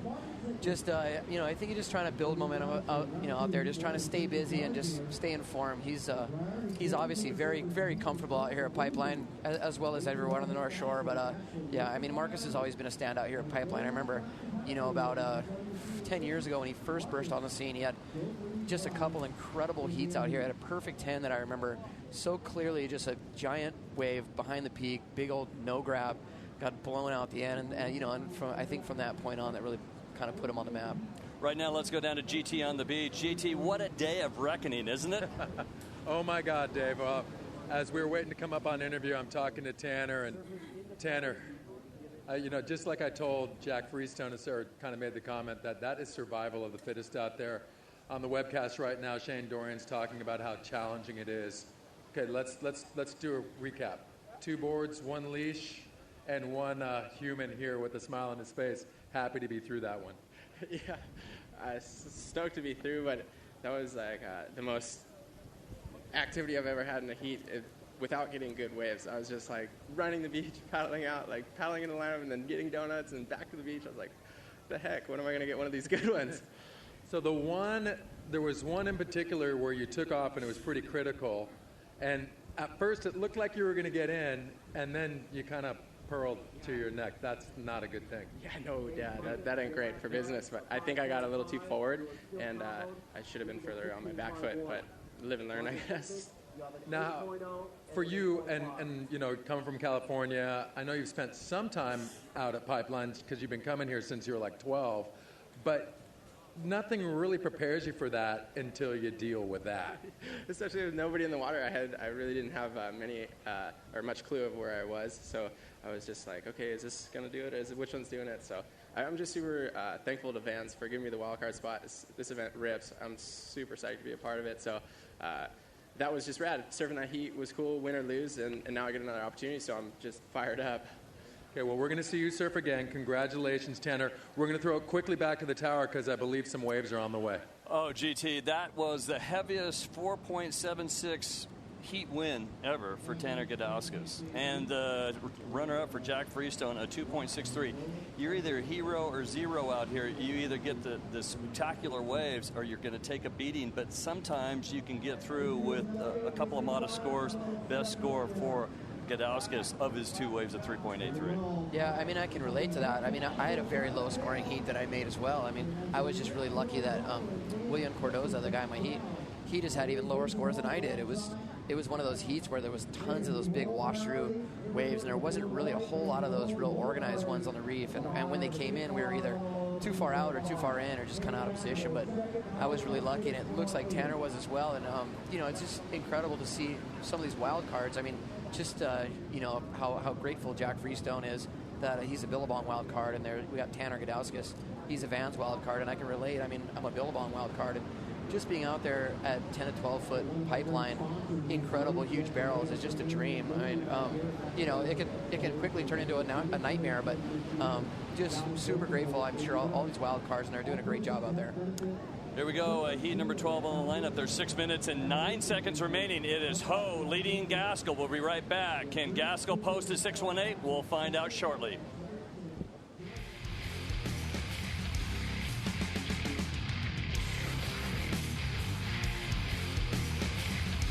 So your policy looks good. Is there anything else? Why'd you buy my husband a Falcon? I didn't buy anyone a Falcon. Saved us a lot of money on auto insurance. I used that money to buy a Falcon. Ergo, you bought me a Falcon. Should got a Falcon. Most people who switch to State Farm save on average about $480. What they do with it, well, that's their business. Oh, that explains a lot, actually. Another reason people switch to State Farm. Find your local Hawaii State Farm agent at www.sftraffic.net. Get to a better state.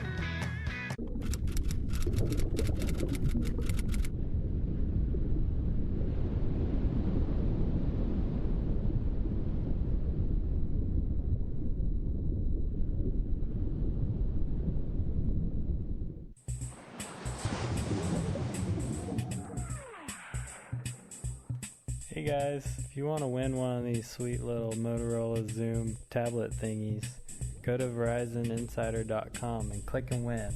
You!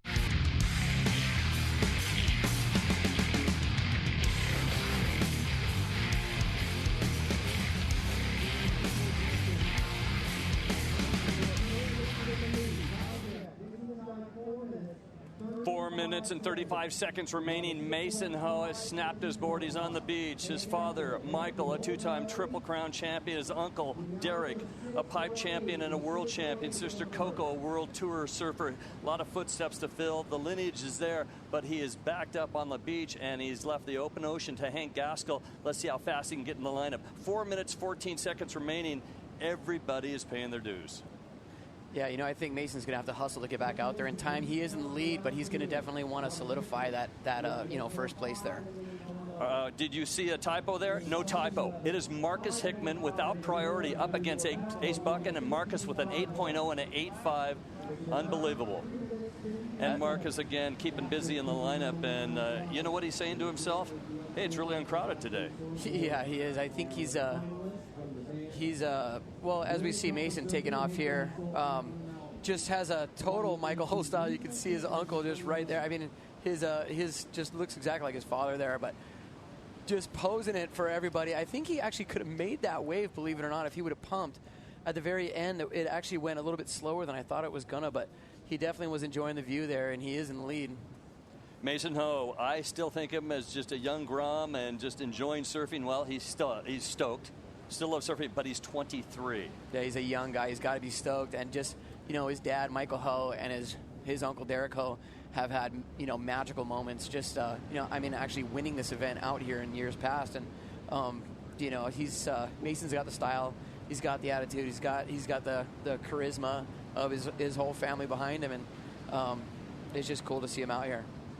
Well, 2 years ago, Keikoa Balcaso took him down, a 33rd at the Pipe Masters, and those are the results for Mason. Into the lineup he goes with a new board, and Mason has that 6.5 that has the edge.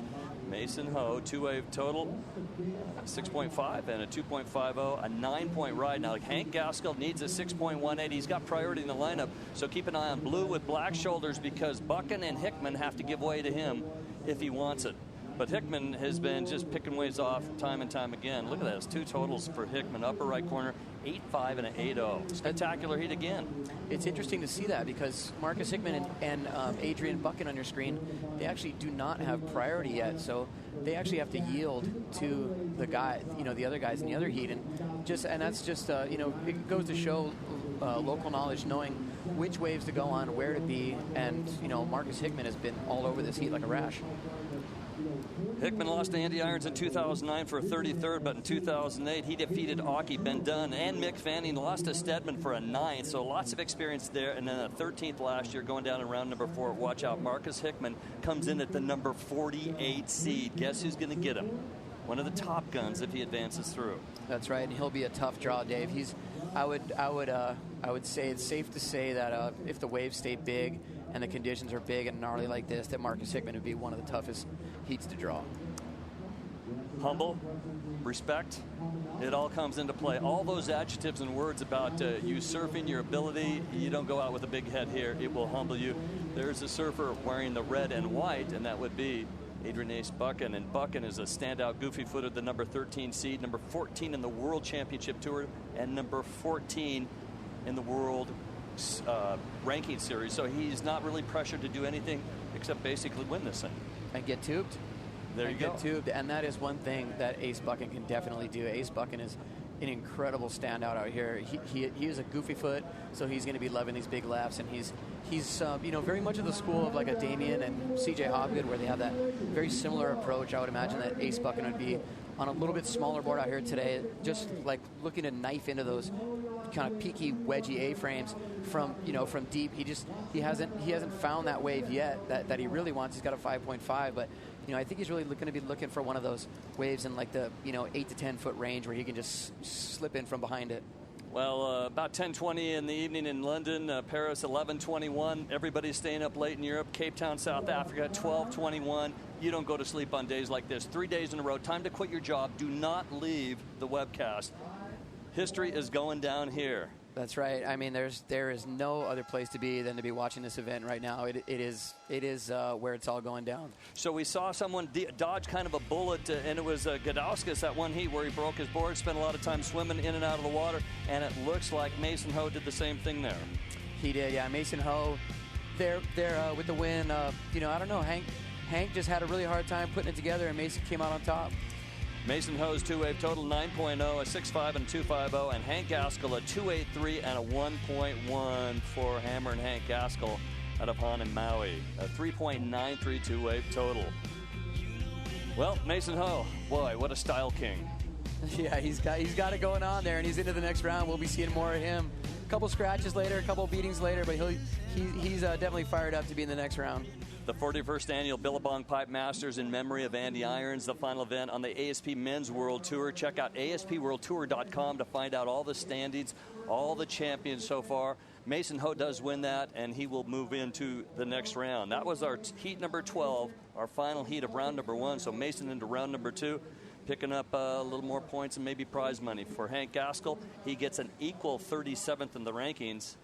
And that's how it goes down. So you like these second reef swells that kind of pop up over at outer log cabins or rock pile or whatever. As we see these waves come through for Hickman and Buchan, you're looking at this set. What would you be doing? Paddling deep into the lineup? Yeah, I would say it's safe to say that these, this set that's coming in now, it's really coming out of the west, which is normally a really, really good direction. But if it's too west, the waves actually kind of bend out to sea. They hit the reef and kink out to sea, and they actually get really big off the wall, and then they kind of mush out to sea over by the pipeline side. But so what you want is a lot of that that westerly component that you see on your screen, but you want a little factor of a slight north in it to bend the wave back on the reef, and that's what makes that really hollow section.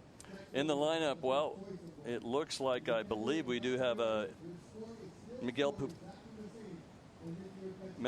Pupo and Evan Valier should be in the lineup. We're going to double check with that. It's not on the board right now, but that's what it should be.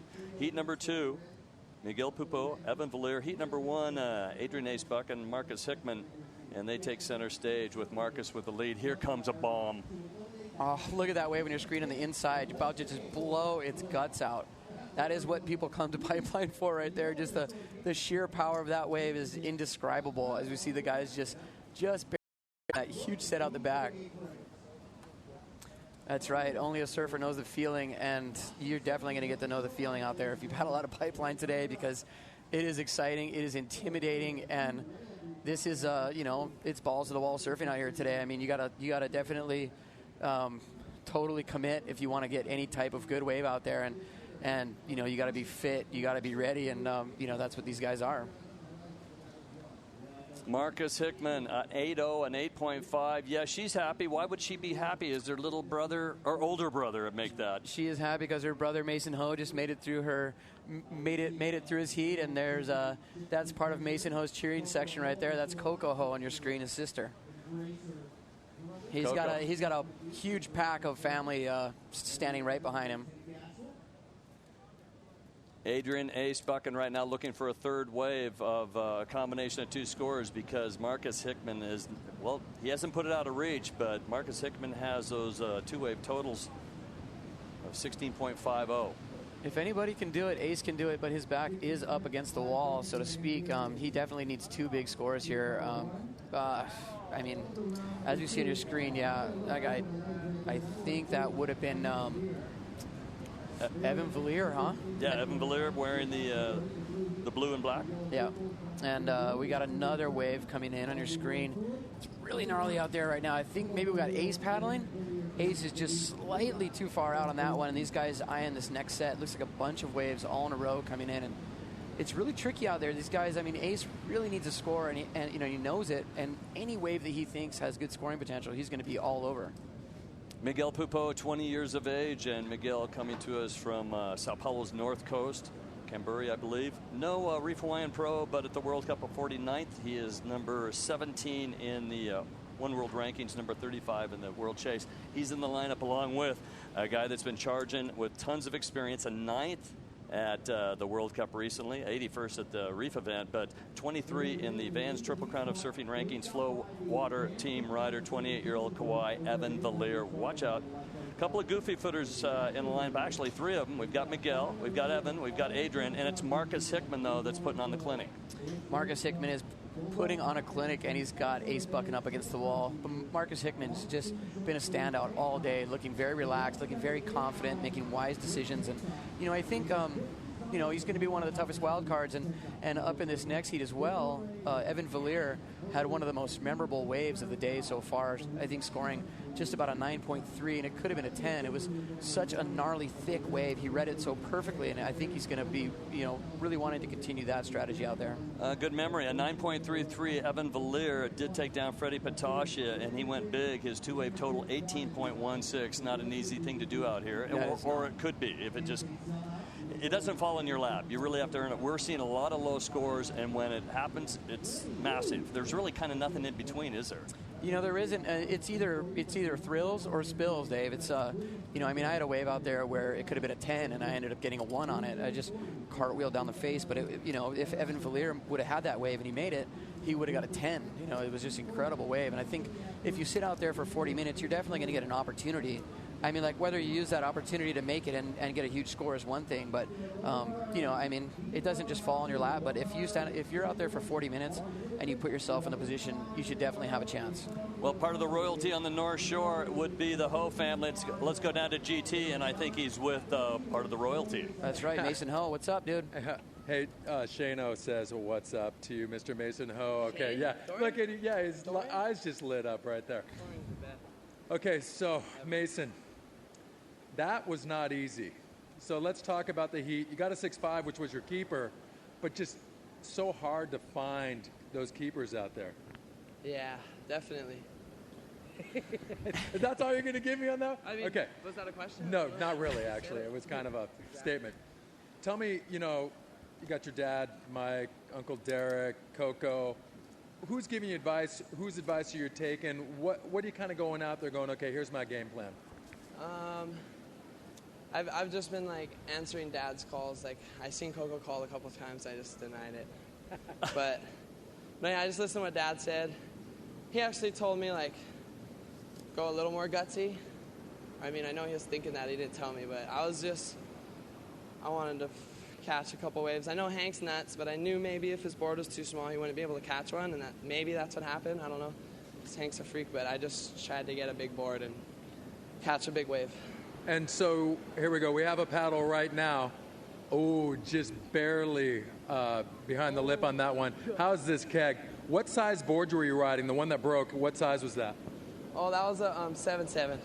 And, you know, because even Shane was saying, gosh, I wish I rode a little bit bigger board. So the bigger board kind of helps you get in position a little easier out there. Yeah, like I'm just kind of like a Grom, or I'm a wannabe Grom. I'm 23, so I don't know what you'd call that, but I know if like one of those guys, like my favorite surfers, like him or just anyone, like Uncle Eddie Boy, everyone who surfs it out here, they use bigger boards. So if like Shane used the bigger board, he would be on that wave or whatever that we seen, and I don't know. I was just trying to weasel through.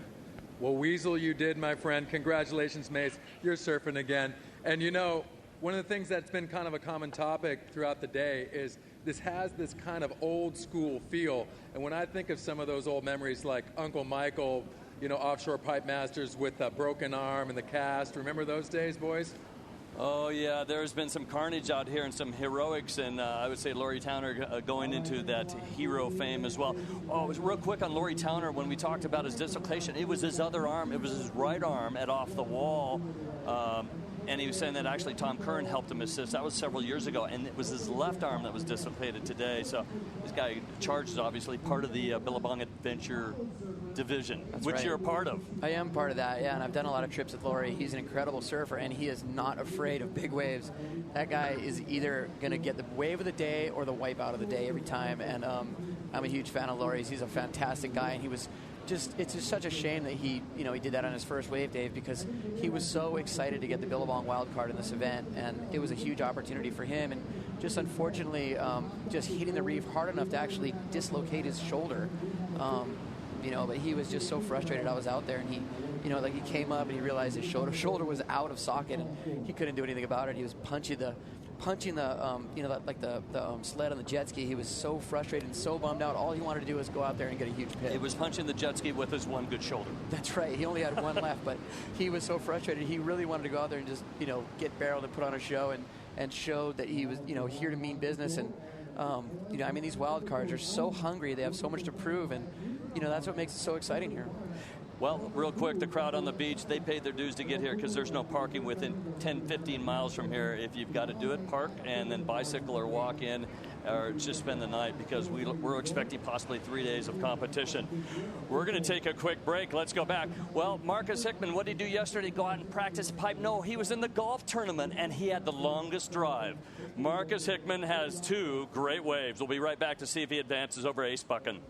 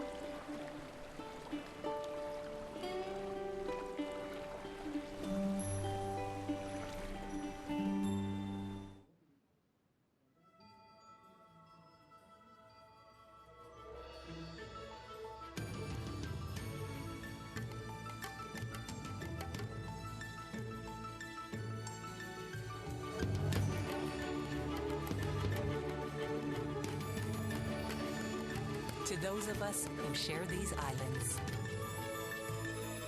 flying is a way of life. Every day, Hawaii flies with us.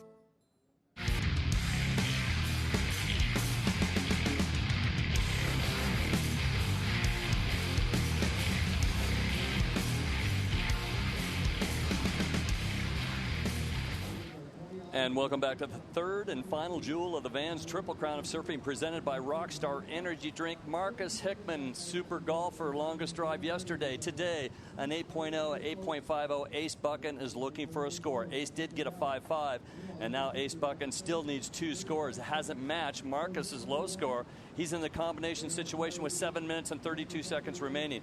And watch out, 2 other great surfers in the lineup looking for the first wave for Miguel Pupo.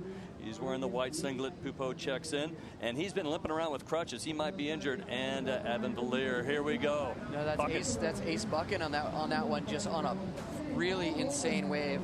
Really insane wave. That was such a perfect wave, Dave, and it just blew its guts out. A huge spit, but I'm not sure he was in the exact place he wanted to be. What a beast with all that spit, fire-breathing dragons going down here. Now, another goofy footer. Yeah, it looks like Evan Valier on your screen there, just stomping on the tail, dropping all the speed, and getting a super nice cover up there.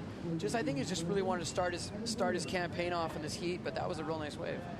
And now, would this be Marcus Hickman trying to replace an 8.0, and that is going to be a tough one. Yeah, he's not going to do it on that wave. He's just going to try and survive and get to the beach as we see him just get pounded just trying to straighten out.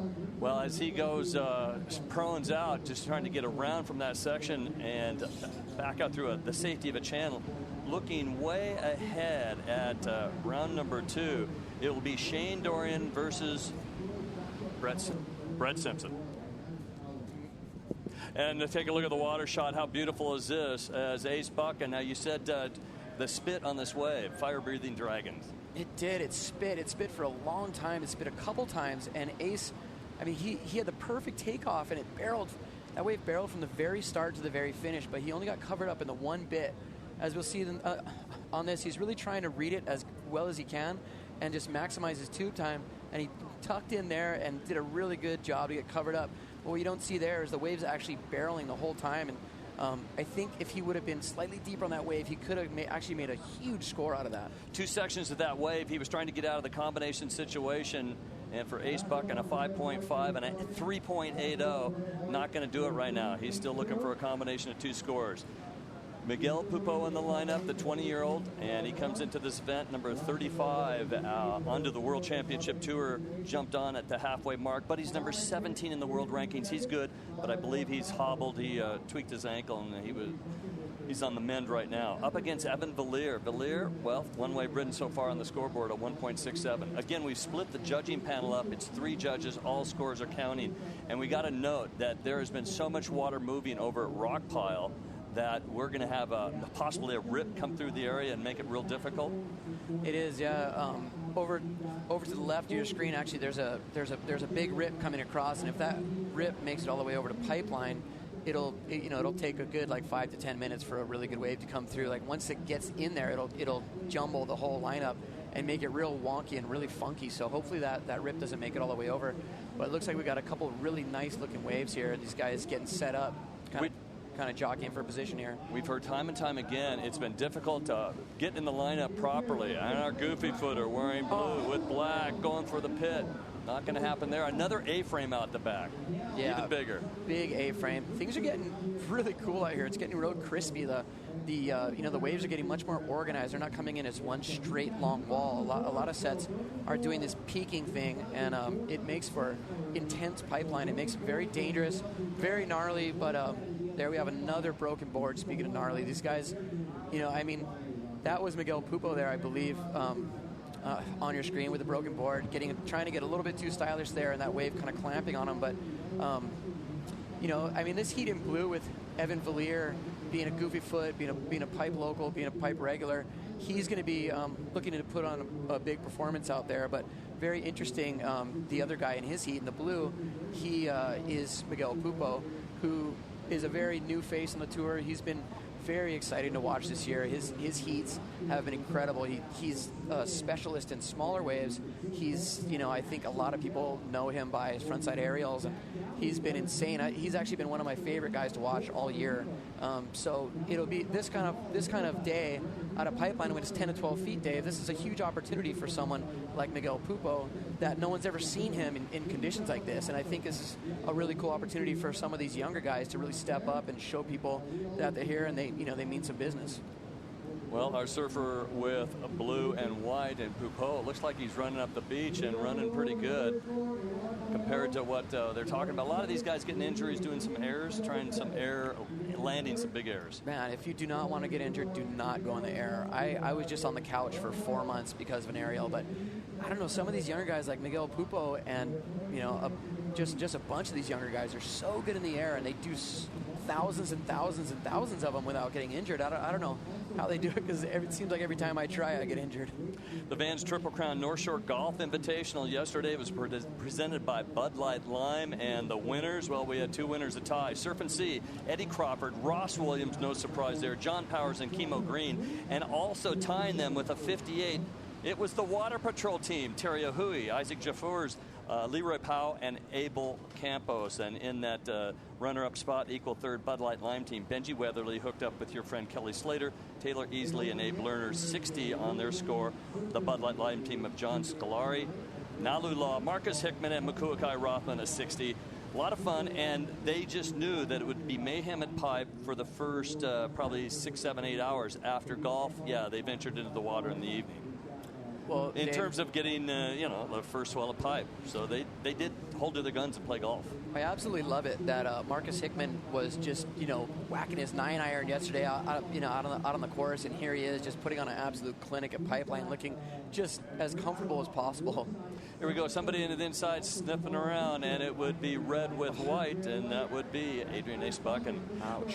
Now, well, let's talk about these waves that sometimes they look pretty good. However, they decrease. I mean, it's a kind of a triangular effect where they just pinches at the end, and you're trying to race that little pocket that's getting smaller and smaller. Yeah, that's right, Dave. That last wave Ace Buchan did exactly that. It's from here on the tower, I mean, we're looking at it, and it looks a lot more organized, and you can see what the wave's going to do before it breaks a lot of times, but being out there in the lineup under fire and seeing that wave come in, like that wave, that Ace Buchan had, it probably looked like a perfect makeable wave from his angle. But as soon as he got up, the wave just raced off, hit that shallow bit on the reef, and just was completely unmakeable. What's interesting is we see a couple of little pulses coming through. We've heard 2 or 3 surfers, and maybe you even mentioned it's difficult to find the lineup out here on a day like this because you usually have 3 or 4 friends in the lineup, and they're always in position. You paddle back out, and you paddle next to somebody that you kind of know. Now all of a sudden it's an open ocean, and you have difficulty. Plus it's still shifting, but we heard that by a couple of competitors. It's hard to find the specific perfect lineup. It is, Dave. It's another situation where I think if you're not a pipe local, if you don't have a lot of experience, it makes it that much harder. Well, we've come to a close. Ace Buchan was looking for a big score, actually 2 of them. He needed a 3.8 and a 5.4, 5.5. Well, the number 13 seed going down to a local long drive specialist from the golf course. Yeah, golf pro. Marcus Hickman with a couple of big scores, making things happen and taking down Ace Buchan. So the number 48 seed out of 48 surfers, the lowest seed out there, is putting in the biggest performance. Yeah, making moves and taking down one of the world's best top-rated surfers. I mean, that is a huge upset right there. And, that's what makes Pipeline so exciting, and that's what makes this event what it is. I mean, these guys are here, to prove something, and they're putting it all on the line. Well, there we go with a 16.50 for Marcus Hickman and Adrian Ace Buchan, a 9.30. We will see Ace next year on the Gold Coast Guaranteed. Some of these guys might come back for the Vulcan Pipeline Pro in January, February, which is a great opportunity to surf pipe with 4 people out. No rotation there, but the 4-man heats are great for the locals. A 5-star event coming up in January. That is the qualifier for the Billabong Pipe Masters. It is, and guys like Marcus Hickman, guys like Evan Villiers, those guys are all over it. Well, there we go. Out of Barber's Point, the C-130 right there has done a lot of reconnaissance. They fly all over the North Pacific, sometimes into the South Pacific, and it's usually fishermen that they're going after that have encountered difficult situations. Barber's Point has some great guys, and you know what? Near Hawaii, most of them are surfers as well. Big surf enthusiasts. Yeah, that's right. If you're stationed here in Hawaii, it's definitely one of the perks. Yeah. So our guys flying by, we might see the helicopter as well. The Alouette Aerospeciale as well. They tour the coast, watching this big surf on the North Shore. Yeah, major small boat, small craft advisories out today as the surf is still building. It is still building, Dave. I mean, there's been huge waves all day out here. And I think this swell actually got here a little bit earlier than forecasted. The last swell did that as well. It got here, like 6 to 8 hours, a little bit before everyone thought it was going to get here.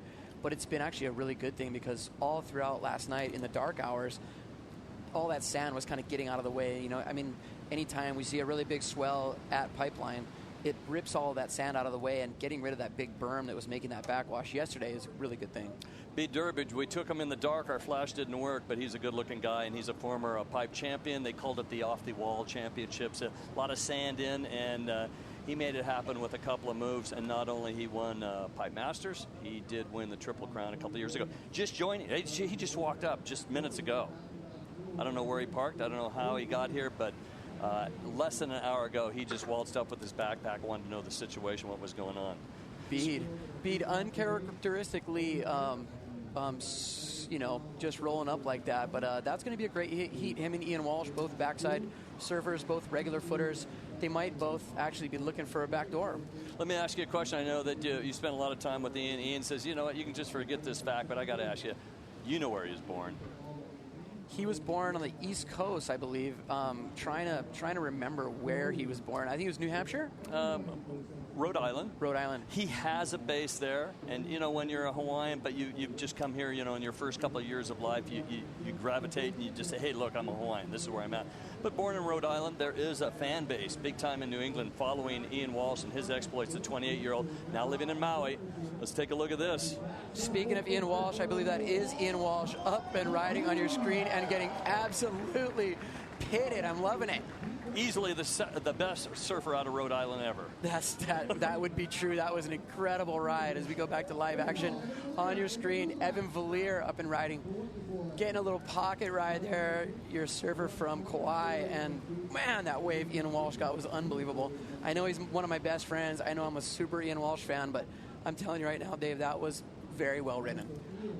What I think about Ian Walsh is what I think of about Mason Ho. Youngsters, these guys are Groms, but they're older Groms, and they love to surf. That's right, and he slid down the face. That lip missed him by inches, and to start your heat off like that is got the best feeling in the world. And right here, he's just having a little bit of fun with it, going for a little throw tail there. Just incredible. Here's another angle. This is from Jamie O'Brien's house, and as you can see there, Dave, that lip just barely missed his head. Ian Walsh, now a nominee at the Billabong Double XL. You towed him into wave. He towed you into wave. He loves the big waves, but I miss him because he is worthy of being on the championship tour. He's a phenomenal free surfer. He is. He's one of the only guys who can go out on a 3 to 4 foot day and be a total standout in any situation, whether it's snapper rocks in Australia or lower trestles in California. And then when Chopo's 30 feet and people are towing in, he's one of the very best guys out there. And he's given back the community as well, being a pro surfer. He has his own little mini hoonie KK heat as well on the island of Maui at Ho'okipa. He does. That would be Ian Walsh's Menehune Mayhem on the north side of Maui at Ho'okipa. And he's a huge influence on the whole Maui crew and a huge inspiration to some of those kids coming up. Right now, GT, guess what? You've been called handsome, and that would be our director, JD, saying you're handsome. And I'd say the long drive specialist right next to you really knows how to long drive on the golf course. No doubt. Well, I'm standing here with Marcus Hickman, and Marcus, in poker terms, you got yourself a pair of snowmen right there, a couple quick eights. Yeah, I was lucky to get a couple quick good scores early. The sets came through in the second half of our heat. It was real full of water and it was real bumpy. It wasn't too many good ones. Now, we were talking before we came up, you're running a 7.6, which seems to be kind of certainly the right size board for you. But a little bit bigger seems to make a difference in terms of board's choice out there right now. Yeah, right now you want to get in a little bit earlier, I think, and be able to move deeper or chase the north, so it helps when you paddle, especially when the wind picks up. Okay, so conditionally out there, we have heats coming in with people winning with, threes. You come in with, kind of a high 16. What's the difference? I don't know. I made my waves, they didn't. I don't know. Well, congratulations to you, Marcus. That was a lot of fun to watch. And you know what? Maybe we can get another replay of that Ian Walsh wave because we kind of missed it as we were waiting for the interview. So play it again. Play it again, Sam. Well, a 9.73 Ian Walsh. And if you take a look at the best waves ridden, well, a 9.50 for Auden. Yeah, here we go, Ian Walsh. Just superb positioning, incredible timing, and that wave is as good as a pipeline wave can be. He was late, he was deep, he was way behind that falling lip, and he was pretty much airborne all the way down to the bottom, and just timed it perfectly. That lip was like a guillotine, just barely missing his head. And as you see him come out, you can see his body language where you could just tell right there, he's just loving it. He goes in this big old cutty and just to start your heat like that is the best feeling in the world, and I'm stoked for Ian. We got to refresh our memory. Ian Walsh edged out Kai Otten. Kai Otten posted a 9.5 and lost his heat. We're seeing some crazy stuff going on here. We're looking at Mason Ho winning with a 9 over Hank Gaskell, a 3.93.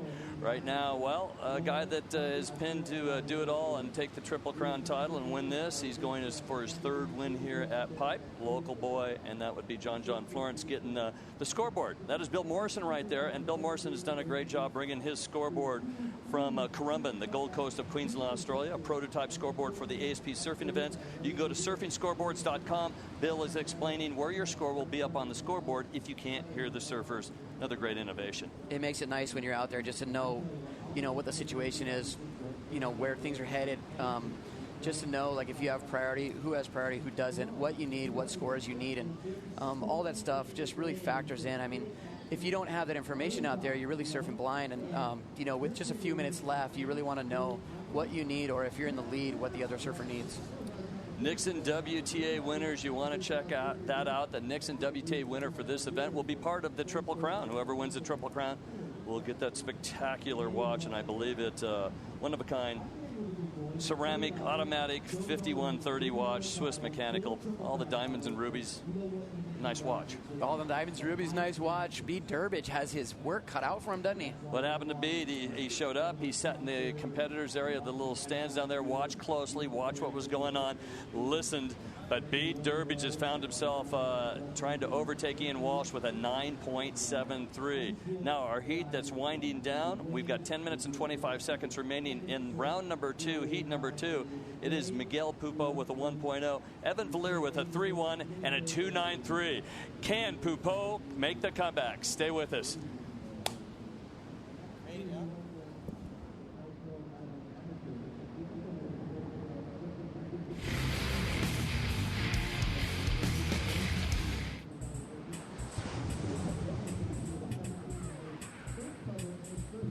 Hey guys, if you want to win one of these sweet little Motorola Zoom tablet thingies, go to VerizonInsider.com and click and win. You!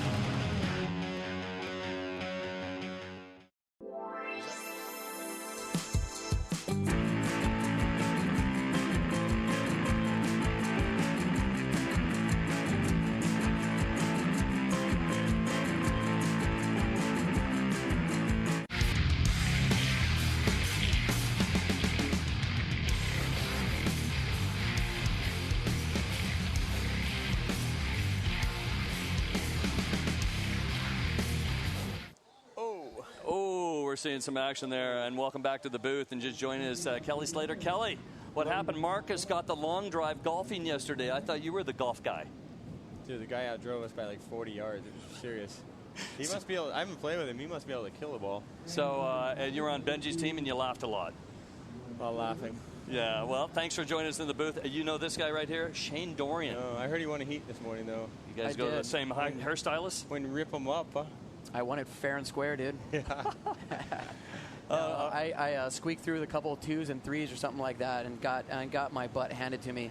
I still got a lot of sand in my ears, sand in my my orifices. Oh yeah, we had a nice little Miguel. You know when somebody chops you down at the shin bones, like this.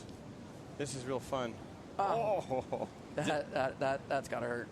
It's weird. If you fall in front of the wave, like after the lips landed, usually okay, because there's like this envelope. But if the lip gets you, it just like swallows you. And that was only a second wave in this heat, and there's only 7 minutes and 39 seconds left, and that was Miguel's only his second wave. He's at 2 1s now.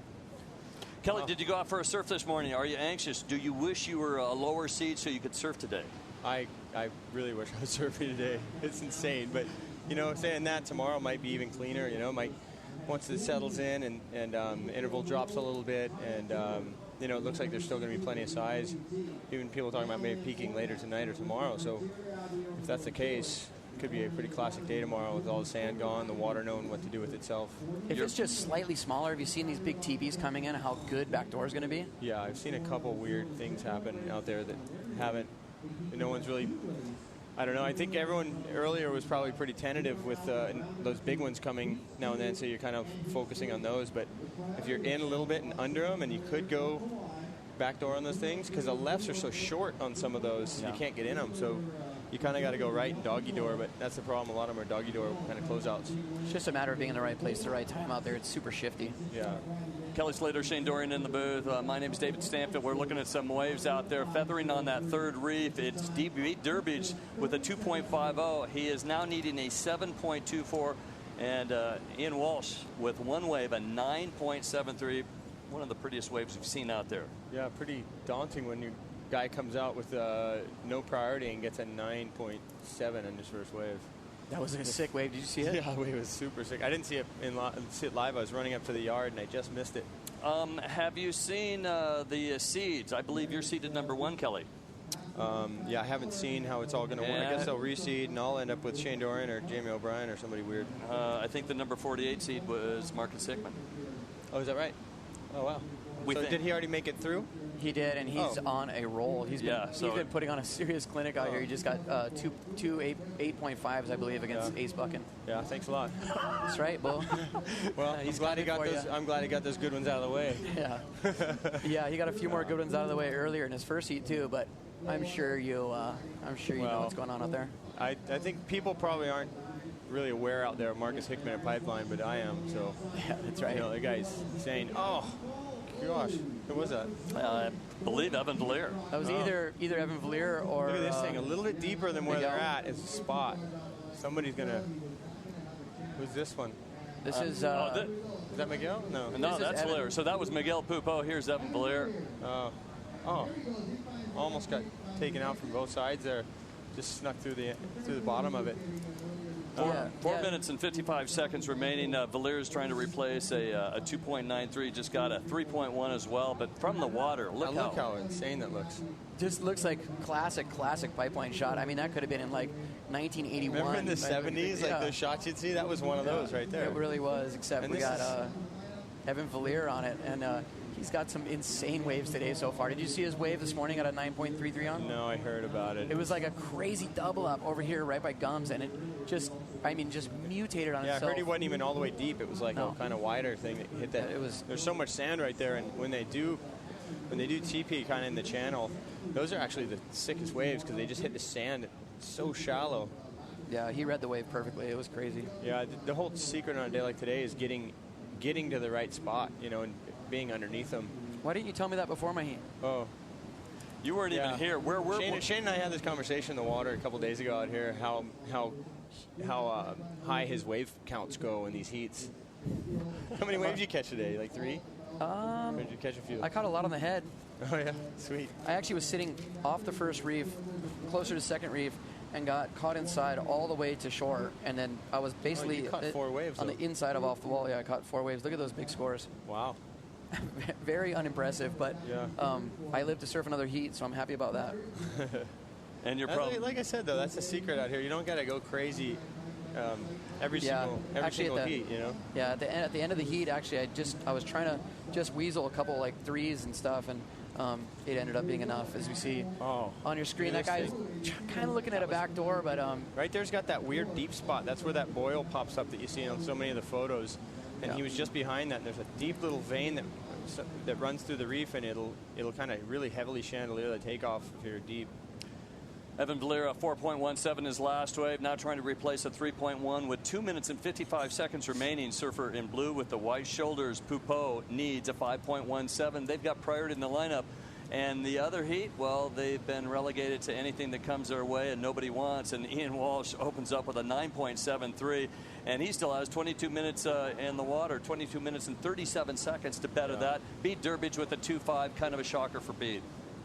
He might actually win that heat with just that wave. You've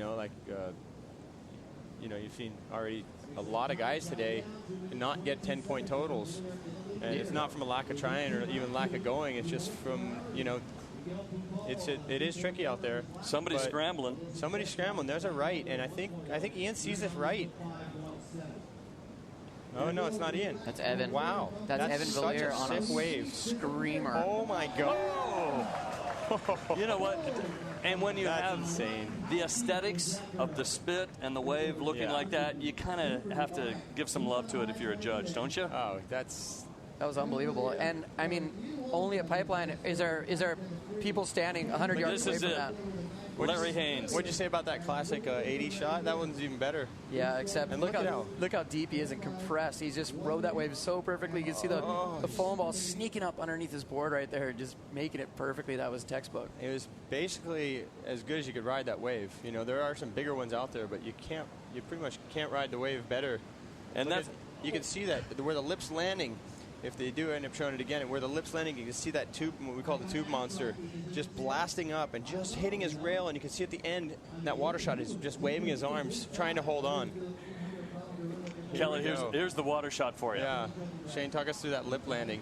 Yeah, so as the lip's landing, it's shooting white water back up the face, and there's kind of a shock wave. And Kelly said it's a tube monster, and he basically is just trying to ride that thing and stay in front of it and have that thing push him out. But, I mean, Evan rode that wave so good. That wave hit the reef, doubled up, and got so shallow and hollow. You could give that a 10 for sure, I'm calling. I mean, that's just a perfect ride. The only thing you could do more is have a little bit bigger wave, but that was as good a wave as you're going to expect to get out there today. Now, Ian Walsh got a 10-by-1 judge, and then a 9.795, a 9.73 for his opening wave for Walsh. Now we're waiting for the score. 30 seconds remaining between Villiers and Poupeau right now. Men's round 2, heat number 2. Yeah. Well, obviously a guy like Miguel, he's as much as we know, he's pretty inexperienced out here, and he's probably just trying to get out there and just be able to surf the place by himself and start to. He's just trying to get experience really in the water and learn the lineup while he's surfing the heat, I would say. That's a nice takeoff there. Miguel. He might come through that. No, he just gets eaten up. But you gotta wonder if a guy like him, who seems to be somewhat inexperienced out here, is going out to get experience or to make a statement. And I think Evan's the one who made the statement there. It sure is. Evan Villiers. Yep, 9.43. Ian Walsh opened up with a 9.73. Very clean. What was the difference between those two waves? There wasn't a lot. I think Ian Walsh's was just a little bit bigger, a little bit more intense. Yeah. Totally two different heats, but these guys that are wearing the black sleeves, they're the underdogs, they're the low seeds, keep making it happen. Villiers with a 4.17 and a 9.43. Kelly, we're going to step out of the booth. You want to join the boys in the lineup, or you want to come back with us in an hour? Yeah, it's your choice. I'll sit here and watch. Well, take a look at this from the water. Absolutely epic stuff right here. Evan Villiers, 9.43, and that heat is done and dusted.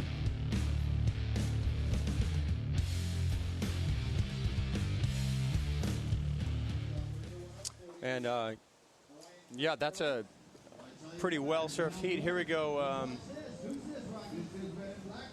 Who do we got? Oh, wow. Long barrel. Ian, nice one already. Nice one again there with just the beginning of his priority phase of his heat, the back half of his heat.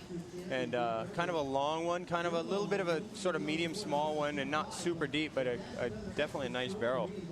So Ian Walsh on fire already, 9.73. Great way to start off your heat. Joe Turpel, Luke Egan with Kelly Slater for another amazing matchup. John Florence and Kai Barger just entering the lineup, and I think John's had so much attention lately, obviously coming on the tour full-time at the mid-season rotation, but obviously what he's done here in Hawaii, leading the Triple Crown ratings and looking to win his third event this season. As we see your heat sheet on your screen from the last one, Evan Villiers taking out Miguel Poupeau. I know Miguel was having a little bit of a thought to potentially pull out with an injury, but he wanted to surf some big pipe, and Villiers ended up taking control there. Kelly, from what you've seen of Evan Villiers in the past, how does he rank among the best to surf pipe so far?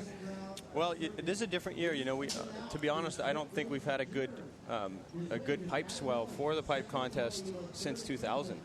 And that was the year that Rob Machado won against Mick Lowe. Here we go, watching that one at Ian. You can see he's not super deep.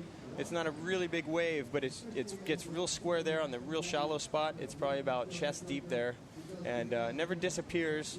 and sort of comes up before the spit, but you're definitely going to take that as your backup wave after you got a 9.7. I mean, chances are that's going to seal a heat for him. You can see him just dragging the butt there, dragging the arm, trying to slow down. Very sort of Bruce Irons looking there.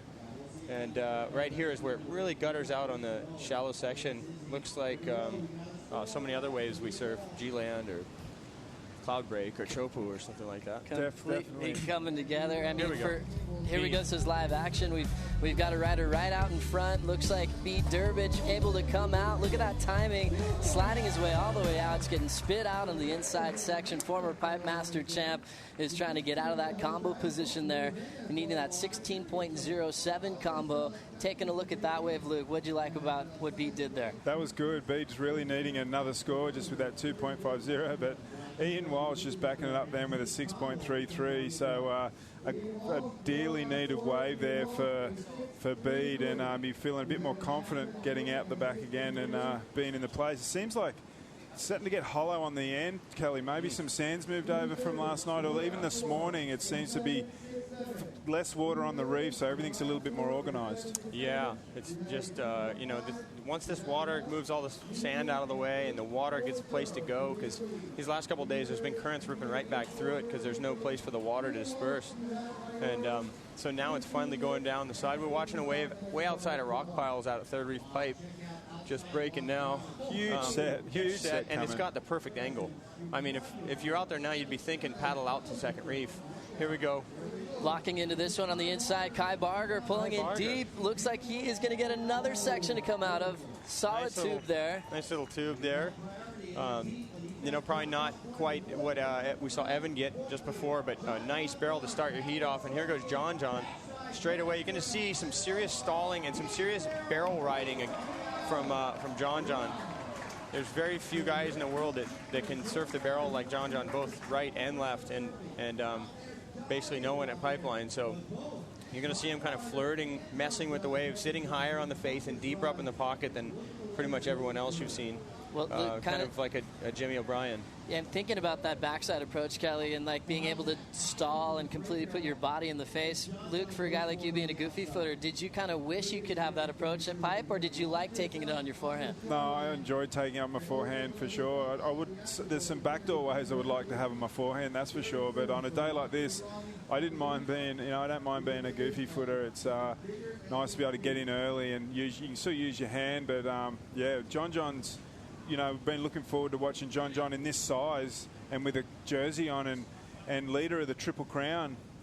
Yeah, that's right. So there's a few things. He's just leaped up into an insane part of his surfing career right now. He can do well here and win the Triple Crown, and at such a young age, it'd be insane. We've been watching him surf out here for so many years, and just the confidence he showed on that first wave. And here we go, first wave, just gets the backside in really early, drags it in, pulls it in nicely, stabilizes himself with his arm. That's where it is right there. That's what I was talking about, higher on the face too. And then just realizes he's got plenty of time to get out that doggy door, and it's a great start. Another great angle of that slide right into the tube to maximize the barrel here, getting nice and deep, still stalling, and right on the foam ball. John Florence is going to come out of this barrel and wait for that opening score. Look at that timing to straighten out and, look for another one there. He is leading the Triple Crown, and he looks always so comfortable and casual behind the scenes. We'll see how he handles that. Here's a look at Kai Barger here, Luke. Luke doesn't like these waves. No, I don't like him at all. Kai Barger's just got a nice speed to it, gets through that last bit, and he got through his last heat with a really low score, so I think he'd be pretty stoked to get a barrel in the beginning of this one for him. And his Kai, again, just dragging that arm, just setting it up, just pushing off the bottom and sitting in. What a beautiful looking wave, just having to stand there and take it all in, get spat all over, and come flying out. Being just forced to stand there. Getting the best view in the house. And I think for guys following Kai Barger's career, he won that big World Junior Championship, had a couple injuries, and people thought he almost disappeared for a little bit. Obviously, he's looking solid, surfing pipe amazing and well. At the moment, we are going to toss it down to GT. GT, how's it going down there? It's going tremendous because I'm standing here next to Evan Belair. And Evan, what does a brother got to do to get a 10 out there? I saw the side angle of your wave, and, Andy coined this phrase back in the day, like the blowback, where the lips hit and it's kind of blown back. You were on the full foam ball kind of through the blowback. Yeah, I definitely heard Andy say that before, the vacuum effect years ago. That was an inspiration. I definitely felt a little bit of that on that last one. Now, it seemed like maybe I'm misreading it here, but, Ian gets that one high 9, and then you get yours, and now right at the start of the next heat.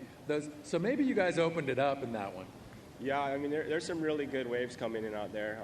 Sometimes it's a little bit few and far between, but there's still some epic waves. I mean, this is Pipeline at its finest right now. So. And those are the days you live for, and a couple guys in the water. What's it like out there right now? Like, what's the kind of temperature out there? Like, how's it feel? It feels great. Especially when you win. Okay, and what are you riding there, 7.6? 7.6, Eric Arakawa. Probably a little bit too long. Maybe ride shorter next heat, but super stoked.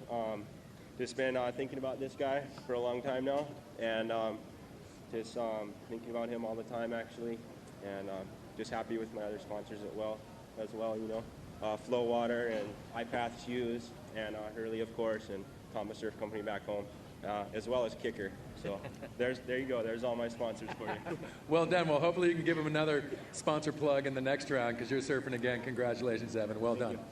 Back to you guys. Thanks very much, GT. Evan Valier taking out Miguel Pupo and taking out Freddie Pitaccia already on the opening day here at the Billabong Pipe Masters. So he's showing everyone he's a force to be reckoned with. GT asked him, hey, what does it take to get a 10 out there? He actually has gotten a 10 out here back in 2002 in the Hansen Pipe Pro. So he's had a lot of experience out here at Pipe coming from Kauai. It seems like there's something in the water on that island over there. They seem to be pretty gnarly out here at Pipeline. Yeah, they sure do, and especially when it gets to this size, there's so many guys from Kauai that, they'll go. Always willing to lay it on the line and just to risk anything. And, you think about the best swell angles that you could ask for at Pipe. Kelly, this angle right here, this swell on the biggest day so far, what do you think about the angle on it? I think it's perfect, there is a little bit of north in it, which Jerry Lopez has always said. It needs a little north in the west to be good, and if we actually get a straight west swell, sometimes they get blocked by Kauai too, and you won't quite see that ultra west direction come in perfectly. But this is a pretty flawless day for the most part. There are a few wash through sets. I think the average person on the beach thinks maybe it looks a little bit out of hand sometimes, but it's there's just perfect waves out there, and you asked me the question before about the the wild cards and guys. There's going to be a lot of guys like the Marcus Hickmans and the Evan Villiers and guys that most people aren't real familiar with out in the sort of more, say, popular surf world. But here at Pipeline, these guys own the place. And here goes John just feeling it out. And there might be somebody might have a feel on this next one too. There's a little sort of what we'd call about a 6-footer, but it's probably double overhead. So, Kelly, what would you, if you had a heat today, what would you ride? I know you keep golden boards that have gone and good out here in the past, and we haven't had a swell like this for years. As you said, the last year you can remember is 2000 when Machado beat Michael Lowe. So, have you got that golden board that you've kept from that year or, around those years? No, Andy beat me, I think, that year. Obviously, the board maybe wasn't perfectly golden. Okay. No, I'm just always messing around with stuff, and basically everything I've been riding for the last 4 years is a lot shorter. I went out here a couple days ago on a 6.5, and it felt like I had a mile of board in front of me, and the waves were just a little smaller than today. Very likely I'd probably ride a 5.11 out there today. I got one with a wide point forward, a little bit more bulk in the board, thick stringer, so it has some weight. And, the best ones aren't necessarily always those biggest ones. And if you are going to get the big ones, a lot of the time you can get them way out the back where you can get a little chip in from maybe a little sort of wind chop coming across the face or something. But, yeah, you'd be focusing in where they're sitting is right on the first reef, and you'll be focusing on sort of what we call the 6 to 8 foot waves, double to maybe triple overhead. And, the thing... There's not a big range of space between where you can catch it outside and how late you can take off inside. So it's a small zone. It gets obviously a little smaller with a smaller board. Is that similar to what you rode at Chopes this year on a couple of those bigger days, 5.11? Oh, look at this thing. John. My gosh. Beautiful little What wave. an end ball out of that. Gosh, the drop on that thing. Gosh, I'm sure we got the angle on it. We'll just have to pull it back up. But the drop was amazing. It wasn't a big wave, but it was such a gnarly one because it moves in on that flat. There's a real flat bit of reef there before it hits the sand and where the channel is. But let's see, water. Look at how steep it is. It's like below sea level, kind of super steep. And he has to make sure he gets his line and then just pulls up. He knows he's got it. He just got to stand there. About the same position this morning. Evan Villiers got an epic one just over in front of us, and I think with that sand moving away as we see that view, and just beautiful control, deciding to take his hands off the rail. He just knows he's coming out. Yeah. Doing it all day. Pretty amazing, taking a lot of risk, letting go of the rail as we see that, just the spit exploding. John Florence right out of that wave. He kicks out, making it look so effortless. I was going to say, Kelly, do you think he ever feels pressure? I mean, he's leading the Triple Crown. He always looks so casual. You know him pretty well. Do you think he's actually thinking about that? Oh, look at this thing. Jeez. No, he's probably not. You know, I don't know. Maybe it's there in his head, but it's, you know, he wants to win Pipeline, and I'm sure that's where all his focus is in his brain right now. I sat there with him for about an hour or two this morning at his house, and look at this thing. Late drop. I'd be surprised to make this drop. Ooh. Oh. Wow, Bede Durbidge. Oh, Bede. Gosh, if he had been able to pull up in that thing. Oh, the end bit. Oh, man. A huge attempt there from Bede Durbidge trying to make a go there. He did get a 7.67 on his wave before, so he's looking to get rid of a 2.5. Not going to happen there. Ian Walsh is leading him as we have more waves on the way. Here's Kai Barger right out in front. And you'll see a lot of times when these big sets come, it's sort of all or nothing on that first wave because you'll sit there for 5 minutes waiting for the white water to disappear and the current and water and everything to settle. And a lot of times these second and third waves, they'll have a backwash in them. It makes it real hard to get down the face and get your line. This is a pretty good wave here that no one got. But still a little frothy on the end. Pretty tough to come out of some of the ends of these. So solid one there, just rolling through unridden. As we see Ian Walsh, these are the guys with priority, and Bede Durbidge looking. Oh, man. What? Get up there. Huge drop. Forcing him to straight out is Ian Walsh. Unbelievable. Remind me of Sean Thompson back in the day, the late drop to win a heat needing a 2. We're going to take a quick break. We'll be right back after this.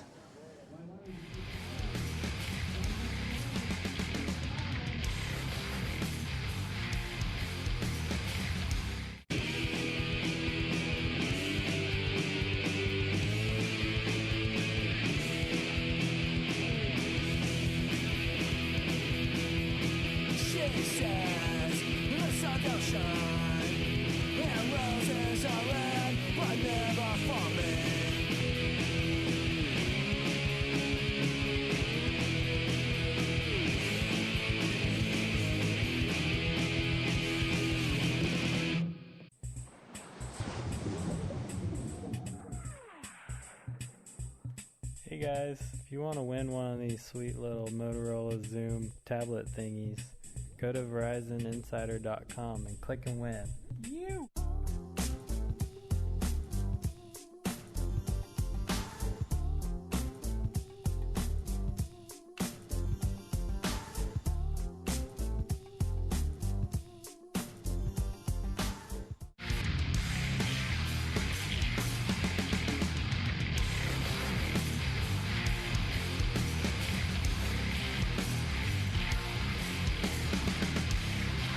Welcome back to the North Shore of Oahu, the 7 Mile Miracle. We're here at Pipeline for the Billabong Pro Pipe Masters, the last event of the ASP World Tour and the last event of the Vans Triple Crown. We have Ian Walsh and Bede Durbidge in the lineup, but let's check out a replay from John Flores without priority. Look at that. Nice barrel there for John. It's all about the positioning. Sure is, and this man on your screen has got it as he just cruises out of that barrel. As and we were here we saying go. that, you got this one, and then somebody else is getting barreled right now. Yeah, it's... There we go. Perfect for John there, and coming out and trying to get in the air, but coming off with the win. But just starting to get so organised out here. It's 20 past 1 local time, so the afternoon, it always seems to get better in the afternoons, Kelly. So it looks like that we're going to have an action-packed rest of the day. That's my argument for sleeping in all the time. While you're in Hawaii, yeah. Let's check out a replay here from Kai Barger, what he did on this last wave, digging in and getting locked in nice and early here, Luke. Yeah, look at this, super deep, just full casual, Jerry Lopez style, kind of backwash hanging there, and unfortunately just a little bit too casual, and the nose catching, and unfortunately can't come out. It was hard to see there, but there was a full warble, a wave breathed from the backwash on the wave before. And gosh, look at that little one that just went by. It was real wide. That's not even on the peak. That's nowhere near where the normal peak takeoff is. That's kind of almost in the channel right before the spot we call Gums. Yeah, the sand's just been really pushed out of there, and it's a pretty nice little spot. We've seen some huge scores on this little side peak near Gums, and all the competitors have kind of moved over there at the moment. It's not really where the takeoff spot. And watch this wave. See this wave that John's just about to paddle over. All the guys are just going to paddle over. This thing, it's a tiny wave for out there. But look at the energy in it. See the double up and the two waves. A lot of waves will do that. They'll get sneaky and they'll double up underneath everyone, and they'll just be such gnarly, dangerous waves. You really could get hurt on these waves. So here we go, live action. Ian Walsh digging in, trying to stall, but he's not able to there. Just taking a look and hopping out. Nothing changing to his total as Bede and Ian are in their final minute. Well, minute 15 remaining with left on their priority, left in heat number 3. So Bede Durbridge needs an 8-4. He can do it with one wave to take out Ian Walsh, but Ian obviously trying to keep that Hawaiian wildcard momentum going from Marcus Hickman, Evan Valier. They could make it 3 in a row as we see the packed beach right on front of Pipeline. We've got everybody out here from around the world. A lot of people travel a long way to check out the Pipe Masters, and we're thrilled to be started on the opening day of competition and thrilled to be seeing John Florence putting up some huge numbers, a 7.83 and 8.0. He's thrown away 2 other 7s in this heat, and you start thinking back to his pipe wins earlier this season where all of a sudden he goes out in the water and he's throwing away 8s, 9s. He can get them within a couple of minutes of each other in a day where there's been some guys really chasing scores the entire 40-minute time. Yeah, that's, it goes to show how much time that he's spent out here, and all the guys, all the pipe kind of local guys that surf out here and dedicate a lot of their time to being out here every day at work. So just really showing that experience pays off on a day like today when the swell's so much bigger and in such a good direction. Pretty amazing. As you always talk about the progression of our sport, what can happen above the lip is usually a hot topic. Kelly, what can progress in the tube as far as pipe surfing in the next 10 years? What can we expect out here? Yeah, well, in other words, what are you going to do? I think I think the deepest barrels that have ever been ridden they're already being done. You're not going to ride deeper than people have ridden barrels, and that's been the case for probably 30 years. That being said, there are a lot of waves that go unridden at Pipeline every year because they're so gnarly, and more and more guys charge nowadays. So what you're going to be seeing is more consistently throughout the years guys that are really. Oh, here we go. Committing, yeah. This is pretty exciting to see. Bede Durbridge getting barreled right there. We see Ian Walsh take off on a couple bombs with amazing composure in the barrels. He kept his speed deep and let go when he needed to find the exit. Ian Walsh from Maui, 9.73 and a 6.33. Keeps it going for the wild cards. And a World Tour guy like Bede Durbridge, who hasn't had the best season so far, exits out incredibly early. So that's a tough loss for Bede. But Bede kept himself in that heat. The bad thing for him was Ian got that first wave. The good thing was he bettered Ian's second scoring ride by about a point. So he needed about a point less than what Ian got on his good one. So, there's a lot of those waves out there. You've seen John already get a couple that were, he just got one that was real close to that score. So they are out there, and there's been a few waves that no one got in that time that, if you are in the right spot, if you do put yourself in that position and you're ready to go and get in the right mind space, because it's intimidating, especially for a guy like Bede, who's probably got the pressure of having been a pipe master before, and he knows that it was probably one of the worst years we've ever had. It was small rights, and I think that he'd want to go out there and prove that he's going to be able to do it right or left. So a tough one there for Bede, and a great job for Ian Walsh. Look at this wave. These sets just insane, lighting up the lineup. This is just classic. This is as good as Pipeline gets, for photos and whatever. This is just classic Pipeline. It's absolutely pumping, but obviously you've got to pick the right wave of the set here. We've seen so many broken boards throughout the day. I've lost track, Luke.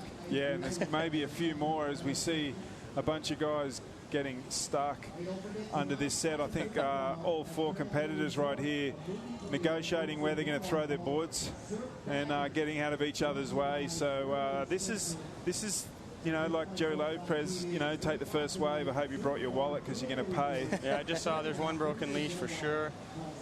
Looks like, who's in blue? Is it John in blue?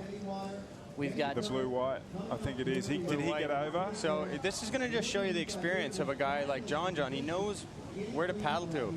I don't think he just got lucky. I think he just knew exactly which one to duck dive, where to paddle to, how to sneak his way through there, and he's going to find himself alone in the lineup with all 3 other guys just having it handed to him right now. All 3 of them are within feet of each other. Sent to the beach by the ocean. Yeah, that's exactly what's going on right now. And John, just with the experience, he's sitting out there probably just going, I can't believe my luck. I'm surfing pipeline by myself. The first person to do that in probably, I don't know how many years. It's been a while.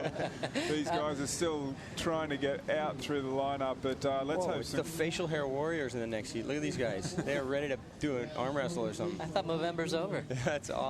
They're keeping it going into December. Taylor Knox, the veteran on tour, against a Mayan Goodwin. What impresses you about a Mayan out at Pipeline, Luke? Oh, he was so impressive in his last heat. Just pretty much, I've seen him surf Pipeline better than that, and it just goes to show. And he got through, I think, with a couple of 8s and just said, feeling my feet, doing this. Got a 7.6 that was made out of the old Clark foam, which they haven't been around for a couple of years. So another story of a board just being kept for special days at Pipeline and bringing it out and getting some great scores on it. Well done for a Mayan Goodwin. He's facing Taylor Knox, Kelly. Would Taylor be an underdog in this heat? I think Taylor's the underdog, but that being said, Taylor's a little bit sneaky on his backhand. About 4 or 5 years ago, I think about 5 years ago, he got 3rd at Chopes. It was pretty good that year. There were some really nice waves, and he even surprised me. He was just handling the barrels and positioning perfectly, and I think Taylor's his barrel riding skills have probably never been showcased. He hasn't had a great Pipeline result, but Taylor's got the ability, and he, as we saw in '98, he caught a 50-foot wave, and he'll charge anything. He doesn't have that governor that makes him hold back. Pretty amazing to see from Taylor Look at this. Knox. I think he got now 50 watch this. grand. Watch this right, maybe. John was having a look, and that was actually almost a really perfect wave. And I said we sat at his house earlier, and we were watching waves for about 2 hours, talking about how you could get a sideways one to get barreled on the sandbar, or get a crazy backdoor one and doggy door it, and just trying to mind surf and get in the right headspace before. What are the judges considering when they see smaller waves to the inside, when you can pack a barrel deep compared to one taken off out the back that's just feathered off the second reef, Luke? Yeah, it's look at that board. Look how brown it is. It's that's what we call a golden child, I guess. So it's actually got like a gold spray on it. Looks like as well. So looks like he's got a limp too, and I don't think that's a pimp limp. I think he had an injury there, and Mayan got really hurt out of pipe a couple years ago. Dropped in on sort of an accident. I think it was with a friend of ours, and it was just unfortunate. Put him out for like almost a solid year, so he's probably just itching to get good waves at pipe. I think that was like 3 years ago, so he missed the next winter, and then last winter he was back in. And he has something going on with the knee there, and those things stick around. Did he dislocate it? I think he dislocated it or something like that, I remember, and just checking it out. He's got a nice gaping hole in there as well. That's a bit more recent. Oh, get out of the way. So Mayan Goodwin. Mayan, he goes for it, man. He's spent some long stints at Tavarua being a boatman. He's surfed a bunch of huge cloud break. He's one of the guys out here at pipe that you got to look for. And, getting back to that again, we've had a lot of years where a lot of people have been asking about, how come there's so many wild cards at Pipeline? This is a specialty spot, and there are guys that when Pipeline's good, there's a lot of guys that surf here that are better than most of the guys on tour. And on the average day, that pipe's good. They're all, they're pretty much all better than all of us on tour. It's there's very few guys on tour who've spent the hours in the water, that understand the reef, that know the angles, know which way to go on which wave. And that's what makes days like this so exciting. That's what makes a day like today with the contest, with so many wild cards in. All of a sudden, people are going to be like, "Oh, that's it," because when on some of the smaller years it's been different, but here we go. This is John Florence. Look at this thing. No hands, so comfortable. Knows exactly when to doggy door out. It wasn't a deep barrel. He probably won't get a huge score, but you can see the confidence. When you think about any other wave in the world, is there any other wave where you can make a living off of surfing one spot?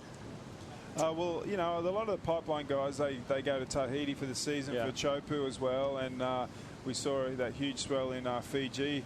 A lot of the boys, I think on the off season here for Hawaii, they'll chase it around the world and just chasing swells like you're seeing today. I'm sure if this same sort of swell hit Chopu, they'd be there as well. Hey, there was a Chopu swell last week, and Brucey was down there for it. But I think we got GT down the beach. Yeah, GT, go ahead and take it away. Hey, thanks there, guys. Hey, one of the questions that Ian just asked me really quick as we were coming up, and I was looking at the heat draw, is he's wondering if he has to surf again today because it's a gladiator session right now. And, Ian, that 973 you got without priority. So let's talk through that. It's the highest scoring wave of the event so far. Yeah, that was a very beginning of our heat, and Evan Valier had priority and was maybe a little bit late or a little bit far out. And my last heat, I didn't go on one right in the beginning, and Kai got like a 9.5 right off the bat. So I kind of had that in my head. If a wave even comes to me in the beginning, I'm going to try to go. And luckily, I made the drop, and then the thing stayed open the whole way. It was incredible. Just a beautiful view from the beach. I could only imagine how it was on the inside. And that first heat, you came in going, man, I have never gotten so worked. How'd you go this time?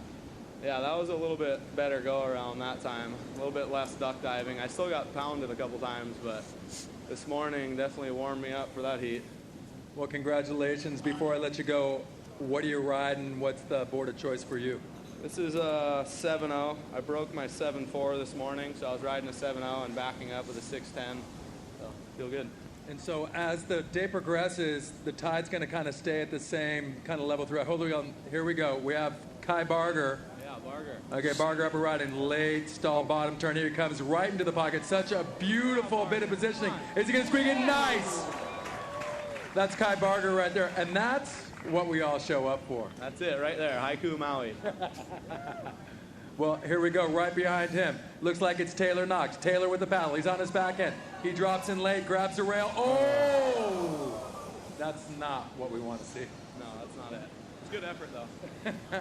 Well, congratulations. Speaking of good effort, congratulations to you, Ian.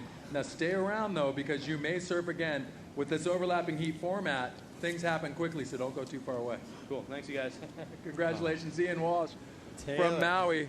And we'll throw it back upstairs to our live announce team as well as the webcast. TK, my boy, right there. That was insane. Taylor Knox got in a pretty sticky situation. Yeah, he didn't look right on his board all through that whole wave. As soon as he got his foot on, he looked wrong. Yeah, he regathered. We'll watch the replay of that. And we tried to regather his footing. We'll check this out. He's way on his heel. He's trying to get in the right spot. Pulls that foot out of the right spot, pulls around, tries to regain, grabs the rail. Nice grab, but then just kind of gets stuck and then pulls up and then tries to redo it again. And then you see his face. Look at his face. Oh, no. See ya. Oh, no. Taylor Knox going down. That was like I said, he's got no governor.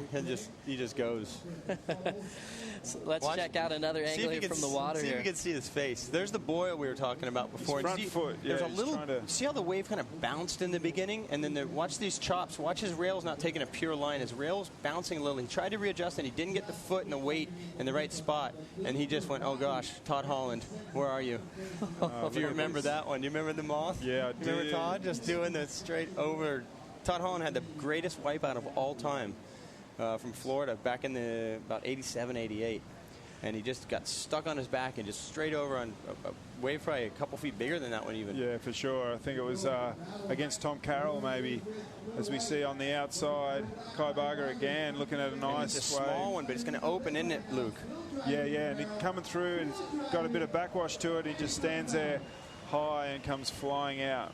I'll tell you what, though, to beat John, he's going to really have to start grabbing the face and getting deeper, and he's going to need a couple bigger waves than that because those size waves aren't going to do it against John out here. John will just he'll just be doing circles on big 8-footers. That's for sure. And John's there with he's got 2 8-point rides pretty much at the moment. So you're right, Kelly. He's with a 5.83 and a 1.77.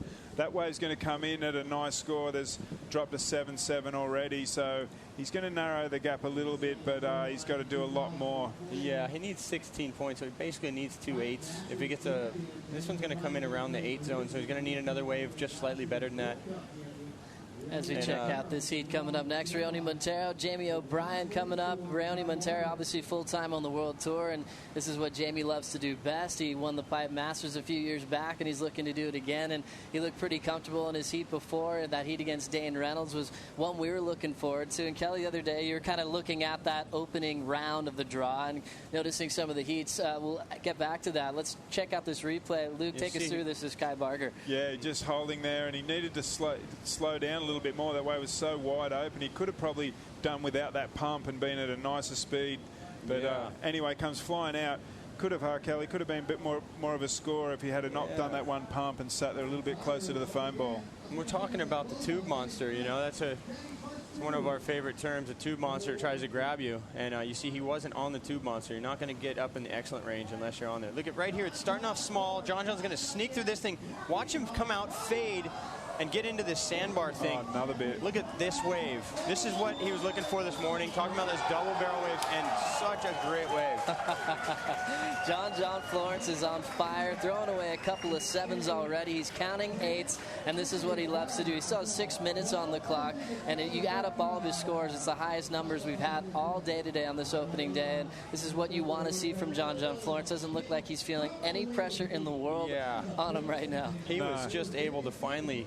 That was technical. That was the most technically ridden wave today that I've seen, although I haven't watched all the heats. But watch when they show the replay, the high stall in the small barrel, and then the timing to get out of it. Luke, talk us through that part. That wave wasn't that hollow at the very beginning. He knew exactly where he wanted to go. He gets through a chandelier there and just holds on tight.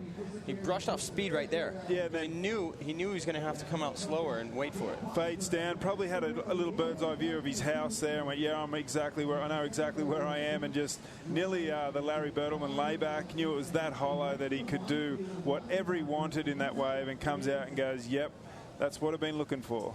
John Florence, amazing water angle. See the high barrel. There's 2 waves in this. This is what I was talking about with those double ups. See, there's actually 2 swells coming together there. He's taking the high one. He came into a little bit of a stall there, and he's trying to figure out, how do I stay back right here? Into the next bit. He just starts grabbing the rail, pulls up in there, and this is where it hits that real shallow shelf, and he just runs Kai Barger over and says, you just got to get a better wave. Yeah, you got to do a lot to beat. I mean, and there you go. All this... Incredible. A perfect 10 for John Florence, the first 10 of the event so far. We're probably going to see a lot more of those numbers from this kid, coming in #1 in the Vance Triple Crown race, and he's looking so comfortable here at the Pipe Masters. He's won 2 already at Pipe this year, and now he's looking to put his name amongst the world's elite. Such a classic list, and John Florence right there, just 18 years old, grew up on the beach right here, an amazing skateboarder, looks so casual in every part of the wave, but he's got the entire package. He can do some of the most radical airs I've ever seen. I love his backside reverse, and a day where you're not going to expect that, because we love it. We got most amazing pipe conditions, and John's putting on a show. Sure is, yeah. It's fantastic to watch, and everyone's pretty stoked. All the local crew here would be stoked to see John getting closer to his first Triple Crown. And hey, I'll tell you what, Sonny Garcia holds a record for the most Triple Crowns, and I bet you he'll be watching closely for the next couple of years, because I think John's going to be creeping up pretty quick. I put some money down on that bet right now. Yeah, for sure. Get on your phone, Kelly. Before we give it away, we might get some good odds on that one. And to just go into that, the competitive side of that, I am surprised by the score. I was a little surprised it was a 10, but it shows that you don't have to get that classic backdoor or pipe wave, because that wasn't a classic wave. That was a tricky, weird wave, and that was surfed well. Pretty amazing stuff, and plenty more to go. We're going to take a short break. Back with the Billabong Pipe Masters after this.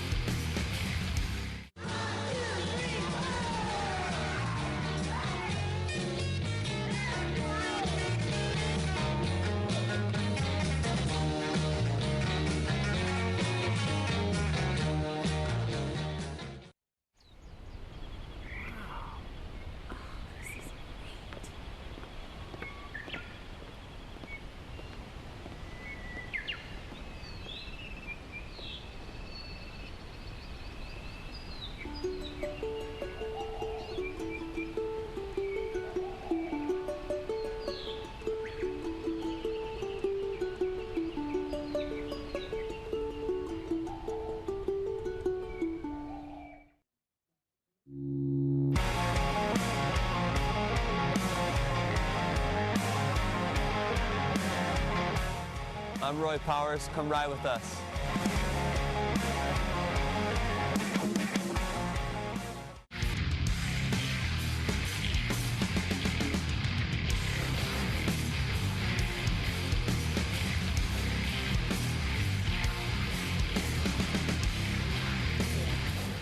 Welcome back to the Billabong Pipe Masters. Maxed out crowd here on the beach. Hopefully you're enjoying it. Watch the second wave. Anywhere you are around the world. Yeah, Kelly, look at this out the back. We've got Luke, Egan. We've seen some amazing stuff so far, but obviously the most incredible heat is still underway, and we still have 1 minute and 40 seconds remaining. This is one that we're thinking about right now. Taylor Knox and Amayan Goodwin, they don't have much right now, but they haven't had the priority in their favor yet, so they still have a lot of work to do in the next 20 minutes. Even though Taylor took a spill, Amayan had to come in. He was limping on the beach, so an interesting scenario for those two at this stage. Yeah, for sure, and both of them only with a couple of average scores, but looking at that second heat in there, heat number 4, John Florence putting on an absolute clinic. Watch this, John. See the inside, John chasing down these waves that are a little bit further down towards Gums, but right now he's got an 8 and a 10-point ride at 8:07 and a 6.6. So there's been some classic barrels down in this area. I had a heat with Andy Irons one year, and we both got 2 amazing barrels down here, and I got the second one and paddled back out, and he's kind of I was looking at him like smiling, and then the next wave he just got a 10 and just Was that the one he did? He caught from second reef? Yes. And he did the cut back bounce, and then he got barreled to the inside? Exactly. What you year remember was it that? too.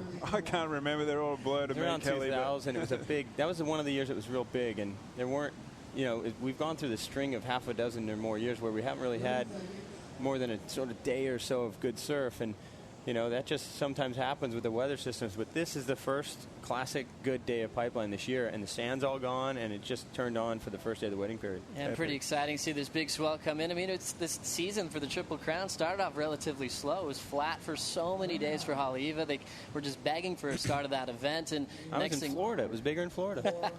It was bigger down there. That's when you know you're in trouble out here on the North Shore. Get that in while you can. Yeah, exactly. So now getting to this point, a pretty classic finish, knowing the swell that we have on our hands. Obviously, the biggest day is day 1. It'll trim down, and we'll see a lot of insane action. Here's a highlight recap of the last heat as it just came to a close. Pretty amazing to see John Florence, the pipeline son, right there getting spit out of the pocket, gets out in front and just kicks out. He starts flying away and building on his scores, throwing away a 7.67 and a 7.27, belt to a couple of 8s, and then got the 10. And Kai Barger, he had a great wave as well, 8.07 there as he locked in, kept that high line and found the exit. But here was that dream run that started really high up the top. Watch him just trim that speed and sets up the huge gaper on the inside section, passing Kai and getting the first perfect 10 of the event. John Florence is going to be impossible to beat in this one. He's already moved on to round 3 and can't wait to see him back out there in action. He's feeling it. Doesn't show a lot of emotion there, but when he does get spit out of a tube, I think he lets it fly, Luke. Yeah, he sure does, and just a great display of surfing, and it was amazing to watch. And it looked like he's riding the same board he rode at Sunset, so he's pretty familiar with the size and doesn't seem to be changing up, and probably good for the backhand. As we look at the clock now, we have a couple of new jerseys entering the lineup. We have Rioni Montero getting set up there, and Jamie O'Brien starting to do battle. And I wonder how it feels, Kelly, for a guy like Jamie O'Brien. Jamie was getting, obviously, all the attention over a lot of the years. What do you think he's feeling about John's form? Stress. Stress. Are you stressed at John's form?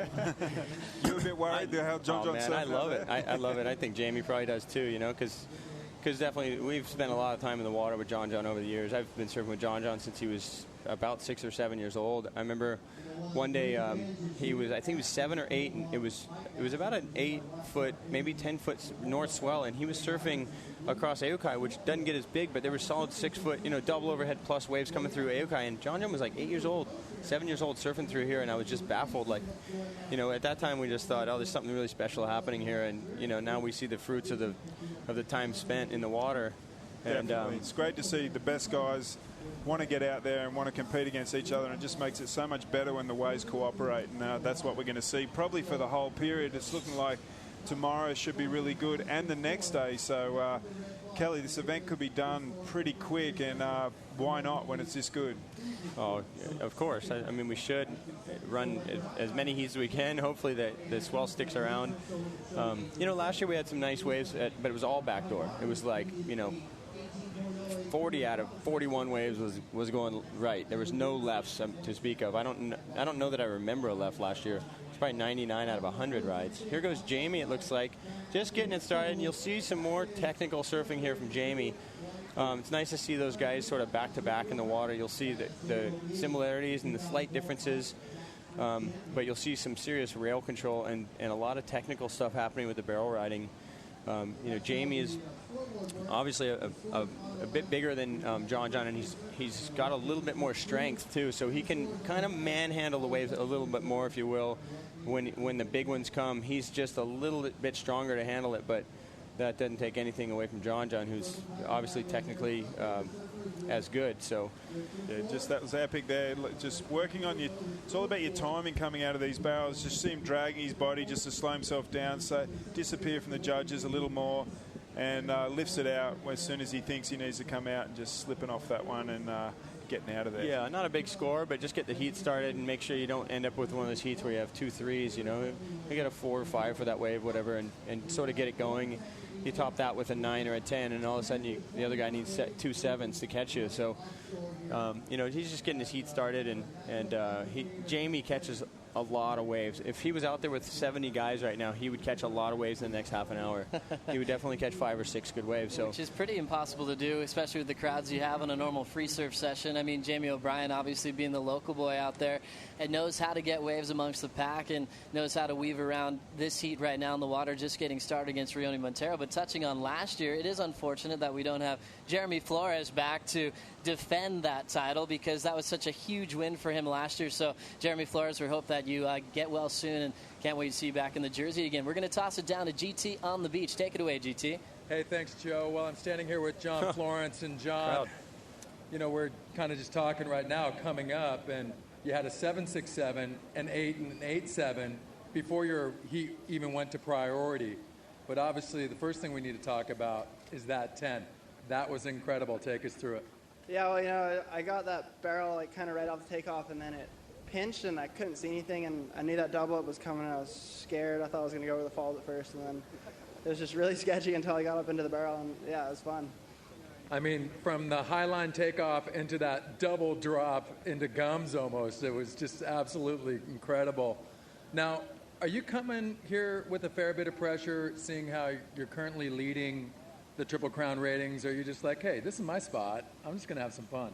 Yeah, there's definitely a lot of pressure. All my friends and family are here. There's a lot of people on the beach. Everyone's screaming when you go for waves, and I was pretty nervous before that first heat, but I'm happy to have gotten out of the way. Well, how'd you make it look so damn easy then? Because it looked like you were just having a free surf out there. Yeah, the waves are firing. It's like the best pipe's been in so long, especially for a contest, and there's so many waves coming in that people don't really see. They're just going underneath ones and wide ones, and they're just everywhere. And interestingly enough, I think Kelly Slater was on the webcast set as we were calling your heat. And, you got that one, I think it was the 8.7 that you got kind of paddling back out. Yeah, that was a wide one. I was on the sandbar. Right now there's all that sand on the corner, and those crazy little double-up things coming there. And then, furthermore, there was one huge set that came through. Everybody got worked but you. Were you like, oh, I know where to go? No, not at all. I barely got under the first one, and the second one, it landed on my legs when I got out the back, and everyone else I looked back, and everyone was on the beach already. Yeah, I think Kelly said that was the first kind of solo session at Pipe since the 50s or something. But anyways, congratulations to you, John. I think there's a few people that want to meet you, so we'll let you get to that. Congratulations. Thank you. Well done. John Florence right here. Let's hear it. Alrighty, thank you so much, GT, and great to hear the crowd getting behind John Florence. We talk about local support when you travel around the world on the world tour, and it's great to see everyone getting behind John Florence. It's weird when you look at that draw. He's so young, you forget that he came into the mid-season rotation. He had Kai Barger in that one. You almost feel like John Florence has that wild card element about him. Yeah, for sure. He surfed fantastic already on that second half of the WT events, and got some great results and some great barrels in Portugal, and really put it to the guys and let him know that he's going to be around for a little bit, not just only here for the Triple Crown, but on the ASP World Tour. I think he's grabbed hold of it as an 18-year-old exceptionally well, and looking forward to watching him over the next few years. You start thinking about the waves you want to see him surf. I get waves like Snapper, Bells. The first half of the season is going to be great to see. As we look at out the back, more waves coming through in this lineup. We have Taylor Knox and Amayan Goodwin sitting on a 1.6 and a 1.07. It's their turn with priority in the lineup now, so they'll be able to take this one off here. Let's see what happens here, as this one's just kind of missing the lineup. They're going to keep their positions, but Amayan needs something. He might be kind of glancing at this one just in case. Looks like he might be making a move, and ends up pulling out and deciding to wait for something better. Still plenty of time for those two. We are going to take a short break, but plenty more to come here at the Billabong Pipe Masters. We'll be right back after this.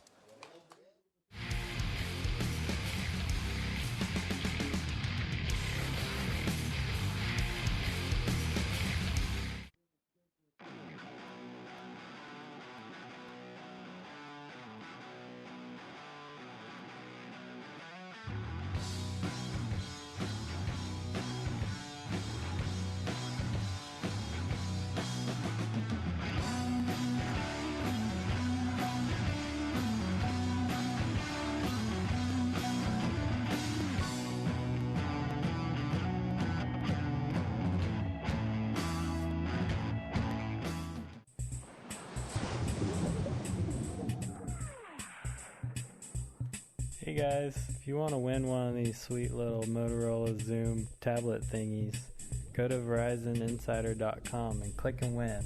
You!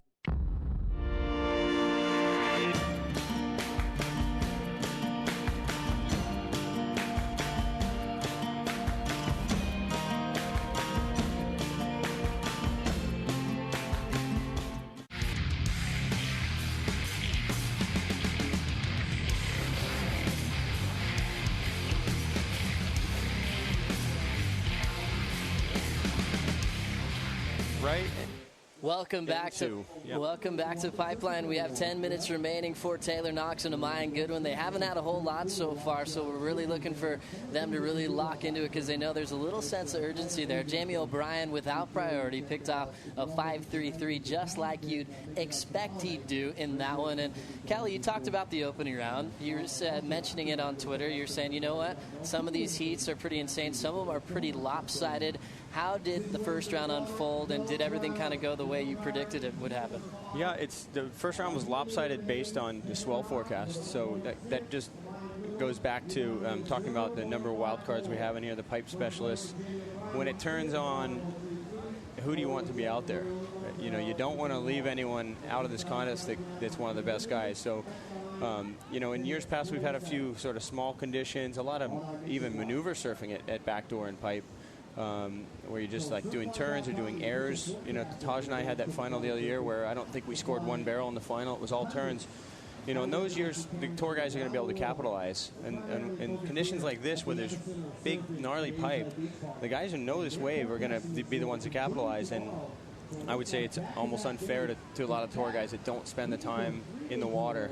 I mean, obviously everyone has the same ability to paddle out any single day and learn the place, but these guys live and die by the place. So, you know, you're going to see a lot of what look on paper to be upsets, but in my mind aren't upsets. And in fact, I think the heats are lopsided in their favor, in the wildcard's favor, in a lot of these heats.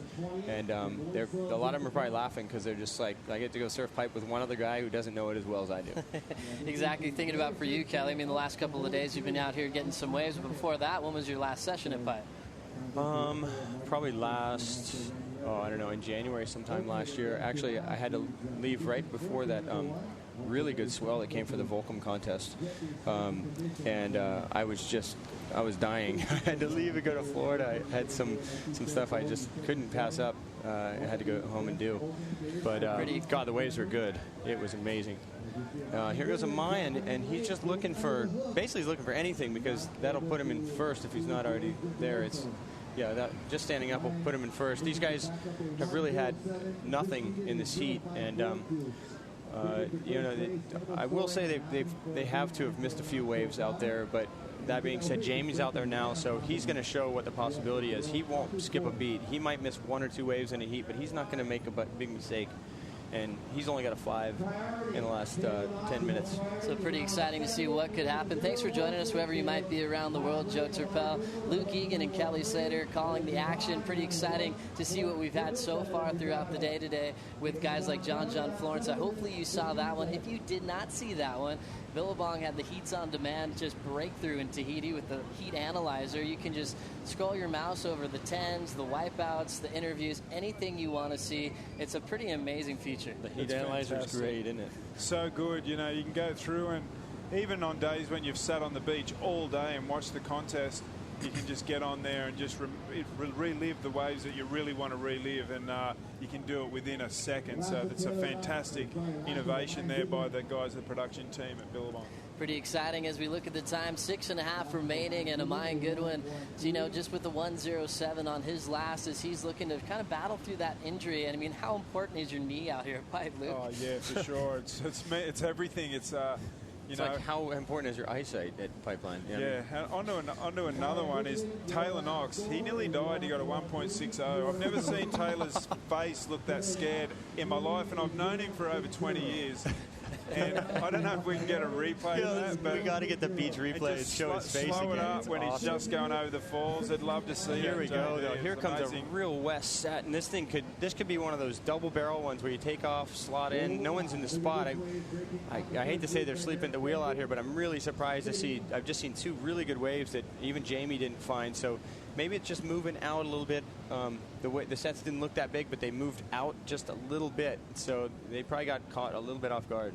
Not only the tide, but the sand moving by the tonnage out here today, for sure, just moving down towards Pupukea. And we're starting to get this little left in front. It's just so much fun. You can just park it into these little V teepees that are amazing fun, and I think this will be the Pipeline Masters of the double barrel. It's going to all happen. Here we go. Here's We've got Taylor's the replay. wave. Now watch this. Okay, he's a little bit off, like just the bounce, and his foot's.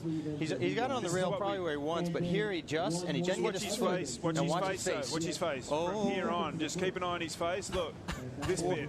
What's he saying? I've never seen Taylor Knox look so scared in my whole entire life, and that was the wipeout of the contest by great. so far. But you know what? Where he was wiping out, to the average person, you're not going to be able to say, hey, you can pull on a big wave and have a safe wipeout out there. But if you pull into the barrel and the lip has already landed and you're in the center of the tube and it explodes you, you're in the safest place. Yeah, exactly. There's not a whole, it can kind of slap your head or whatever, but it's not going to pick you up and drop you in the reef. So what's Kelly's trying to say here is that some of those ones that look so radical, they're not usually that radical, because you get down the hole without the water getting on top of you on the reef. That radical lip isn't hitting you; it's going around you. But you can see why Taylor was so scared there, was because he got his inside edge caught. He got sucked up the face and he became a part of that lip. Almost the front of that lip going over, and so he knows from there he's going to get driven in that energy straight to the bottom. Whereas no matter what, you look like that though. Oh yeah, you can't help your facial. It would have been classic if he looked at the camera. He's all he like done his shaka, threw a shock at us or something. But so that's what's the crazy scenario when you're surfing a wave like this. Taylor's dealt with a pretty serious wipeout early on in this heat. He hasn't recovered from it, but he hasn't really made up for it for the rest of the time. He has 3 minutes and 50 seconds to do. Luke, if you could talk to Taylor right now, how would you be helping him finish off this heat? I'd actually, if I was Taylor right now, I'd move in and just try, and even if it's not too good of a wave, because it seemed as though he was having trouble finding his feet on that board, I'd just move in and maybe catch 1 or 2 waves, even if they weren't He's got to get moving, that good. He's just got to get moving and get a couple. He seemed to be a little bit, not sure where he's going to put his feet on that board. It's probably brand new. He's probably never ridden it. So get some waves under your belt and then keep going. I mean, he needs a 0.6. I mean, why are you in this situation at this point? They could have been rattled from that first exchange of wipeouts. Taylor might have been a little bit like maybe he didn't feel confident in the board. So, you got to ask that question: why are they in this position? There have been quite a few waves out there that they've been out of position for. Sometimes you get, I don't know, they could be a little bit cold. It actually is pretty cold in the water. There goes my older brother Abe Lerner. He's one of the original. Well, he's been his dad started the Chart House and started Haleiwa Joe's over here on the North Shore, and was one of the great body surfers, one of the first body surfers at Pipeline with Mark Cunningham, and and spent a lot of time with Jeff Johnson and a lot of the families here. And Mo passed away in 2000. Great friend of mine, taught us all how to play a bunch of card games and gamble. He was a good guy. He was a classic sort of staple of the North Shore. But that's Abe, who's one of my best golfing buddies. We were on the golf team together yesterday, and we go on golf journeys here and there. He's been to Palm Springs with me, and he was just down in Cabo recently at a place doing some lifeguarding, and when he wasn't working, he was playing golf. But loves the body surf, loves to surf, and just one of my best friends here on the North Shore. Really great guy. One of the great things about being a traveling surfer, and like you too, Luke, coming to Hawaii at such a young age, it becomes quite a tradition, and you start just becoming part of the family here on the North Shore of Oahu and getting quite comfortable kind of cruising around the lineups. Yeah, definitely. And you come here year after year, and once you got a couple of decades under your belt, as Kelly has, and I've been coming for about the same. It's it's you're coming back to family. Pretty amazing here as we look at the time clock. It's critical time now for Taylor Knox, here. and he needs that one, Kelly. That one's going to roll underneath him there. It was a bad wave, though. I mean, he's in a position now where he just needs to stand up. What about this one? And he needs 0.6. Okay, here we go. Minute 15. There goes Amayan. This is a good wave.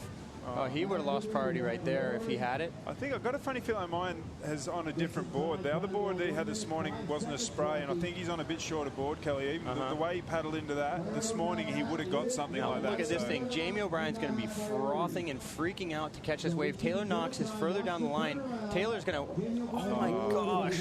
He's a little behind the bump. He would have had a tough time getting his line.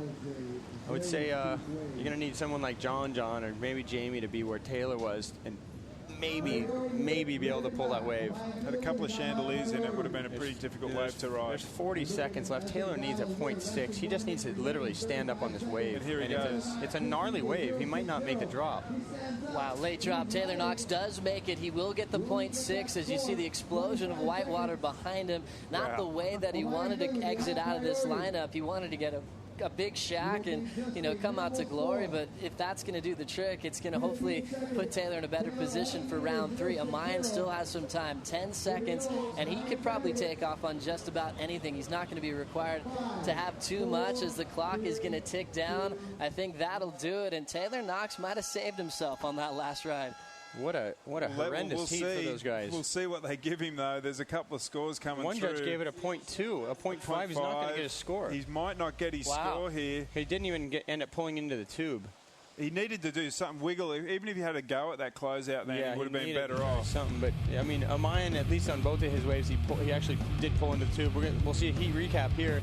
Amayan checking his knee before the heat. And he doesn't look happy. He had to come in to get that new board, and this was the wipeout that we kept asking for the replay, because look at Taylor Knox. This is his facial expression, slowing down, got hung up high at the top, and got clinched. They just ended the heat with ones, and that score still coming in from the panel. Amayan Goodwin pulled into this one, felt something weird with his knee, so pretty strange heat there in heat number 5. Super strange. Jamie O'Brien, Rayoni Montero will still have the lineup. We'll be rotating in David Stanfield, and looks like Randy Rarick also on deck, but pretty classic matchup with these two. Jamie and Rayoni still have the lineup, and we're still waiting for that score. This was the wave that Taylor took at the very end just to get a 0.6, and Luke saw that 0.2 come through. I mean, this is the longest I've ever seen about right now. This is the longest I've ever seen the judges wait for a score under 1. Yeah, it's crazy. They're debating up there what kind of score they're going to give this. There's a 0.7 and a 0.2, and he's probably not going to get his score. He needs a 0.6. They're watching the replay. They're watching the replay. That's what's going. I mean, you got to watch it. You got to. Sorry to laugh, but it's just. You got to compare their two waves. Is all you got to. You know, who had the better of two wipeouts, basically, is what it was. Taylor had the bigger, gnarlier wave in that heat, and then a bad one, and then Amayan had two very sort of small, medium ones where he didn't make either barrel. So it's, flip a coin right now. And he's not going to get the score. He got 0.53 and needed a 0.6, isn't that right? Yeah, he needed a 0.6. Yeah, so Taylor doesn't get the score, and Taylor, he tends to have some odd heats over the years, huh, Luke? Yeah, that was one of the oddest. He does. And, Simon Law was a guy that had odd heats like that all the time. But really? I think Taylor Knox has absolutely taken the cake with that one. And he deserves. He surfed a good heat this morning, so he deserves to get through. And yeah. Excited to see how those guys regroup and move on to the next one. You saw Taylor on the beach, though. He was laughing. Yeah, of course. Yeah, and he'll definitely be out there ready to charge, and hopefully the conditions will be in his favor. As we move on, we have Brett Simpson and Shane Dorian back out in the lineup as they have just getting started. Oh, wow. We're taking a look at the knee of Amayan Goodwin now. So he might have met the reef on that last one. We know he has some history with that knee injury, but coming up with a little bit of blood, and he's going to have to shake that one off. So we'll probably get a chance to catch up with both of those guys and figure out what happened there. With David Stanfield coming in on deck, he'll be calling the next heat. And Luke Egan and myself are stepping out. Kelly Slater, I think you're going to hang out for a bit, Kelly. Yeah, I am. Look at Shane Dorian wore a mask to his photo. How do we not have a photo of Shane Dorian?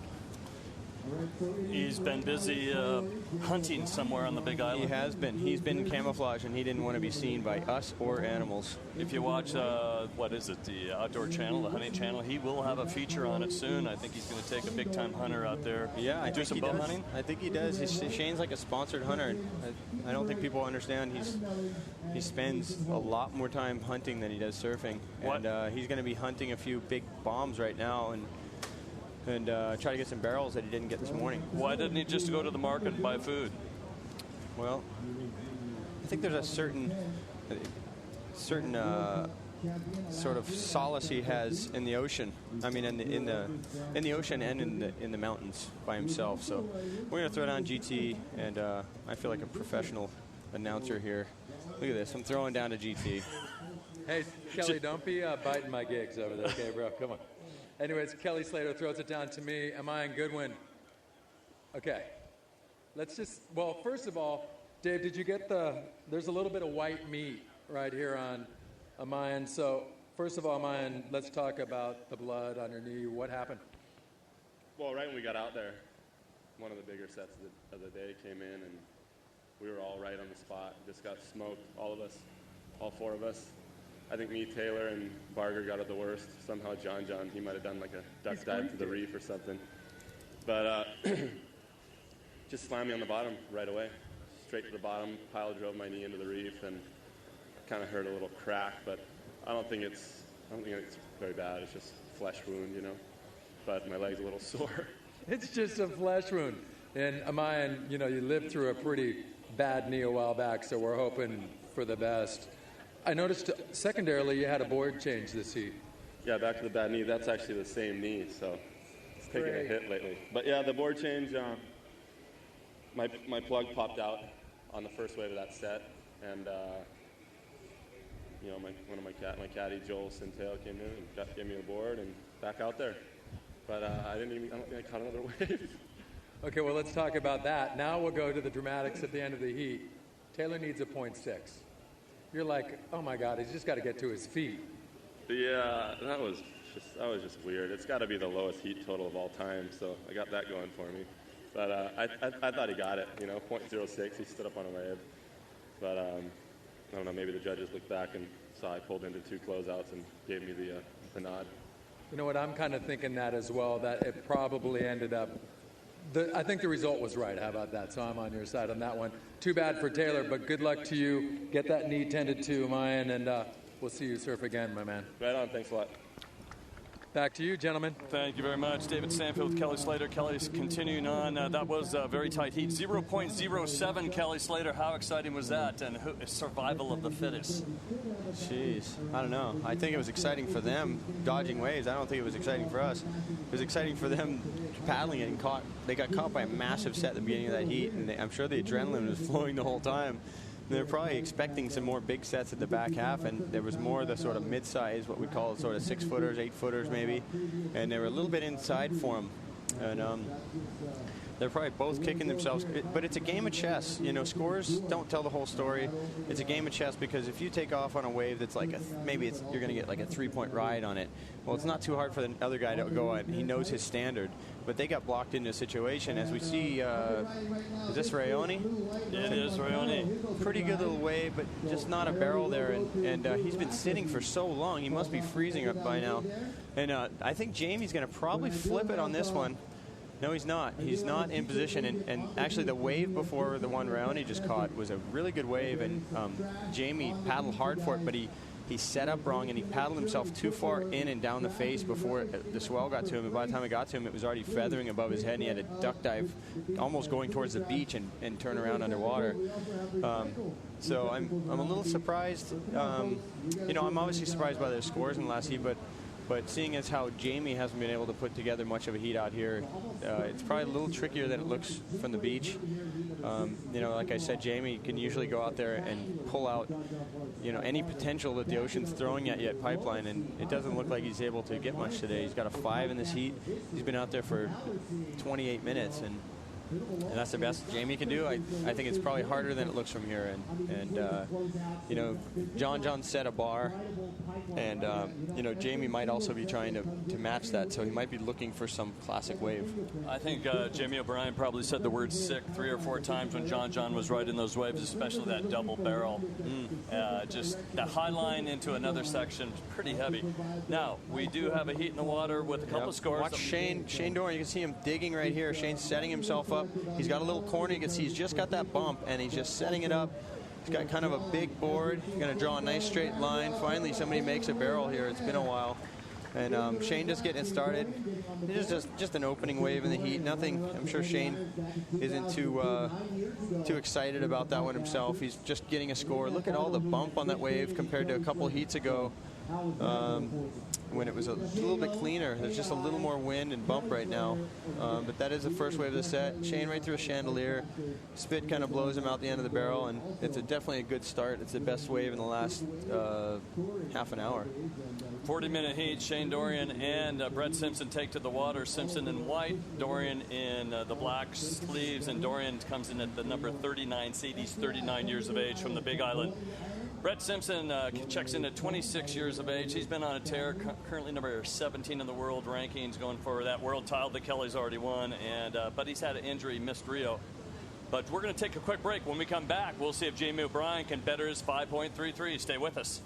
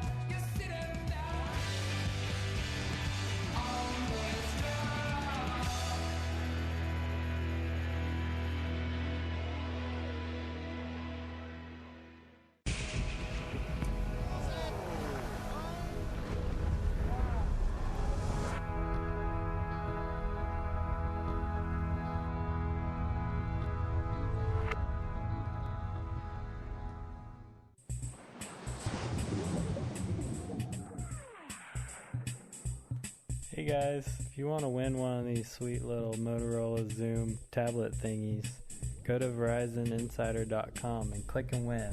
You!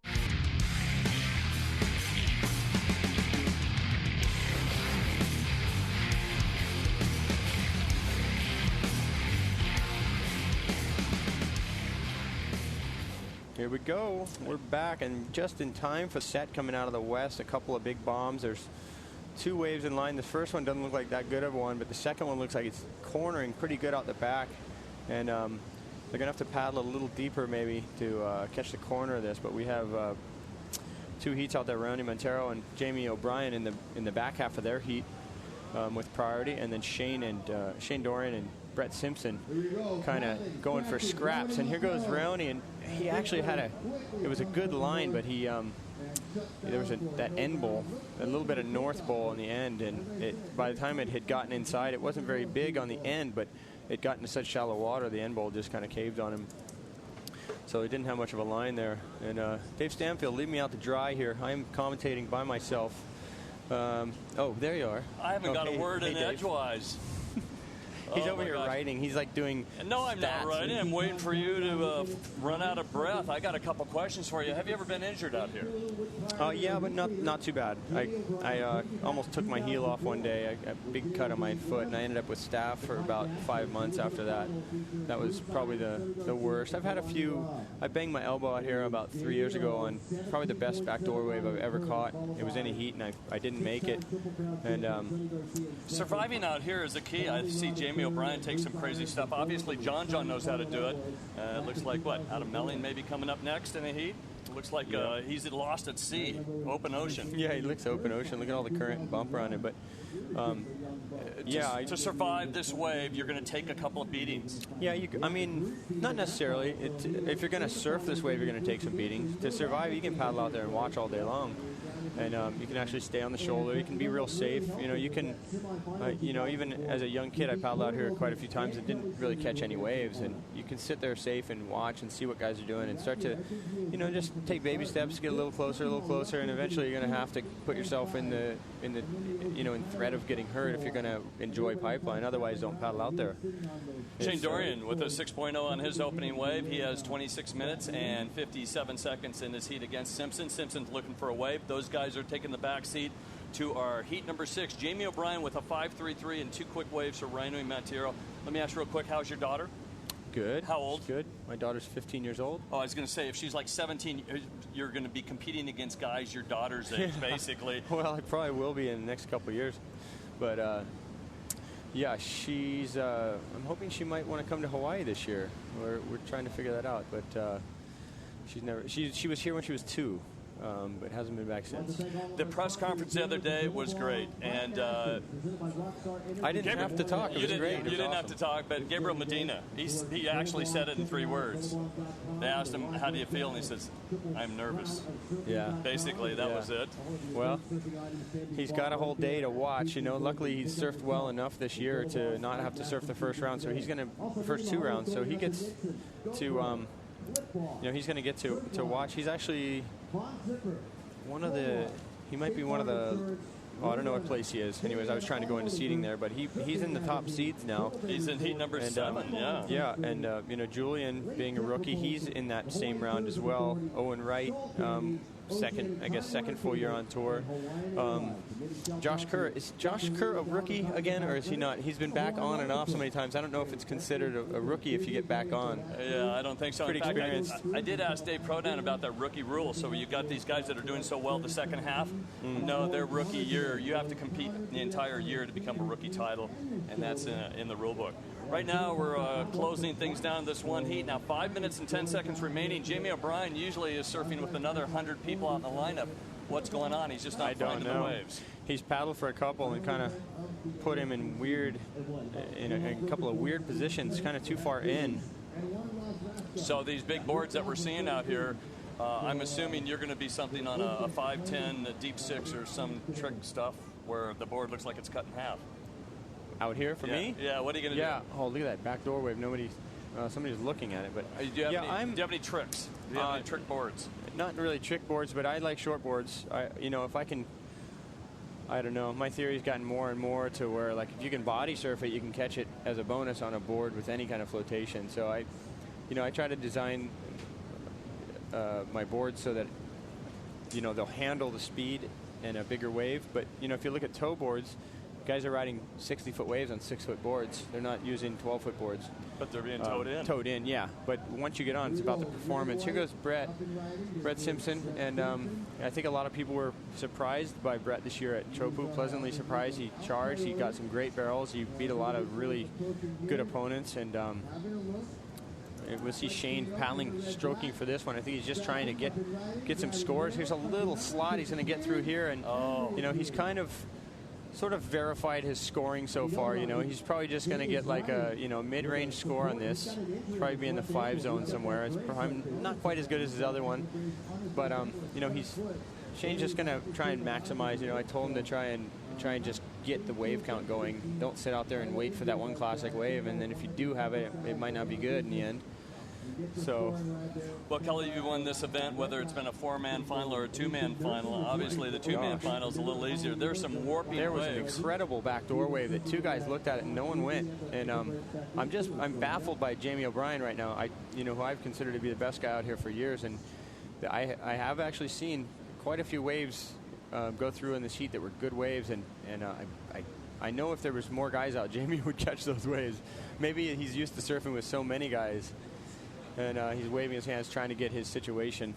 And we can't tell him from here, but he has a 5.3, and he needs to catch a second wave round. He needs a 3.8 to catch him. He doesn't know what Rainu did. A 1.33 and a 1.5 for Rainu Montero wearing the blue singlet with the white sleeves, your top seed. Look at Jamie this. O'Brien. Jamie wakes up to this one right here and sort of sniffs this one out, or the one behind it. There's 2 small waves here, and they got a little shape. There's only 2.5 minutes left, and I'd be wanting Jamie to try and grab one of these waves. If I were him, I'd be trying to catch something. Blue with black sleeves. O'Brien sitting furthest out. Yeah, I mean, maybe he's just going to sit near Raoni, and if Raoni paddles for anything that looks like it could be a 4, Jamie will take it. But you basically have to get in the tube to get even a 4-point ride out here. So, well, he's playing a defensive battle right now. Raoni Montero needs a 3.84. There's a minute and 55 seconds remaining. We're going to assume that Jamie O'Brien's got priority. He looks back to the beach and sees this overlapping heat, and that opening wave for Simpson is showing a 0.3. I'm not sure if that's correct, but a 0.3. It's all about the barrel out here today. Yeah, it's about the barrel, but we'll see what Raoni can come up with here. Raoni, he's a seasoned competitor. He'll definitely catch another wave. It's a golden opportunity for him to beat someone like Jamie O'Brien at Pipeline. I mean, not someone like Jamie O'Brien himself. It's a lot of guys regarded him as the best guy out here for a number of years, and to have the chance to he only needs a 3.8 to beat him in a heat. He'd be just kicking himself to not have found one of those waves that came in throughout the whole heat, but that's happened to both of them. He got some great waves at Chopo this year. He got a 10-point ride in the heat. Got a phenomenal wave. So he'll charge whatever comes, but it's just like I said, you expect a lot when you see waves from here. You expect a lot, and being out there's a different story. Most of the people on this beach wouldn't paddle out there and catch a wave today. So, well, tomorrow we're expecting the overlapping heats real quick, and then into individual heats, 3-man heats. So we're running really fast right now. We're gonna complete the first 2 rounds of competition, eliminating a lot of guys. 24 guys are going down today. Right now, it could be Montero unless he can find a 3.84, and they all are paddling in a pack. 25 seconds remaining. No, there's nothing. There's nothing coming. There's a little tiny peak if they paddle deeper. Actually, there's one right behind this. I think the interval is too far for the next wave to even get there because they're not even over the wave in front of it yet. So that wave won't even reach them. It's probably 15 to 18-second intervals, give or take a second here and there. But it's at least 15 seconds, if not up to 20 seconds today. So. Well, there we go. See him coming from far way away, and here's a 3 that he needed, but he's not even going to catch that. So Jamie O'Brien does win on one wave, a 5.33. Raoni Montero ended up needing a 3.84. Kind of a man-on-man situation, waiting for the waves and waiting for a situation. Well, O'Brien looking out there, he was probably really stoked when he saw John Florence and saw all that action. And then he gets out in the lineup, and it's like, where to go? Yeah, there was that there. Is that Jamie there? Yeah. Yeah, see, that was pretty much all she wrote. That was all there was in that heat. And watch this. That was, it was gnarly. He needed to if he just bottom turned a little bit right there, 5 feet to his left, it was actually pretty safe. And he almost got just taken out from behind. But there's a stack of 1, 2, 3, 4, 5, at least 6, 7, maybe 8 waves to the horizon, full corduroy stacks coming in. And I'm expecting Shano to just man up now and get some crazy wave because he's got his 2 scores. Simpo's got nothing. I think Shane would maybe, I'm not sure if Shane has priority or not. No, I think Simpo has priority now because, let's see. Have they caught no, they haven't even caught a wave since their priority thing started. So it's probably a no priority situation right now because no one's caught a wave. Dorian right now, a 6.0 and a 4.5. Simpson with a 0.3. That was a pretty good 0.3 caught, but there was really not much to it. That last heat, Jamie O'Brien, 5.33, Rayoni Montero, 2.83, and J.O.B., who's won this event, marches through. Here we go. Here comes some sets. A little look-see. I think Shano's going to be sniffing out this thing right here. This one or the one behind, there's two crazy peaks coming in. And we should introduce this one's Mason got Ho too much north. and Adam Melling in the lineup wearing the blue singlet. Mason wearing the black sleeves, blue singlet, and Adam Melling in white with blue. Yeah, you see that first one crumbled. This next one's got a little more shape to it. Shano looks like he might just flip it. Yeah, he will. Real late. Nope. And he looked and says, no, there's not much barrel to it. We'll see. That's a pretty classic wave. But Shane saw that crumble that was going to happen there on the end, and you just couldn't come out of that thing. Now he's going to get apexed right here. It's going to be right in the thick part of this, and you see him paddling to just try and get away from it. And somebody's paddling for this wave. I'm not sure who it is. Jamie maybe from the last come back heat. in. So duck diving these waves on this size of a board here, can you really go deep enough, or are you still going to be pulled back 50 yards? Gee, Shane just came up right now, and that was a long hold down for a whitewater. It's a beating, and it's going to hold you down and pull you back out of position. Then you're going to get 2 or 3 more on the head. Shane. Well, the problem at Pipe, Shane is slow to get back to his board. It's kind of look at this. Weird. But the problem with Pipe is this right here. See, the Shane will get through that. Almost could get sucked back there with a big board. But the problem is that when you paddle out and you get caught by a foam ball out the back, it drags you. Shane went back over on that thing. And it drags you way in to where the next ones, if they're smaller, they unload on the first reef. And you just get yourself in such a bad situation. If I get caught at second reef or, off the first reef, I try to let that thing pull me as far as it can. If I cannot swim underneath it, you're almost better off. Like if you're free surfing, just pull your leash off and go for a body surf. Swim out the back. But otherwise, you get pulled right into the zone, and it's not fun.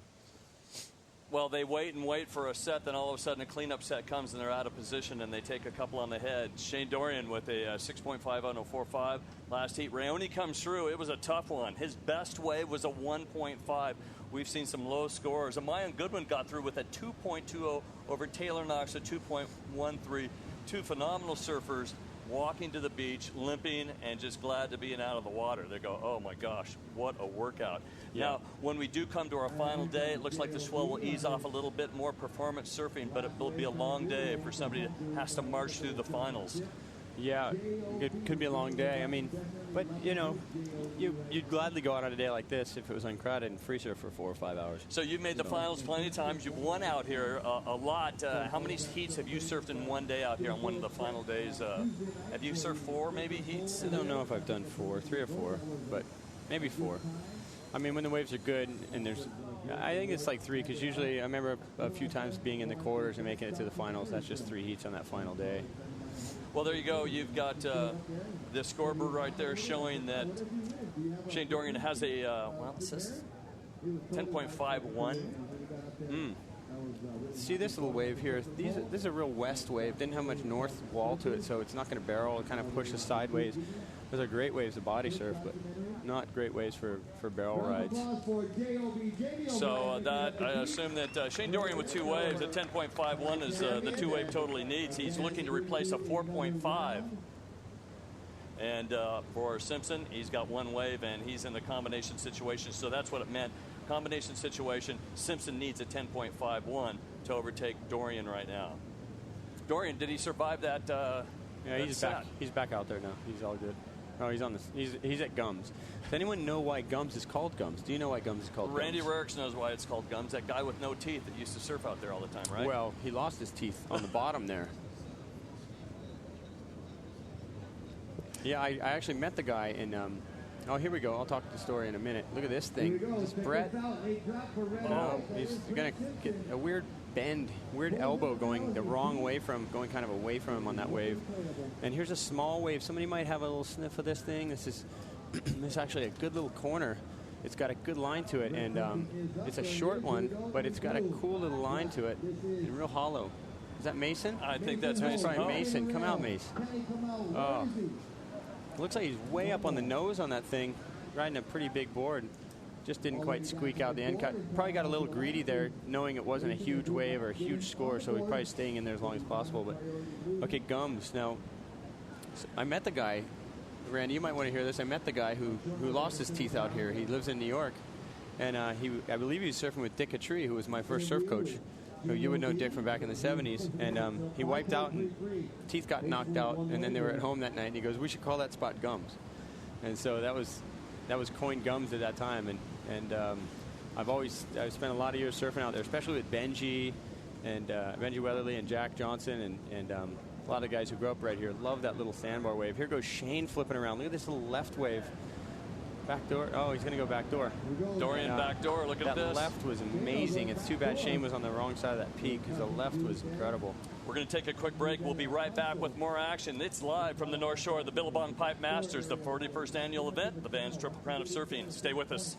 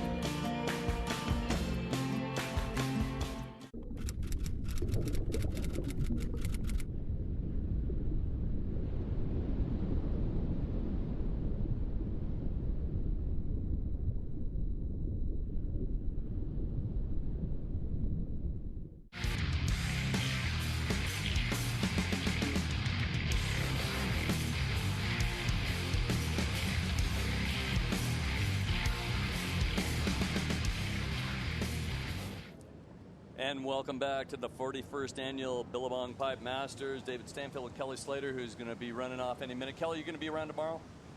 Well, I'm going to surf tomorrow. Okay. Yeah. Just want to make sure you're going to show up. Marty Thomas will be joining us shortly. Real quick, Mason Ho with a 1.73 in his scoreline. You would say, well, Mason Ho, 1.73, he needs to get to work. We've seen some heats where 1.73 is counting the scoreline. Oh, yeah. Mason Ho versus Adam Melling in the lineup with Shane Dorian and Brett Simpson. Dorian in the lead right now. Let's go down to the beach with GT. Take it away. Hey, thanks, David. Well, Jamie O'Brien, I'm here with Jamie. Of course, not a stranger to this spot by a long shot. Jamie, this morning your heat was just action. And this heat, you know, I'm kind of scratching my head going, how could anybody come out of the water, especially Jamie with just a 5 and change, one wave ridden?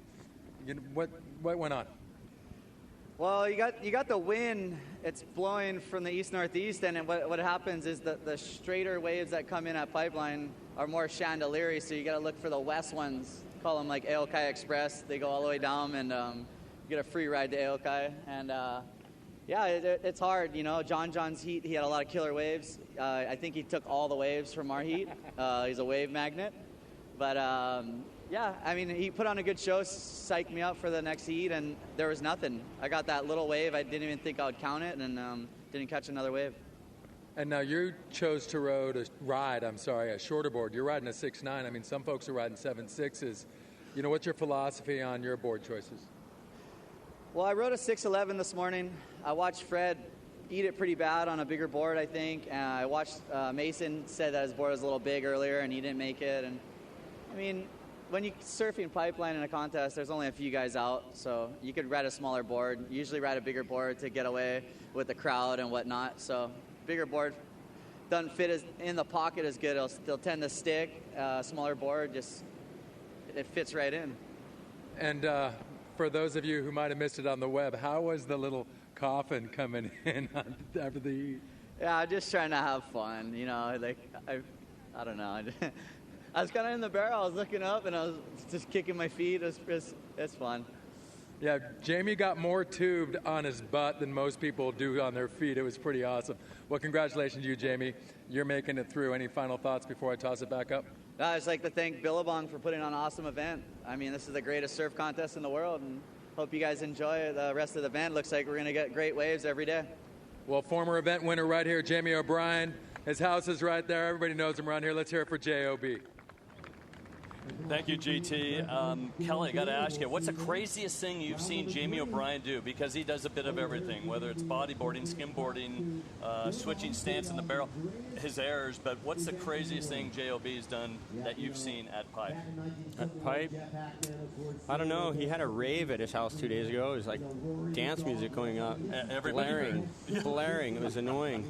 It was pretty funny, though. 2 days ago, yes, you could hear it up and down the beach. You could hear it in That was probably the worst thing I've seen him do. Just have a rave at his house. Yeah, he should have just gone and stayed on the water, because that's fun. Well, he was... I don't know. I didn't go to the party. It might have been fun. You weren't invited. I wasn't invited. Yeah.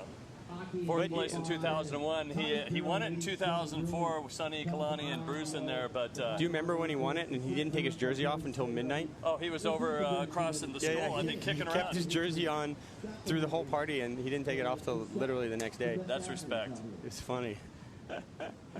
Jamie O'Brien, due to injuries last year, he missed it, so he is into his 10th event and advancing through. Right now, we're keeping an eye on Mason Ho with a 1.73, Adam Melling with a score that has not been posted, but it's Dorian with a 6.0 and a 4.5. Shane Dorian coming through here, and he's had quite a track record into the lineup. You've surfed against him in the lineup, and I think he might have edged you out one year in a four-man final. Is that Shano? Yeah, I think he got second. Yeah, you got second to Andy. Yeah. What happened to you? You got fourth. Shane was winning that heat. Who got third? I don't remember who got third. Fanning, maybe. It might have been Fanning. Yeah, exactly. Yeah, I don't know. I was just out of sync and out of whack in that heat. I was really pulling for Shane to win a Pipe Masters, and not like he go out there wanting the other guy to win, but he started off really good, and he was in the lead, and then Andy kind of caught up and grabbed him, and got a couple of good waves, but it was a fun heat. Good crowd on the beach watching. This has got to be the best place on the planet to watch the most heroic or radical surfing ever. Kelly Slater up here keeping an eye on the lineup, and the judges' scores. It's either feast or famine basically for these waves. Yeah, pretty much. I mean, Brett's just got nothing. He's surfing. I think he's surfing against Taylor Knox and Amaya Goodwin out there right now. After seeing that was about what their totals were, and Amaya was laughing about it after the heat. Dinged his knee up. I think his knee was already hurt, and then he went out there and smashed it again. Of course, that's Murphy's Law, isn't it? You get caught inside and hit the knee that you already have hurt before, and you already have a cut on. So. It took a little beating out there. Those guys got cleaned up. John was kind of unscathed, got through sitting out the back by himself for a little while. But yeah, the ocean's kind of turned off. I'm going to be honest. It's kind of just turned off for this heat. It really turned on for like 2, 3, 4 heats ago. Was going off. It was like the wind and the tide and the sand. Everything kind of got right during say John's heat around that time, maybe the heat before that. But it seems to have gone into this kind of lull phase, and we'll see. There's a set coming now that's coming from the west, and there's a little north corner on it, and it looks like it could be some short ones, but it's a really good angle to these sets coming in. Maybe the second one out the back from where they're paddling now can almost. I wish Shano was out the back and just catch this thing on second reef. I want to see somebody paddle out there and catch one. It'd be amazing. Well, with the 4 minutes and 53 seconds remaining, we are watching our heat wearing the red singlet in black. It is Shane Dorian looking to replace a 4.5. It is Simpson needing a 9.27. If you're going to go to any place in the world and try for a 9.27, it might be Tahiti for sure here. Look at this bomb come through. Yeah, this is a good wave. I mean, I'm sort of surprised no one tried to maybe take off and fade and then just pull up in the thing with no speed. It had a little weird, funky shape on it, though. Who knows? I mean, it's a ride if you need a score. And here goes Mason. Mason's going to sneak on the corner of this thing. He's going to probably try and do one of those big fades. Full Mike Ho-style head dip. That was awesome. Just throwing it out there to his dad. And look at this. Mason just gets the coolest angle. Oh, and he just got swatted underneath himself. That was rad. He that looked like he was kind of throwing out some respect to Mike there, and that was cool. Mason's like we don't see him in a whole lot of contests. Like he hasn't been in many, or maybe even any World Tour events. He maybe the Pipe Masters a couple times, but But Mason's a phenomenally talented surfer. Throws all kinds of weird rodeos and big, huge airs, and he's a great barrel rider. And he's got a lot of experience out here. Yeah, he surfed the Pipe Masters in 2009. I got to ask you, that one wave that came through unridden, the bomb-looking thing, I flashed on Tom Carroll and the Snap. Oh, yeah, 91. That had that look to it. Yeah. Yeah, it was... that was my first Pipe Masters I ever surfed, 91, and I just lost in the semifinals to Damian Hardman and Glenn Winton, and I'll probably forever kick myself for that. The years that you kind of took some time off, wasn't it 2000? You backed off a bit, 99 and 2000, where you surf selected events. It was Shane Dorian, number 4 in the world in, number 4 in 2000, and then back in 1998, number 5 in the world. We got to remember Shane. We keep thinking big waves, radical stuff, but Shane was part of the touring family. Oh yeah, I actually. It's funny. Look at this thing. Who's got this? Didn't quite get into it. So Simpson looking for a late one. You know, Shane's one of my best friends. I met him in 1984 at Makaha. We were 12 years old, so I've known him for a year longer than Brett Simpson's been alive.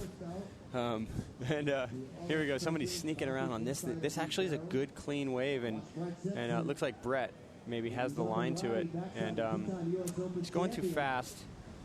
I don't know. It just doesn't look like he's just, too in tune with what's happening out there. Simpson, 0.3 and a 1.23. That was his third wave. He was looking for a 9.27. We're down to 2 minutes and 8 seconds remaining, but you and Shane have done a lot together. Well, yeah, you know how you keep all your sheets and info and all this. I have 2 rating sheets that I have at home. One with I'm in first on the ratings and Shane's in second. And there's a couple events into the World Tour, and we're traveling together, and we're in first and second on tour. And then I have another one where the year Shane pulled off the tour, and I'm in first, and he's in last. It's pretty funny. I told him about it, or showed it to him. Maybe I sent some pictures of it to him on a text.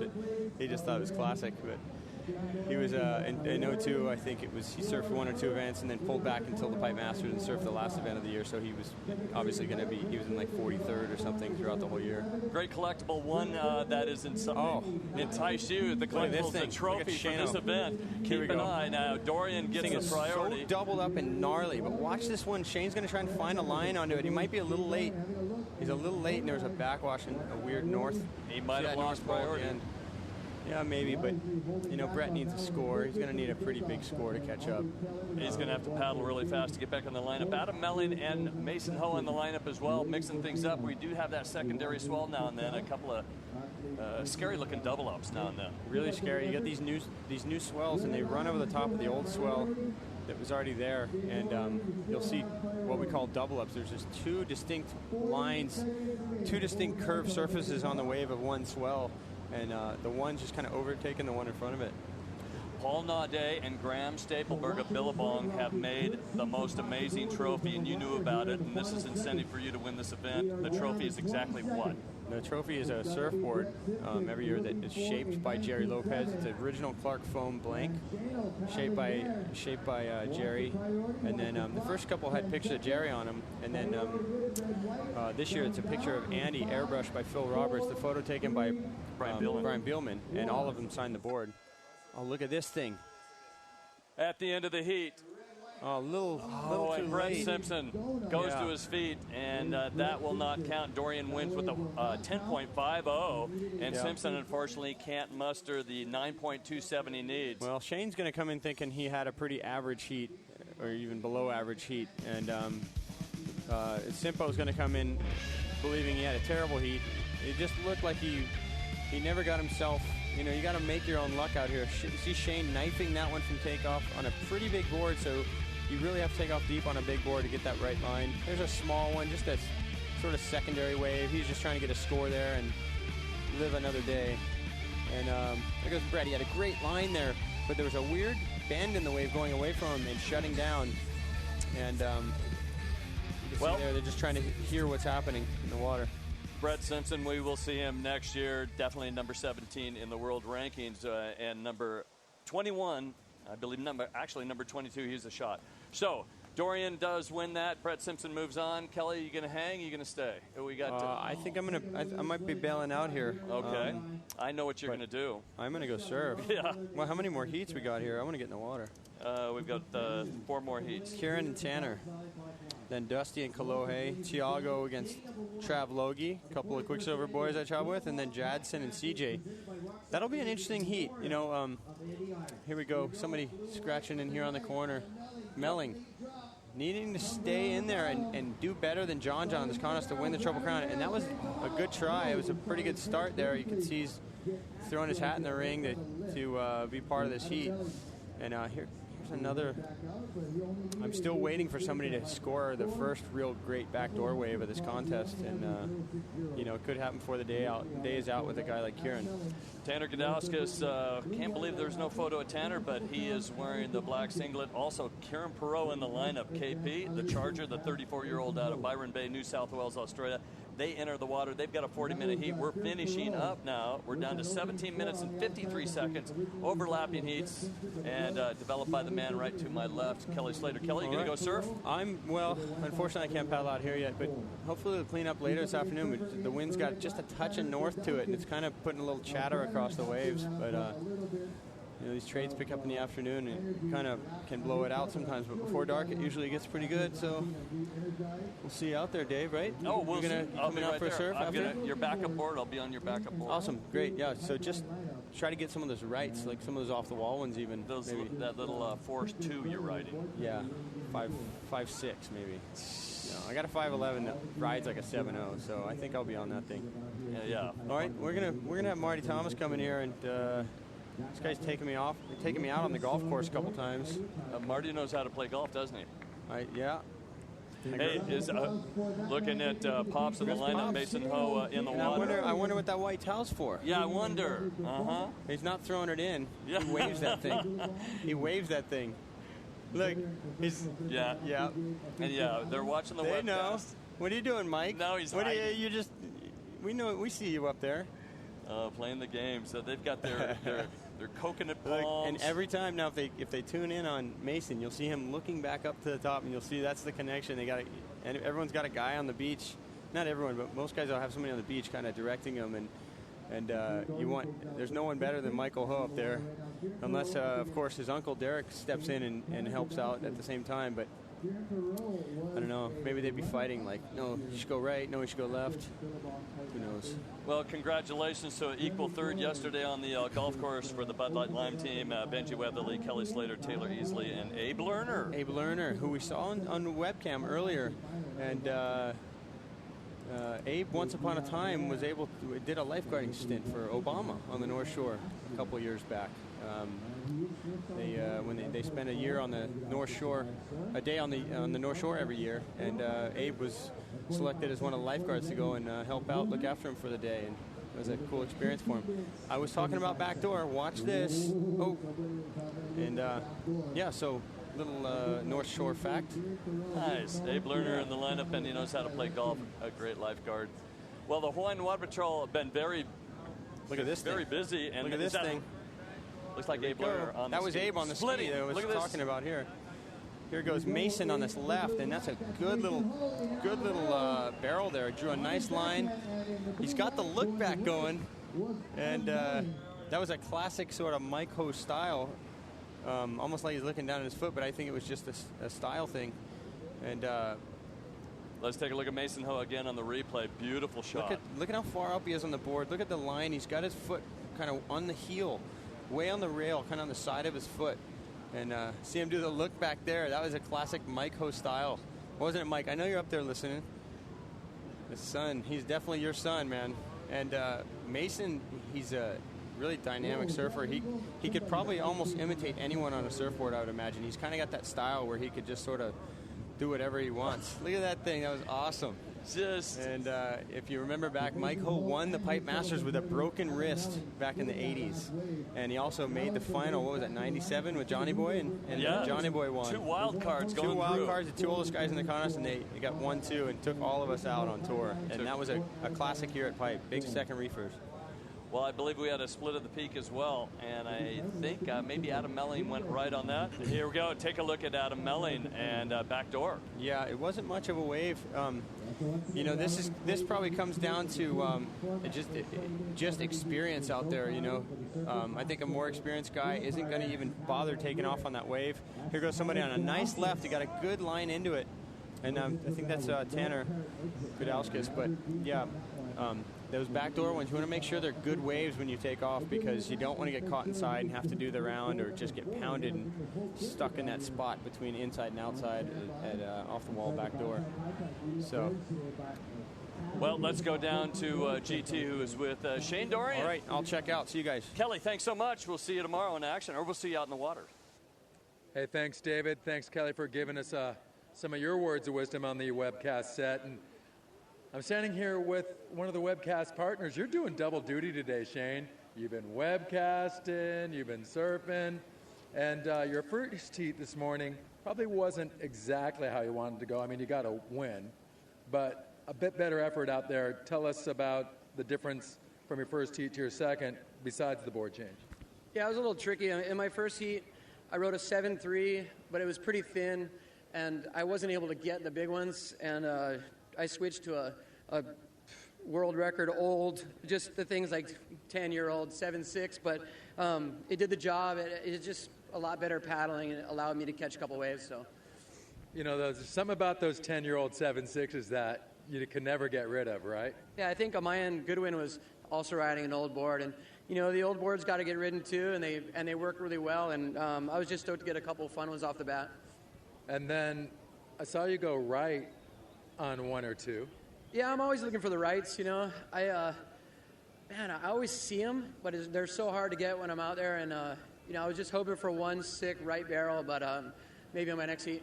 Yeah, maybe tomorrow. Who knows? Anyways, any shout-outs? Shout out to my family, my wife Lisa, my kids, Jackson and Charlie. They're over at the Billabong house watching. And, yeah, I got a lot of big support crew in Kona on the Big Island. And shout out to all the boys over there. All right, and I got shout-outs too. Alyssa, Candy, Stacy at the Bong House. What's up?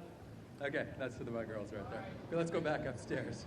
And thank you very much, GT. Everybody, they're watching on these houses. Marty Thomas in the booth now. They're watching the houses. They walk out and they take a look at the real life, and then if they want to see a replay, they come back. Huge screen TVs in all the industry houses up and down here for a couple of blocks. It's the place to be. That's right, Dave. We do it on the tower too. Like, you watch it live, and you'll run into the tower to watch it on the replay, either the judges area, the commentators area as well. I saw that John wave probably 4 times, and I watched it live. My hair stood up, and my arms got chicken skin. Went and watched it in the replay from both directions, water and land, and it was awesome. Well, guess what? Round number 2. We've completed 7 heats, and in those 7 heats, Hawaiians have won all 7. Well, it's a specialized day. I mean, the guys that live here, breathe here, surf it every day, these guys live for it. And this is their moment. This is their chance to shine. And I'll tell you what, the locals are doing really well out there, and they're taking it to some of the World Tour guys. Mason Ho right now, a 2.50. His last wave, a 5.17. Yes, not only good surfing, but some style points as well. Wearing the black arms, but wearing the blue singlet. Up against Adam Melling. Adam's got a 1.97 and a 1.2. You know, for a lot of average surfers out there, they go, oh, that was a pretty good wave. They're getting barely 2s for what you think was a pretty heavy ride, but if you're not in the pit, actually laying it on the line, it's going to be hard to get scored. Well, that's right, Dave. You got to get the barrel ride here at Pipeline. And we're going to take a quick break. When we come back, keep an eye. Gadauskas and Pro in the lineup as well, but it's Ho over Melling at this point. Stay with us.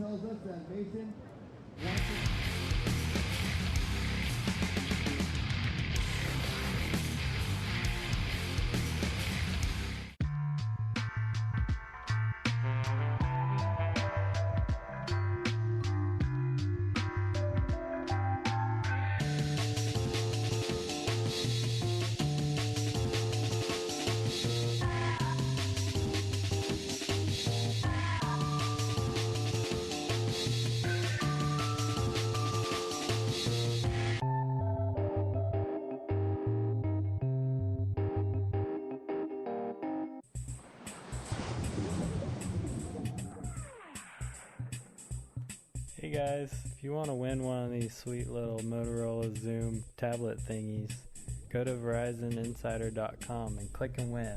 You.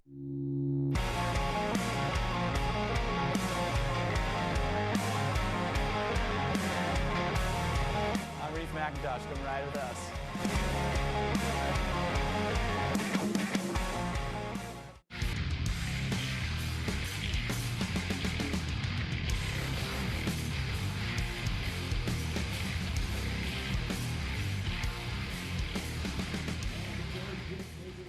The Billabong Pipe Masters live from the North Shore in memory of Andy Irons. And round number 2, heat number 8 in the water, Mason Ho and Adam Melling. Adam Melling, you're one of your top seeds at number 20. Mason Ho comes in at number 36.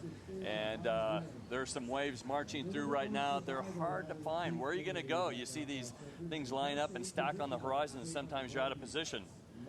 Well, that's right. That's right, Dave. You got to know the lineup out here at Pipeline. And every surfer sort of has his little spot. And there was a few waves where guys were going left and they should have gone right, and but mostly it's all lefts today. But there has been a couple sneaker rights. Adam Melling, I think, just got a left, and he probably could have gone right. I seen Kelly up here was talking about it.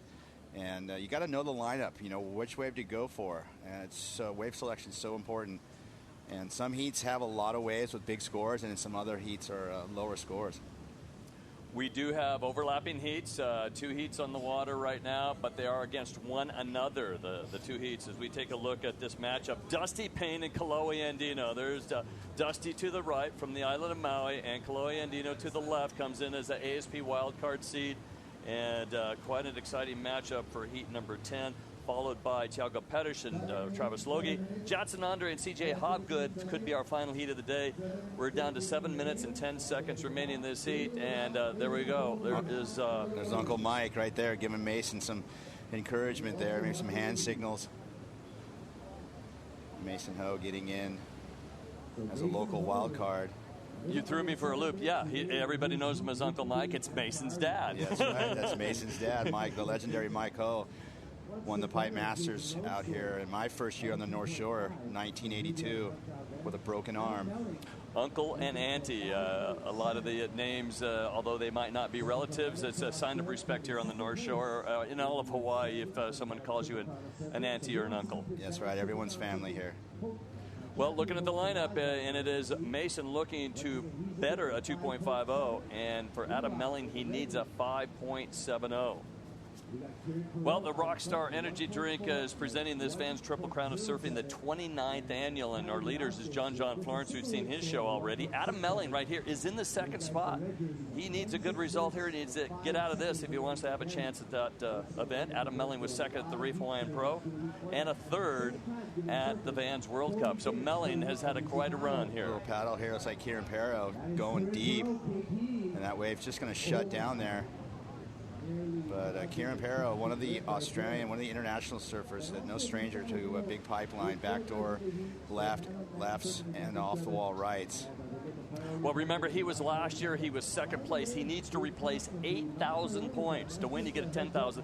He needs to replace 8,000 points, or he's going to drop a big chunk here. He's currently number 25 in the world rankings coming into this event. Great result up in San Francisco, a 5th place for Kieran Perot, Byron Bay, the 34-year-old, and going to get back into the lineup. A 1.20 for the drop. He's got a 1.4 as well. Here comes a beautiful wave. Let's see if Mason Ho or Adam Melling, who have priority, going to take care of the business here. Yeah, that's a great-looking wave approaching the lineup. A nice TP peak, as we call it.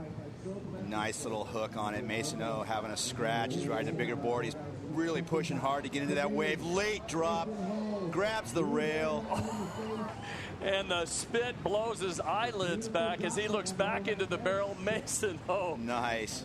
Little style points there as well. Not a real deep barrel there, Dave, but that drop and that pig dog, as we call it, grabbing the rail was so critical. Well, the 29th annual Vans Triple Crown of Surfing, yes, there's been 2 other events. Tajburo won at the Reef, and look at that. See, his whole board went in there. Sorry about that, Dave. But his whole board, he had the entire board in the face of that wave. Boy, what a great still photograph. Look at that shot right there. That is money. Here it comes. The wave is compressing on the reef, and it's got to go somewhere, and it loads a spit right onto him, and he disappears. Looks back a second time. Well, That was a sweet shot right there. Mason's so psyched and pumped to be in the Billabong Pipe Masters. Congratulations going out to the JN Automotive Triple Crown Rookie Champion. JN Automotive giving the Triple Crown Rookie Champion 20th annual, and it's Evan Geiselman out of Florida winning that. And that's right. Evan had a really good rookie season. So we're into our 41st annual Billabong Pipe Masters here, just basically Aukai Beach Park, just down from it. We're looking at some beautiful waves coming through. 3 minutes and 40 seconds remaining, waiting for Ho's fourth wave. And he's trying to distance himself from Adam Melling, who is currently in the number 2 spot in the Triple Crown ratings. Let's see if Adam's going to go on this. A little split peak situation. We got a server going right and left. Adam Melling, and he comes out. That was a sweet bomb there by Adam. It's like he's found his groove out there. That was a late drop. Slotted right in the right position. Mason Ho's fourth wave comes in today, 3.67. Here we go, Tanner running and gunning. And I believe Kieran Perot did a suicide mission at backdoor. Yeah, we had Kieran going right as well, but I think Adam Melling is going to get a really good score there. That's going to make it tough there for Mason Ho. Mason Ho with a 5.17 and a 3.67. And Adam, late drop, holds the rail, finds his line, really low in the wave face there, pulls up a little bit right there, and then gets spit out. That was a pretty nice wave there for Adam Melling. Taking bets, look at what a critical drop. Oh, you can't get a better shot than that right there, Dave. That is perfect camera work there. It's just like being there. That was a nice shot. In the eye of the storms, Adam Melling looks like he's going to get a score. He needs a 6.87. Remember, last 2 waves for Ho, a 5.17 and a 3.67. Now, Adam Melling is asked to post a 6.87 to take the lead. There will be 3 scores posted, and they'll be averaged. And right now, he has a 7.5 by 1 judge, and that would be a Hawaiian judge, the Australian judge, an 8.0, and now a Brazilian. So a Hawaiian, Australian, and a Brazilian on the panel right now, waiting for the Brazilian judge at 7.5. He gets a 7.67, and right now, Adam Melling is leading by 0.80, and that's bad news. Mason Ho has a 1 minute and 45 seconds to find a 4.48. Those are kind of hard ones to find. You're either going to get a huge score or you're going to get something mediocre. Yeah, well, that's right, Dave. And, Mason's got to be on the hunt right now. There's, under 2 minutes left, 1 minute and 30 seconds. Doesn't need a very big score, only a 4.48. So keep an eye on the lineup here. We do have 2 other surfers in the lineup. Kieran Perot, the suicide mission, ran off at backdoor, a 3.0. Gadauskas has a 2.33 on his second wave. They're going to take priority here in 1 minute and 12 seconds. Right now, they're just kind of picking the scraps. And here comes a beautiful wave. The wind's easing off. Beautiful afternoon conditions. Oh, the conditions are absolutely perfect, Dave. It's been an epic day here at Pipe. Just seen some amazing waves.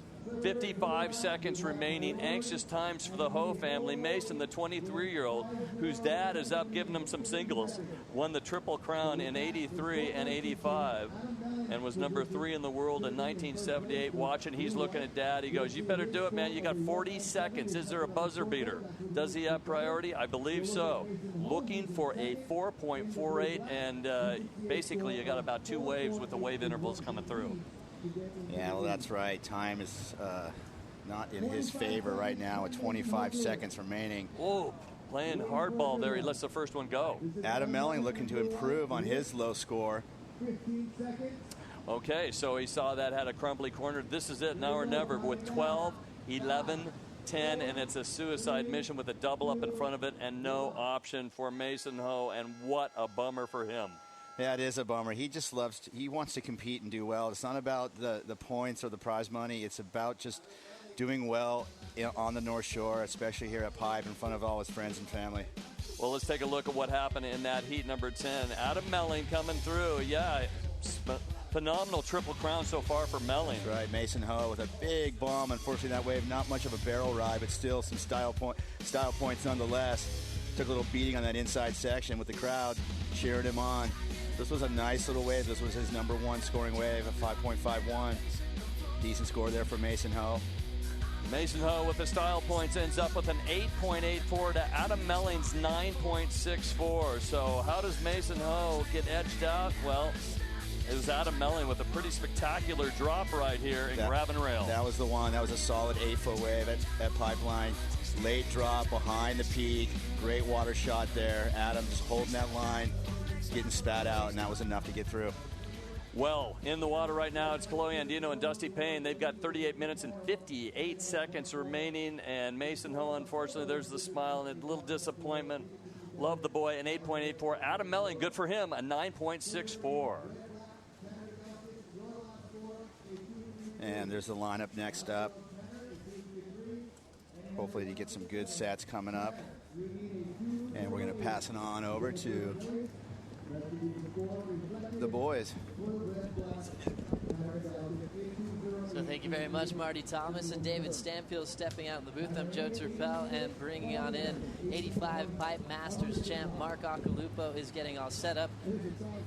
See a nice Christmas dog on the beach, getting ready for that time of the year. I think it's a pretty special time for all surfers because the holiday season is celebrated out here. And, you know, for Australians, they don't have Thanksgiving back home, but a lot of you guys have really taken a big part of it since the Triple Crown's right amongst it. Yeah, well, we do. You know, we love coming here because we're here for Thanksgiving, and I spend my Thanksgiving with the Cribs. Beautiful family over here, Ken and Kathy. They've got 9 kids, and they put on a big feast for us. This new heat, Dusty Payne, Kalohi Andino. I was lucky enough to be back in the booth this morning when Kalohi had that heat with Laurie Towner, who dislocated his shoulder. Unfortunate for Laurie. He's had that injury before. That made Kalohi get pretty much a free ride through.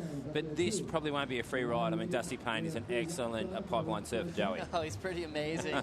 And so Chloe can't count on the same thing happening again here in this second round matchup. But just to touch on Laurie Towner's injury, we were thinking, okay, he's done this about 4 or 5 times before dislocating his shoulder. It was actually his other arm that he dislocated. So he's actually dislocated both shoulders now. And obviously because he's one of the craziest chargers in the whole world. And we know Laurie's going to be right back out there in the matter of moments. I'd love to see him get another chance out here at Pipe. Yeah, I know. Well, maybe, I heard the doctor say he might need surgery on this new one. I remember him taking off on a wave it off the wall a few years ago. I was in a free surfing session, which was just one of the heaviest waves I've ever seen. Dislocated his shoulder that day, and it's happened here and there. I mean, he's a big wave charger, and you get that, but it's a real unfortunate situation.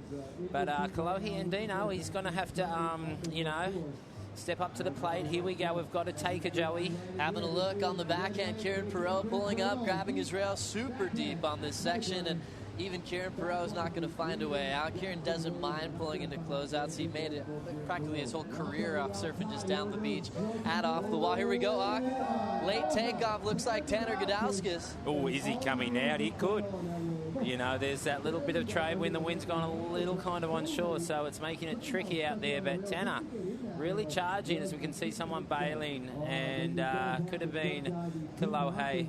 Those guys have just entered the water, so Kieran Perot and Tanner have got priority. They're pretty having a battle. I mean, they haven't had big scores, but they're pretty even. And it's kind of interesting when you look over those scores. We saw Jamie O'Brien had a slow heat. He got a 5.33 when he didn't have priority. And the next thing you know, that ended up being his score line there. And we were talking to Randy Rarick just moments ago, and he was talking about the tide. Yet in that mid-tide, he was expecting it to pick up just a little bit right about now. So we're hoping that will kind of be on our side. At the moment, GT is downstairs with Adam Melling. He's got to be feeling pretty good. GT, go ahead and take it away. Hey, thanks, Joe. Aki, always good to hear you up there. I'm standing here with Adam Melling. And Adam, okay, so for the better part of the heat, you were chasing a score. That 7.67 really kind of did it for you right there. Tell us about that wave. Yeah, I was hunting at the start. I wanted to get something straight away, but nothing really came, and I got a couple of closeouts. But that's probably my first good one out of Pipe, so I'm pretty happy. So hard coming to town, just, it's especially here where there's so many good guys that surf every day, and Mason's one of them for sure. But how do you get your feet out there? How do you get, there's no real easy way to earn it except to be here. Yeah, definitely. You just got to be out there and trying to get one, even though it's pretty crowded there when it's out on a free surf. So the other day I went out, I pretty much didn't get anything, paddled straight back in, but it's pretty awesome to be out there just with 2 or 3 other guys, so I'm happy. Let's talk about that. Let's talk about, this is your second Triple Crown, and currently you're in second position to win the thing. That's got to be exciting. Yeah, pretty exciting. John John's just in front of me, but seeing the way he surfed out there today, he's got it down. it's going to be not an easy feat. So, yeah, I'm just happy to get barreled out there and make a few heats. Well, congratulations to you, Adam. We'll see you surf again tomorrow. Cheers. Cheers. That's Adam Melling right there. And hey, Aki up on the webcast. It looks so classic out there. It's like one of those old school days, maybe back from when you won the contest. Yeah, I mean, it is definitely looking like one of those days. We were talking to Randy Rerick. It hasn't been like this for, I think, 10 or 11 years we worked out, where Rob Machado beat Michael Lowe, a good friend of mine, in the Pipeline Masters. It was epic that day. But let's see a replay of when that interview was going on, Joey. Kieran pulled in, and it was a really nice one. Look at him just grabbing ever so nicely the foam. It spits him out. That hurts, Joey. When it spits you out that hard, it hurts. It stings you, and he comes out. The crowd erupted. But with that question that that I got asked, back in the day when it was an invitee contest, they'd only wait for one day because it used to be 24 guys. They could only run it only took one day to run the event, and they'd wait for days like this. But I was speaking with Randy. Now that we have a bigger field, we need to take a few days to run it. But here we go. We've got live up and riding. He's up again. Kieran Perot, a little bit deep. He's going to find an exit here as he just lets it flow him out. That was a foam ball. So Kieran, sorry, Joey, he's feeling it. I mean, he tried to go right before. There's not many of them, and he's just really feeling it now. He's got some good scores under his belt.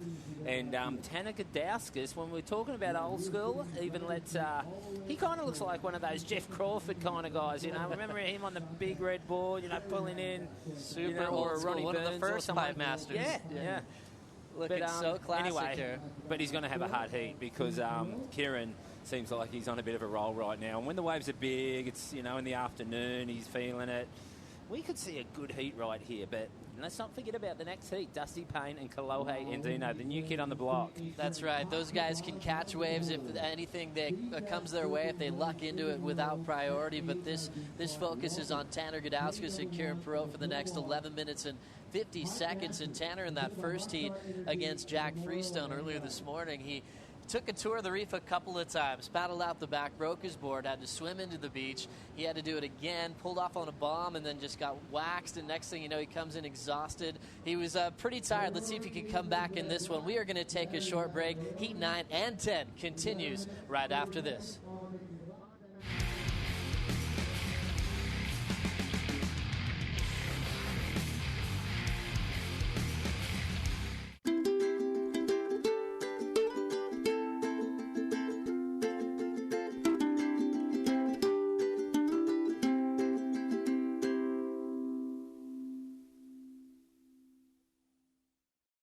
State Farm, this is Jessica. Hey, Jessica, it's Jerry Newman. Jerry, how are you doing? Fine, I just got a little fender bender. It's funny, it only took 15 minutes to sign up with that new auto insurance company, but it's taken a lot longer to hear back. Oh, Jerry, I'm so sorry. I would love to help, but remember you dropped us last month. I miss you, Jessica. Jerry, are you crying? No, I bit my tongue. Find your local Hawaii State Farm agent at www.sftraffic.net. Get to a better state. State Farm.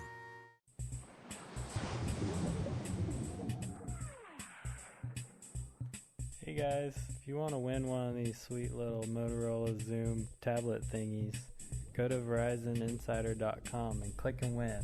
You!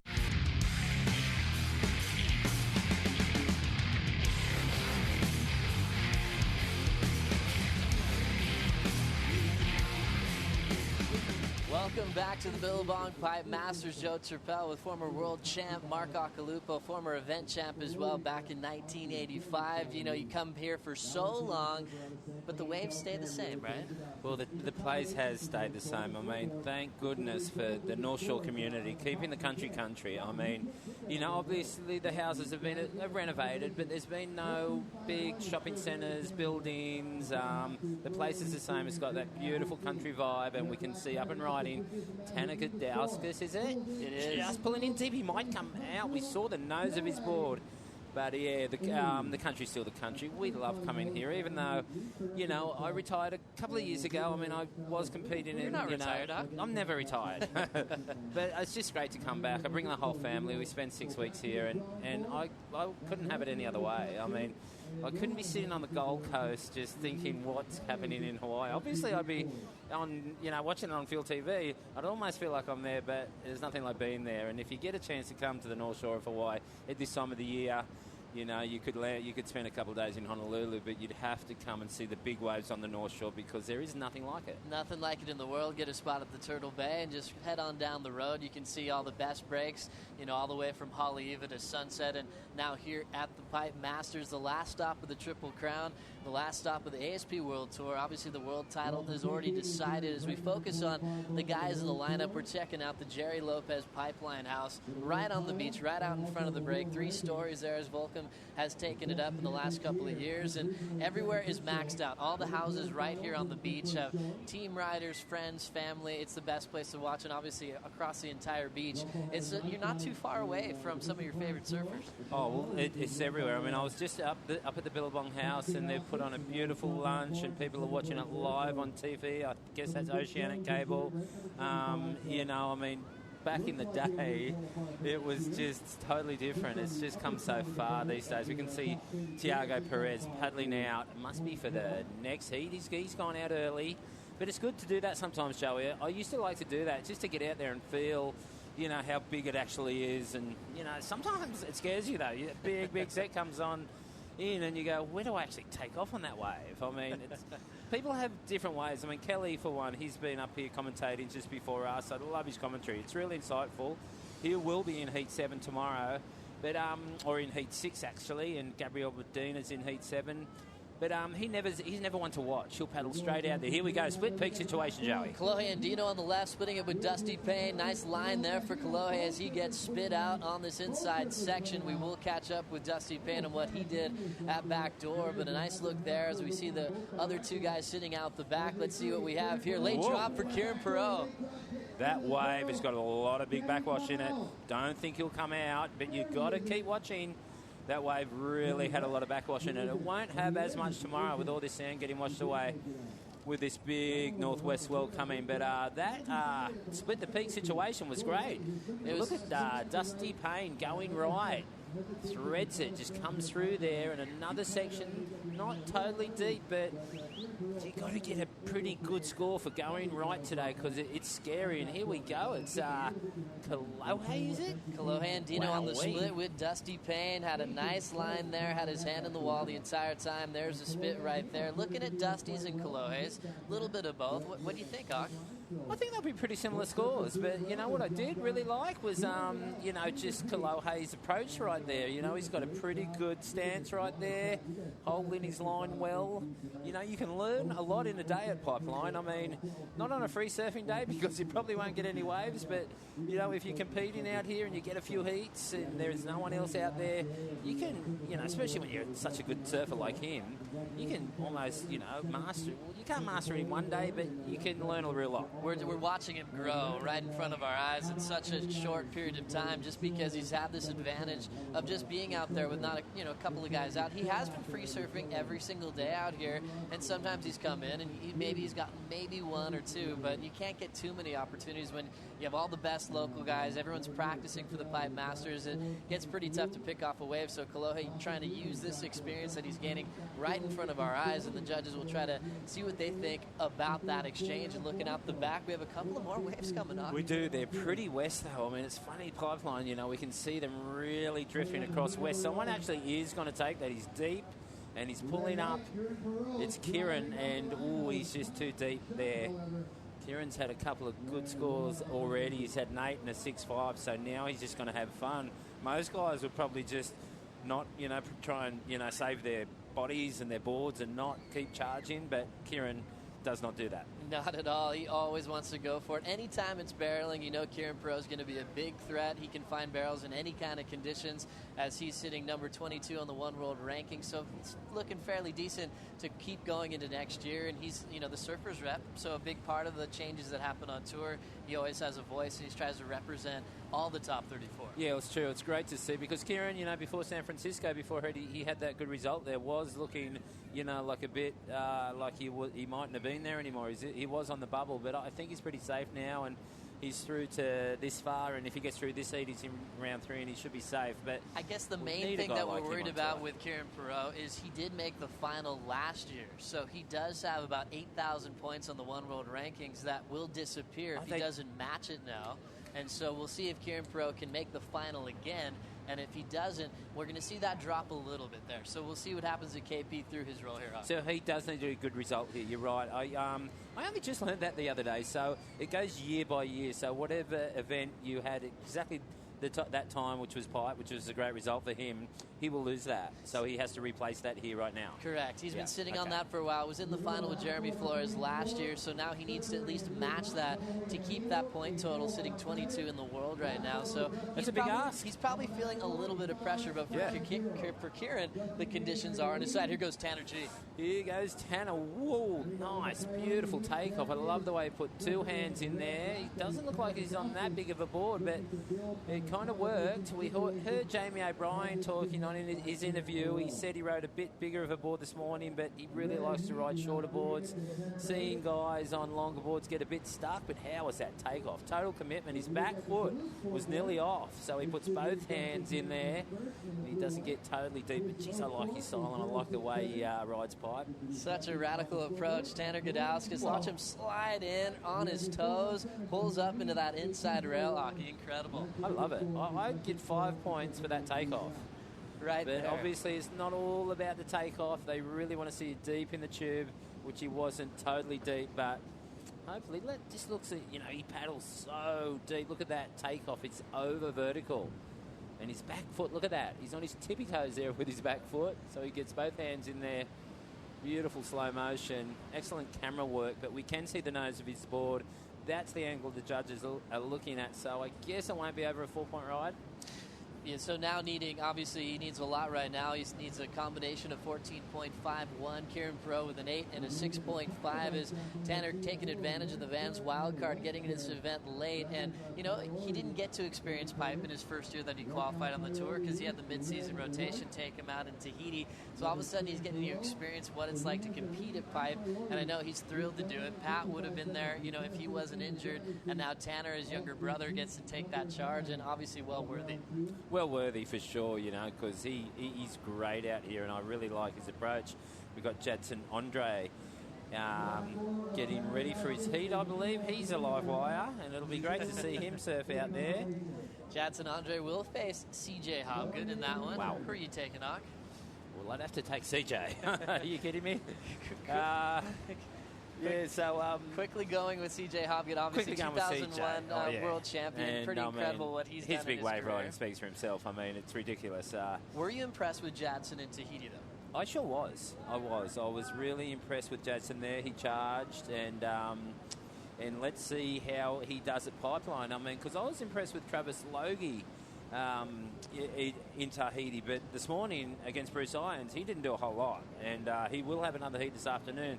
So we'll have to see what's going on. But, from the report from a lot of the guys this morning, they said it was tricky. I didn't have a free surf this morning, so they said it was just really hard to get anything going. They said there was a lot of wind, really deep, new kind of swell, thick, deep, and we'll have to see how these guys go this afternoon, though, because it's still big. It's still big. It's still pumping, as we are the biggest part of the swell that we have for the Pipe Masters this year. It might trim down. It's still going to be pretty sizable tomorrow, and then hopefully finishing in 3 straight days if we can. At the moment, Tanner Gudauskas is running out of time, 20 seconds remaining, and he's still in that combination spot, needing that 14.51 to catch up to Kieran Perot. So Tanner's probably hoping just to get one final wave here at Uncrowded Pipeline if he can before this time runs out, and looks like it's going to sneak up on him here, Aki, and Tanner will be taken out, but obviously probably not too disappointed. A guy like Kieran Perot, he knows it's going to be a tough one. The guy was a finalist last year, and let's see how he got the job done as we check out Kieran Perot. He's, you look at the heat trial, you go, he's got so much experience. Tanner Gudauskas, though, always charges. Really charged this heat, and he charged all day, so he's got to be feeling good about himself. I mean, he's not in the event anymore, but Kieran's hard to beat, and look at these 2 really nice backhand barrels he got. This one he just kind of squeaked out. He got pushed out with a lot of chandeliers in that, but made it anyway. But Tanner, he's got to get big points. for just having a really good go at it today, and it'll go down in history. He's a pipe master now. He's a competitor. You can tell his grandkids that he competed at the Pipe Masters in 2011 in that pumping swell. And Kieran Perot with the 14.5 total. As we quickly move on, we've got Travis Logie suited up and ready to go after it again. He had a quick heat earlier this morning with Bruce Irons where they didn't find much, and now it looks like he's already bettering what he did in that opening round. Well, you know what? It happens a lot to me. He's going to prove me wrong because, I mean, it's starting to look nice, and, you know, if all those... He likes these type of waves that are, you know, like 6 feet, 8 feet, just kind of tailor-made for him. He'll slip in really late and get really barreled, and he'll probably go to town right now. Tiago's got a hard heat on his hands. Tiago might be looking for rights. There's been a couple in this late afternoon. We're guessing. I mean, tomorrow we got Joel Parkinson, first heat. I'm just thinking it's going to be ultra perfect in the morning. When we were speaking to Randy, he said there's going to be a lot of west left in the swirl. I said, what do you think? 6 to 8 feet? And he's like, no, maybe bigger. There could be still 10 feet.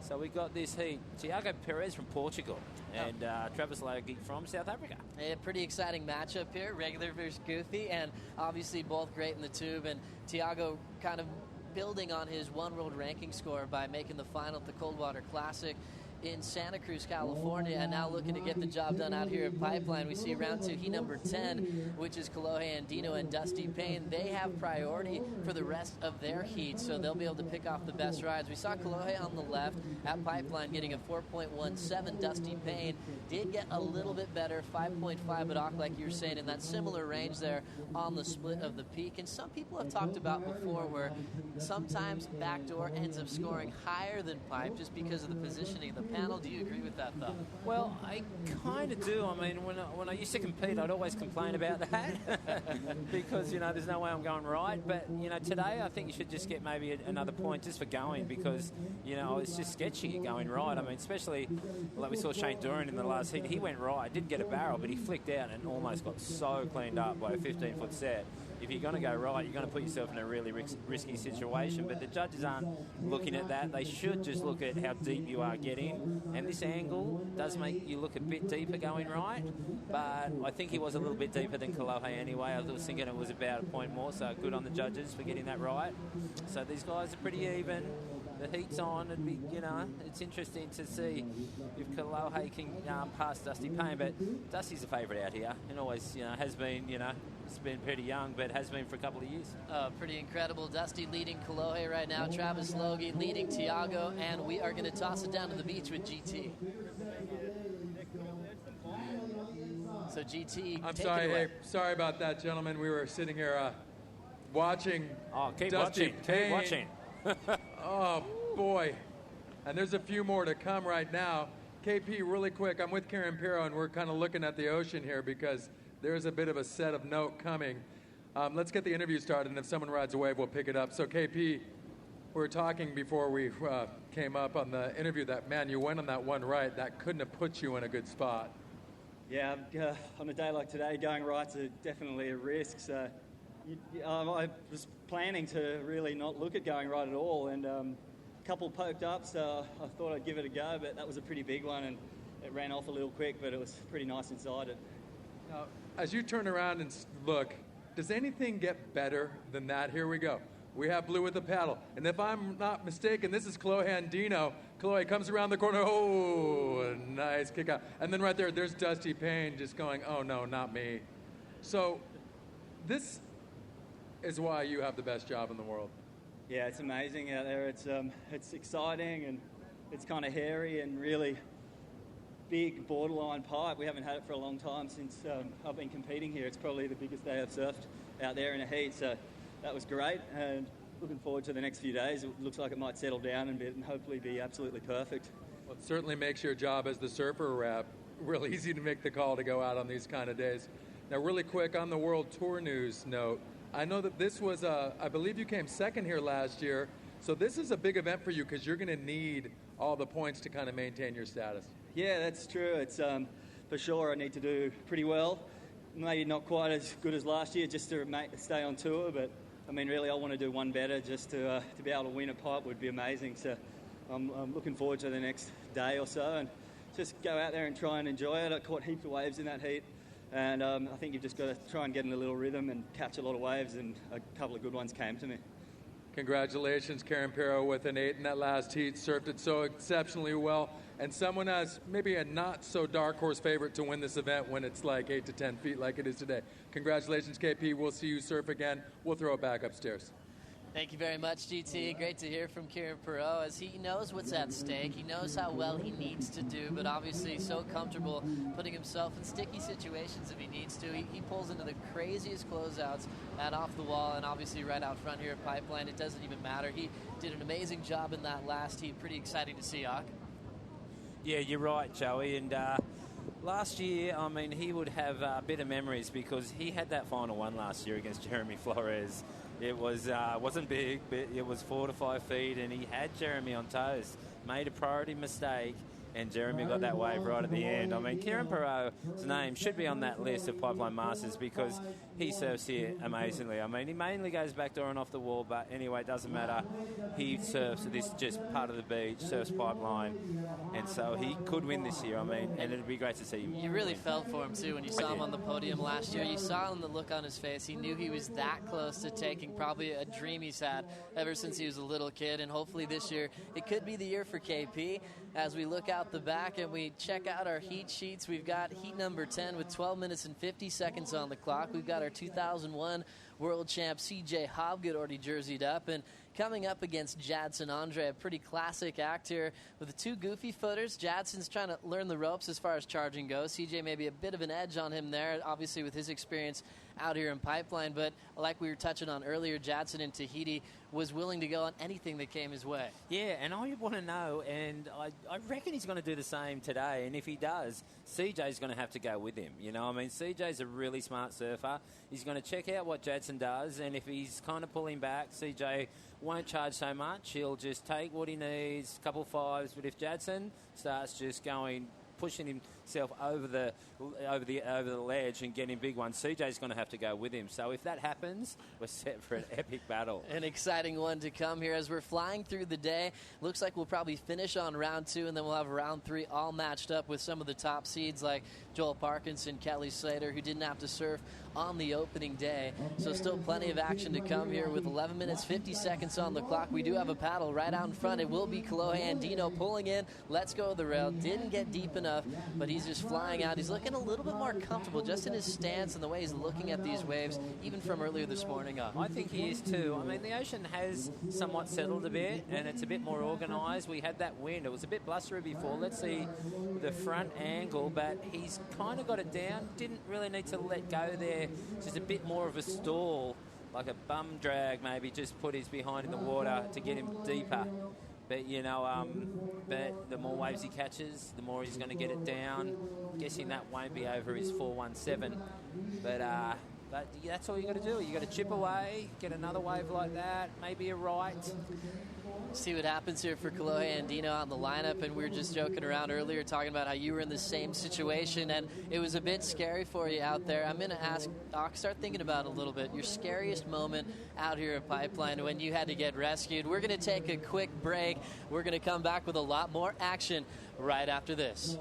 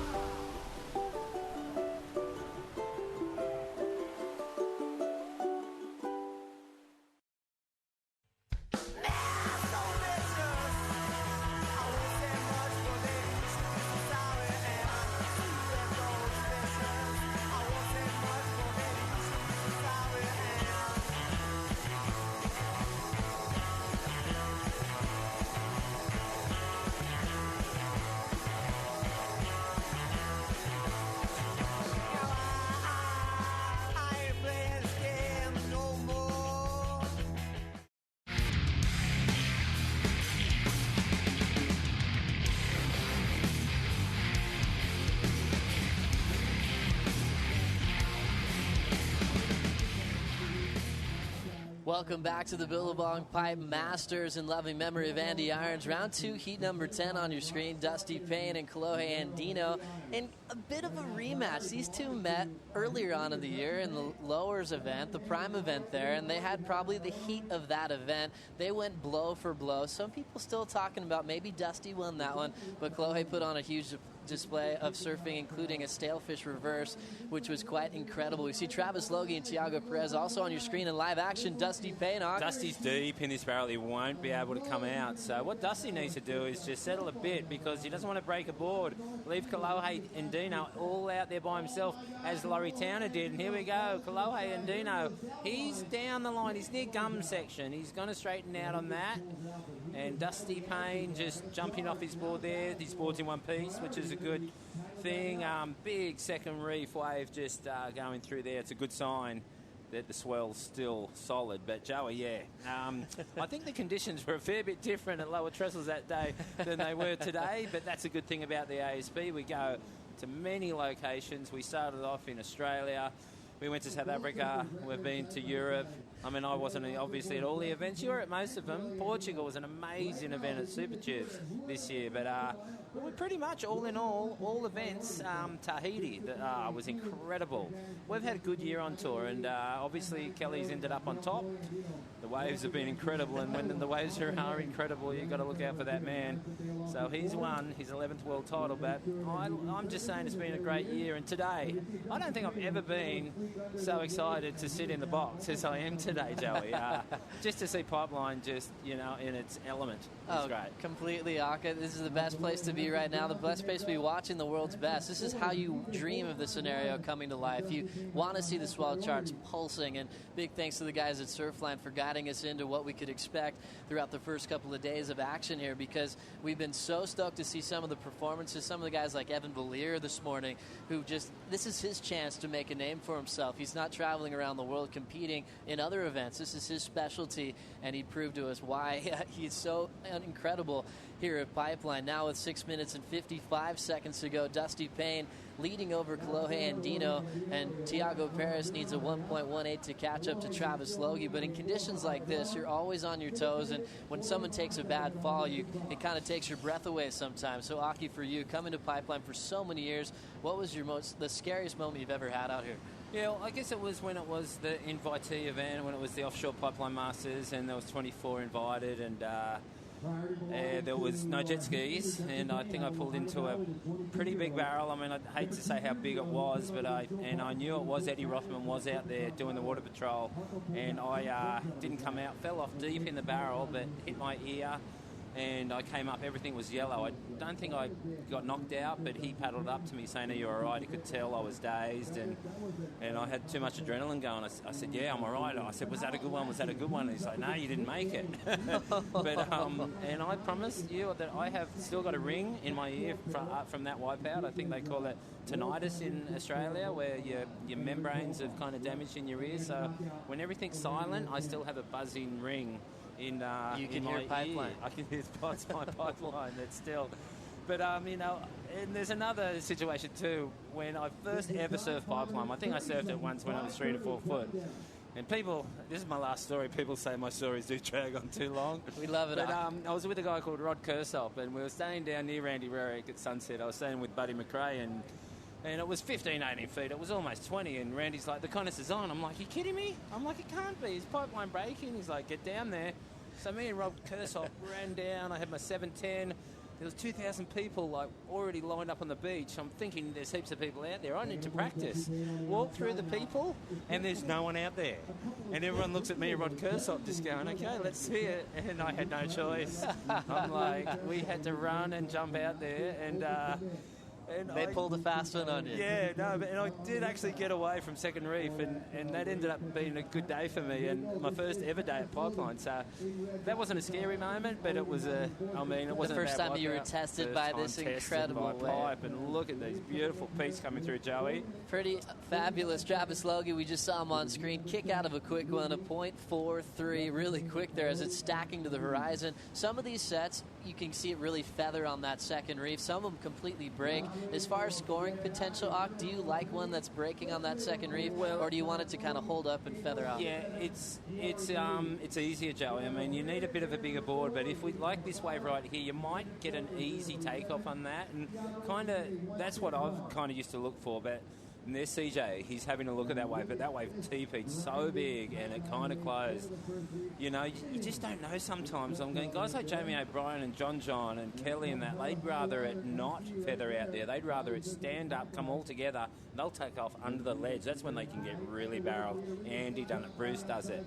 But when you're not that experienced, you're trying to look for those easy takeoffs. And there goes Kolohe just flicking out of that. So, you know, different guys, different mindsets for sure. But, you know, you got to know what you can do and what you can't. So, you know, a lot of times when I won Pipeline, it was, you know, kind of a lot by survival, you know. And here we go. Talking about survival, Dusty Payne pulling in. Can he come out? He was so close.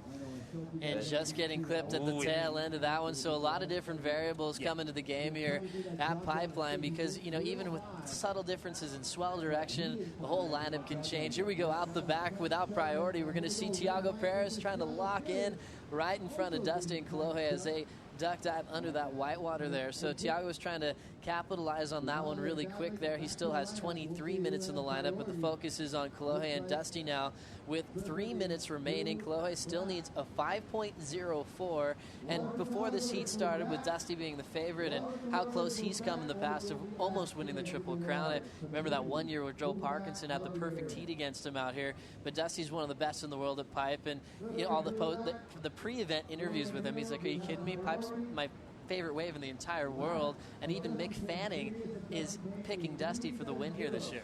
Yeah, well, I mean, if he gets through this heat tomorrow when there is rights and lefts, look out for Dusty because, you know, when it's big, you know, I tend to look at those goofy footers or more experienced guys. But, you know, when it's rights and lefts, especially backdoor, Dusty does come right into play. And that's a good call by Mick Fanning. But, you know, it's Kolohe. He needs to get a wave here real quick. And otherwise, Dusty will be in for tomorrow. But Tiago Perez, that wave just that he caught before there, so many different things you have to look at, Joey, because we saw him pulling into that barrel, but there was actually a 4-foot wave in front of that, and it just didn't let that wave open up like it should have, sorry. So, you know, when you take off a pipeline, you don't just got to look at the wave that you're taking off on, you've got to look almost to the beach thinking, you know, is it going to double up on something else, or has it already doubled up? How's the wind? You know, is there a right? You know, not that I'm looking right, but all these natural footers are. You just got to get behind the peak too. I remember a good friend of mine, Davey Cantrell, who used to surf here really good, and even Ronnie Burns too, used to say, you know, don't take off on the peak. You know, you're making it too hard for yourself. Take off behind the peak, and the takeoff can be a little easier. And it's hard to put. You know, when you're out there, you don't really want to paddle deeper. You see the wave, you kind of want to paddle to the shoulder. But if you do a lot of times, the takeoff's way harder like that. You do go over the falls and can. Here we go, Joey. So taking notes from Hawk there. Let's see what Kolohe can do on this one. Kolohe Andino grabs his rail again, but a huge section is going to clamp on him and not provide that beautiful pipe exit. So he goes down again, and he's going to continue to chase that 5.04. His coach, Mike Parsons, on the beach. Mike has been in some really scary waves throughout his amazing surfing career, and he's been doing wonders with Kolohe through this past year on the World Tour, the One World Rankings. You've noticed Kolohe Andino's right in the mix now. He won 3 6-stars this year. He did, and I was at a couple of them actually, and you know, and I saw Mike the other night at dinner at Lele's, and I'm like, Mike, so you're back on tour? he's like, I guess I am. But what a guy to coach. I mean, I'd love to be able to, you know, coach someone like Kolohe when he's got that much talent and, you know, can win contests at will. So congratulations to Kolohe Andino for making the tour for next year. That's what I'd like to say. Pretty exciting for Kolohe. Unfortunately, not finding the score right at the buzzer there. It is Dusty Payne that will live to surf another day here in round 3. Dusty probably the favorite coming into this one as they're both assessing the lineup on the beach, checking out the waves at backdoor, something Dusty is known for. So skilled in finding the exit. They split this one up, and Kolohe got his best wave in this event. Right there on his backhand, slid right in, and then Dusty Payne checking out the left, took the high line and ended up getting a tour of the reef. But you see Kolohe looking a little bit more comfortable as he is setting himself up for an amazing career, probably a really, really long career, maybe even world title talk. It's, early to say, but it's pretty exciting to see guys like Kolohe, John Florence come to life now, just hitting 18. Kolohe just 17, but these youngsters coming up, big opportunity of pipe, and Dusty will move on to have that scenario like you were kind of predicting for tomorrow. Yeah, tomorrow. Yeah, I mean, we won't be able to finish the event tomorrow, but we'll get a fair way through it, and he'd be got one to watch for sure. So congratulations to Dusty moving to the next round. Yes, he will. And Andy would have been proud of him. He really loved Dusty, and I just love when we cut to that break, Joey, and we see that wave, big second reef wave of Andy, and it is a lot like that today, and so it's just really fitting. The podium, the setup back there has got those big 3 shots of Andy with the sunrise. The rising sun, exactly. Sun. Yeah. It's an amazing beautiful thing here. Bottom turn, great shot. Oh, and remember what an amazing surfer Andy was out here at Pipeline, winning back in 2006, 2005, 2003, and 2002. Andy was incredible out here, and the cool thing was we've had Kelly Slater up here. Every time Kelly was in the final with Andy would always win. Yeah, he really had his measure, and we forget about that because those 3 years that Andy won, Kelly was on fire those years too, but and he's come down a Pipeline, but here it is. Look at this heat. Look at CJ Hoggood. He's grinding his teeth. He's ready to go. And Jadson, wowee. Let's get this heat going as we got Tiago Perez and Travis Logie. They're halfway through their heat now, and what do we got going there? We got excited to see what they can do because they've had kind of the back seat because Dusty and Chloe were getting a few rides underneath them. Looking out the back, they are all on the move, and we'll see if Tiago or Travis is going to line up position out here. We saw what Travis could do as far as charging and the will to go in Tahiti, and now he might have an opportunity right out front. Well, right out front, these guys are paddling wide. Look at them. They've seen a big second reef set, and they just want to get out of the way. This wave is moving big and fast. The north comes into effect, and if you don't want to get caught there, look, there's a guy on a big board out the back. I don't even think he's in the contest. But, and look at that big left there. Joey, guys will sit out here for 2 hours or maybe 3 hours and wait on a 9-foot board out there to try and get one of those second reef waves on a regular day when it's big like this. But and the surge comes all the way up the beach, and it's actually going to probably come under the tower. I hope you get that on screen. There it is, and it's almost reached the tower. We've got wallets and bikinis and grab your small children. And the children, but that was a big set. Yeah, we'll cross it down to GT. Thanks, Mark. Well, I'm standing here first with Kolohe Andino, and Kolohe, your first Triple Crown, your first official event on the World Tour. There's no way you can have anything but a smile on your face. Yeah, I mean, I got to say huge thanks to ASB for having a spot for Willian and I off the One World. And, it was cool that I got an opportunity to surf out there when it was really big and had a blast. Not to say the wrong thing, it wasn't that I felt you weren't at ease in your first heat, but you looked like you were kind of finding your way out there in that second heat. Yeah, well, I saw John and all those guys getting really good ones on the inside and getting huge scores. So I just tried to get the insiders, and it actually seemed like it was dropping a little bit until this last set. So we were talking before we came up that you caught the one kind of wave at the end of the heat, and it was pretty fortunate for you because had you not caught that wave, you would have gotten absolutely drilled. Yeah, I hate paddling, and so I just wanted to pull in and get washed in.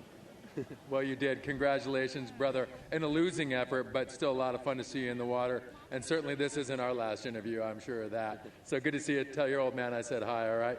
Okay, now I'm going to sneak over here. Dusty Payne's signing a poster here. Now, Mr.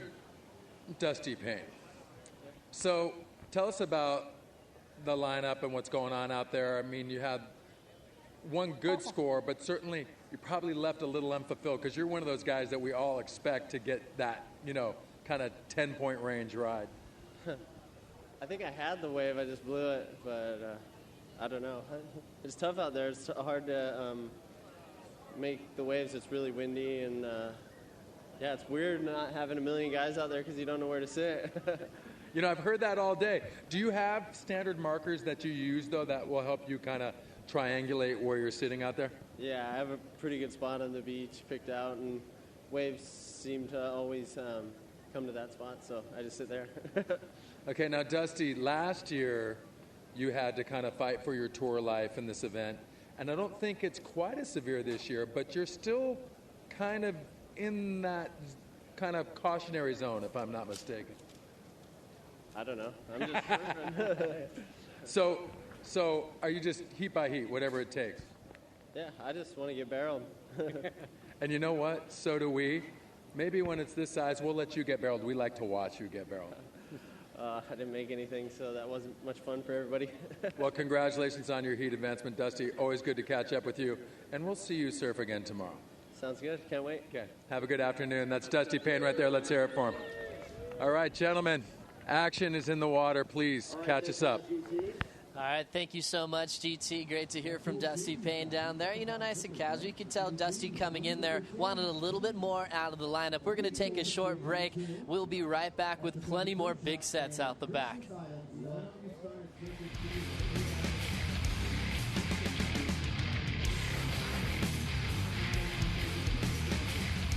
Let's get on the road. Let's get classic. 1, 2, 1, 2, 3, 4.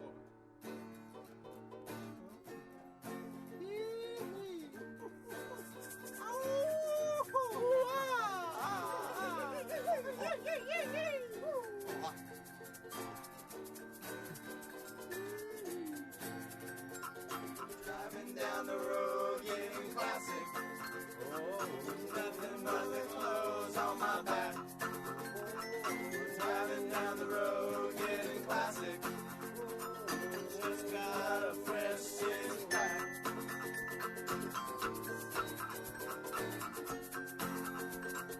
Ah, get on the road.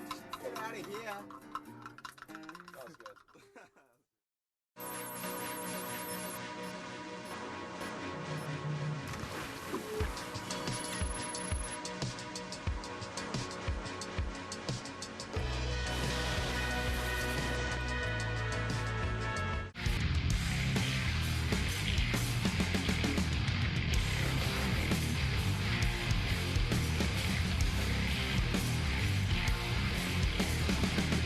And welcome back to the Billabong Pipe Masters in loving memory of Andy Irons. We're in round 2, heat number 11 with Tiago Perez from Portugal versus the South African Travis Logie. At the moment, Tiago out in front, but Travis has the higher single score, 4.67, so he only needs a 1.0 to take the lead. Also, the last heat of the day, CJ Hobgood and Jadson Andre took the lineup. CJ with a 1.33 start, Jadson Andre just with a 0.4. So we've seen a lot of heats sometimes suffer from, you know, some lower scores throughout. At the moment, 11 minutes to go, and it's really Travis and Tiago's turn to really get things started. Out the back, it will be Tiago Perez off. It will be Tiago, and that wave just didn't open up. It just had a bit too much of a kind of an A-frame effect to it, so it didn't barrel. He's out of there. I hope he hasn't wasted priority on that, because Travis doesn't need much of a score. And, you know, you're right, Joey. I mean, it's a pretty big pipeline, and you know, when it's like this, I mean, it just goes through moods where not a lot of good waves will come through. So you got to take them when you can get them, and you know, even if you can go and grab a couple fours, you're going to be, you know, just to have them in your back pocket is good. They mightn't win a lot of heats, but you know, they could win a fair few. They sure can. As we look down the beach and we just see a quick up and out, just some of these guys trying to get started.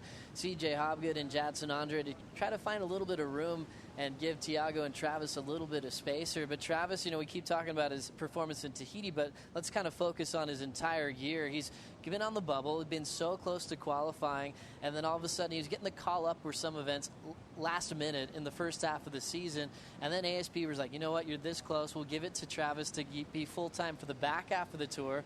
But when you look at the One World rankings, again, Travis is sitting 34th, and he's probably just ready to pop that bubble, get that thing away from him. It's probably pretty stressful for him coming into the last event now. Oh, absolutely. I mean, you know, the best thing I guess he's got going for him is, you know, he didn't compete here last year, did he? So he can make a lot of points if he does well. You know, it'd be so that situation would suck. I mean, I hate to say those words. I don't swear a lot, even though that's not a real swearing word. But just imagine your travel agent, like, yeah, I might be going there and I might be going there, so just put me on standby and I'll let you know. I mean, it can be an expensive little thing to do, especially when you're doing the other world tour too. I mean, the One World, and you're at an event, and a WT's coming up, and you're like, you could be in J Bay, get ready, and it's just, you don't know where your life's going, really, do you? It was insane. Yeah, Travis was the one waiting to see if Kelly was going to make it to J Bay. Got in last minute. Next thing you know, he's getting the call from France to go to Tahiti, and now getting to this point here, basically still needing a result because there's some guys behind him that are still going, and he's got to make sure that he's within that top 32. It is top 34. He's sitting 34th, but those extra two coming from ASP wildcards. Yeah, well, at least he knows what he's doing right now. He's at Pipeline. It's the last event of the year, and he just needs to get a good result. I mean, I'm guessing quarterfinals, could be good enough. Al Hunt or Dave Stansfield will probably know the stats better than me on that. But, it'd be good to see. Travis is a great guy, and he helps out a lot of his South African friends, and it'd be good to see him stay on tour. But Jadson Andre, let's we talk about him, and he's exciting. He's going to be in the second half of this heat. They're going to be left out there. It's kind of a little bit illegal, but there'll be two guys left in the water. We don't usually let that happen. It happens in the first heat of the day and the last heat, only 20 minutes. But just imagine getting left out there with just you. It's going to be CJ Hopgood and Jason Andre, and I hope it gets ultra perfect for him. I'm just a bit surprised that I haven't seen CJ take off on a massive 10-foot wave and pull in yet. It's not like CJ, but he's still got a lot of time left, so I'm just hoping he does do that this afternoon. Oh, definitely. As we focus on CJ for a little bit, an interesting year for him. And all of a sudden, after the New York event, he actually had a retirement party and saying, well, I guess you've fallen off. With the changes in the tour, the next thing you know, he was getting the call back up to surf in lowers, but I think he was kind of like, wait a second, I just had a retirement party in New York.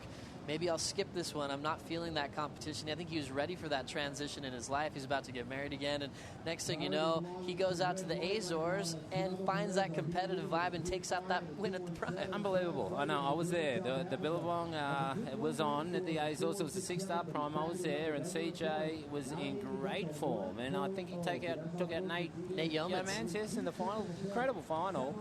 And I'm like, CJ, so what are you going to do? Are you back on tour? And he doesn't give a straight answer to those questions. Just like another guy we know, Kelly Slater. He's like, maybe, I'm not too sure. But he is here at Pipeline, and these are good points, valuable points for him. And I dare say, if he does well and qualifies, we'll see him try for a really good year next year. And, I just want to say commiserations to Freddie Patacia too. He needed to get a ninth in this a ninth in this event to stay on tour, and hopefully he does. I don't know how it's all going to pan out, Joey, but it'd be great. I don't want to see Freddie off tour at all. I hope he does compete in selective Prime events next year and hopefully get back on, there's, it's just so hard at this, at this end of the year. You can see good friends get knocked off and people that you think should really be on tour not make it. I mean, there's a big mix. It sure is, and it comes down to the wire here, and there's still a lot of scenarios to come as we get deeper into this event, so we'll be keeping you posted. But like Ak was touching on, Freddie P losing to Evan Valier in the third heat of the morning. He had a tough heat there, went over the falls a couple times, had his jersey ripped off of him, and Evan Valier basically had a dream heat, had an 18.2 total, and he hasn't looked back since. So when you look at Freddie on the One World, you know that he was in need of a result, sitting 31 on the One World. Dusty Payne says he's not aware of what's going on there, but he's 30th, so we'll keep you posted as this unfolds. But look at what we have out the back now. It's Jadson on a nice wave. Can he get deep enough? He just couldn't. It's really tricky to do, Joey, but when we go back to that replay, I'll kind of give you my, scenario where, when he does an air, I don't think that's going to score real big. As we got a big takeoff, Tiago Perez gets caught by the lip. Guillotine, he just got exploded there. And probably better up than down, you know what I mean? I mean, that pushed him up. But as long as he hasn't got a broken... He probably broke his board, but hopefully he hasn't got a broken ankle because that hit him on the ankles. But that was a pretty heavy situation right there. We see Tiago now swimming without his board, and he's going to have to go under this one once again. A solid one there. He was so deep, he was forced to straighten out, and he is going to be trying to get into safety. Let's see what happened here on the replay. First with Jadson Andre. Yeah, with Jadson, I mean, I thought he maybe could have gone to the bottom and then came up and kind of done a check stall. But on a wave that size, after seeing the replay, maybe it wasn't possible. He did have to set his edge and just didn't get deep in that barrel. So that won't be a score to speak of. But how's the next wave with Tiago? Well, let's see the front angle of this. Needed to maybe come down, but then he wouldn't have got up. We see him nice there. Style, though. Yeah, the judges like to see you get deep. They don't even want to look at the tip of your board. He was way out in front, but yeah, beautiful style for Jadson Andre, and he'll just be getting a little warm up here. He still has 23 minutes to go in this lineup here at Pipeline, and he got to the inside. He's like, you know what? This is what I do best. I'm going to do a little frontside punt and see how they feel about that one. This was Tiago. Tell us what happens on this heavy. explosion. He was not going anywhere on this wave. Lost his edge right there, and it just lands on his back and his ankles, and oh my goodness. He broke his board. I don't know where he is at the moment, but he's on the beach right there on screen. He's got his other board, and there's not a lot of time left, and he is in the lead. Tiago needs a 1-point ride. How do you feel with 3 minutes, 24 seconds? I mean, can you get a 1-point ride and just take off and come to the beach? I don't think so. You've got to get some kind of barrel or a snap. So just something really quick there. Tiago's not giving up yet. He's going for it because he knows Travis just needs a 1-point ride at the moment here. So you see some very happy Groms getting a piece That's of Tiago's dangerous right board. there. Those kids could get sucked out the back. There's so much water moving right there. Call their parents. Yeah, call their parents. Oh, they're not my kids, are they? No. But the lifeguards should be looking at that. But you remember that heat, Joe, with Taylor Knox and Amayan Goodwin? I mean, I think it was like a 2.3 versus 2.2. Taylor got the last wave of the heat, and I'm like, he needs a 0.6, and he took off, and he couldn't go anywhere. It was a closeout, and I was like, did he get the score right there? I'm like, I think I was sitting next to you, and like, you can't really get the score for not doing anything, but what's a 0.5, what's a 0.6? Oh, anyway. exactly. Exactly. They wanted you to do something, and it wasn't there. And Taylor came in going, okay, I guess they're going to give me a 0.3. And the judges actually took a long time with that score. No, they're like, what do we do here? Anyway, we can see a lot of guys paddling out for the free surf this afternoon. This is coming into the last heat of the day. We're going to end up with Jadson Andre and CJ Hopgood up there. But this man here, he's not in the lead, and he just got smoked. He got so wiped out, he'd have no breath left, no energy. He does train hard though. He's growing up in a place in Portugal called Super Tubes, and it's not, it's called the Portuguese pipeline. So he needs a 2.31. I just heard the beach commentator yell that out. Travis Logie. Oh, yeah, just out in front. This is getting to a pretty critical time. I don't know if he's got time, Joey. I'm not sure if he does. A minute and a half to go, but obviously not that big of a score as he had to come in and replace his board. So a tough one, making a mistake on that huge one, gets completely exploded on the reef, and now time is not on his side here as we see the fans on the beach. We got Travis there in a tough situation with that backup of a 1.13, now getting in to the final minute, and looks like we do have a wave approaching here. We sure do. And where is CJ? I keep on wanting to see him take off on a really big wave. And who have we got here? We're dealing with a bit of glare right here, so we're just going to have to see. And it is CJ. I can tell by his rails, and that is a big wave. And that is a beautiful, typical CJ Hopgood there. A lot of the guys are finding it hard to get deep today. It's just, I guess, Joe, it's the wind. It's really hard. It's hard to tell, how, just the fade. Pipeline, it's not really a wave where you really want to fade. You want to take off late and set your edge, but if you can't do that, you can't really fade. We've got a big second reef wave there going unridden. But, and here we go. We've got someone out the back, and he's not in the contest. No, a couple of chargers there like you were talking about. There's some local guys that love to sit way out the back and try to line one up all the way to off the wall in the inside section as we're down to 10 seconds to go, and there's not going to be enough time for Tiago. You see him on the shoulder there, and now he's feeling it. He worked that hard to get back out into position, and it just runs out of time for Tiago Paris. But Travis Logie's got to be feeling a little bit better now because he had more of the pressure scenario on the One World rankings coming in in 34th. Let's see how Travis got the job done here at the maxed out conditions here at Pipeline. Travis's second look here at Pipe. He did get to surf in the first round, and this is how he went just now. Well, I mean, that's what you kind of got to do. I mean, he got that score, and he needed it. And then Tiago just kind of started charging and eating it. And all Travis really had to do was just sit there and watch his opponent, self-destruct. Exactly. You see the board destruction right there. Tiago with his head down, though. He is such a fighter, as they call him, the Portuguese Tiger. I'm sure he had a ton of fans, obviously, around the world, but they love him in his home country of Portugal, and he represents them quite well. Well done to Tiago. I mean, you can tell me where he's on the ratings. I'm sure he's still going for next year, right? He's all set. Yeah, he's 23rd in the world. So cool. Yeah, he's not looking so bad right now. But things change. As obviously, we're talking about certain results get dropped if you don't meet what you did the year before. There's so many different scenarios that sometimes you just have to wait for Al Hunt's little printout each and every morning to tell you all the math is going to end up in whose way. As we look out the back, and the lineup's getting a little bit less crowded. We're going to have just a ride in for Tiago as he makes way for CJ Hobgood and Jadson Andre. And CJ's been a little more vocal lately in interviews. I think a lot of people wanted to know, okay, what do you really want to do? He went to the Surfer Bowl the other day, and Saxon Boucher and Mark Healy were interviewing him. CJ starts joking around. He's like, I want you guys to ask me some hard questions. They're like, okay, what about the tour? Let's see what you're going to do. And he's like, yeah, well, you know what, I'm not ready to answer that yet. But he was kind of opening up about certain parts of his life and some moments where his head wasn't in the game, and to where he is now. He's saying he's in such a good place in his life right now, and his goal coming to Hawaii was just to get a spot into the Pipe Masters. He didn't show up for Haleiwa. He got into Sunset really quickly, but with all the injuries we had, all of a sudden, next thing you know, CJ got a call, and he's like, my goal at this event is to surf Pipe and get as barreled as I can. I thought that was beautiful. Yeah, I think that's a good statement, but let's see him get more barreled than he has so far.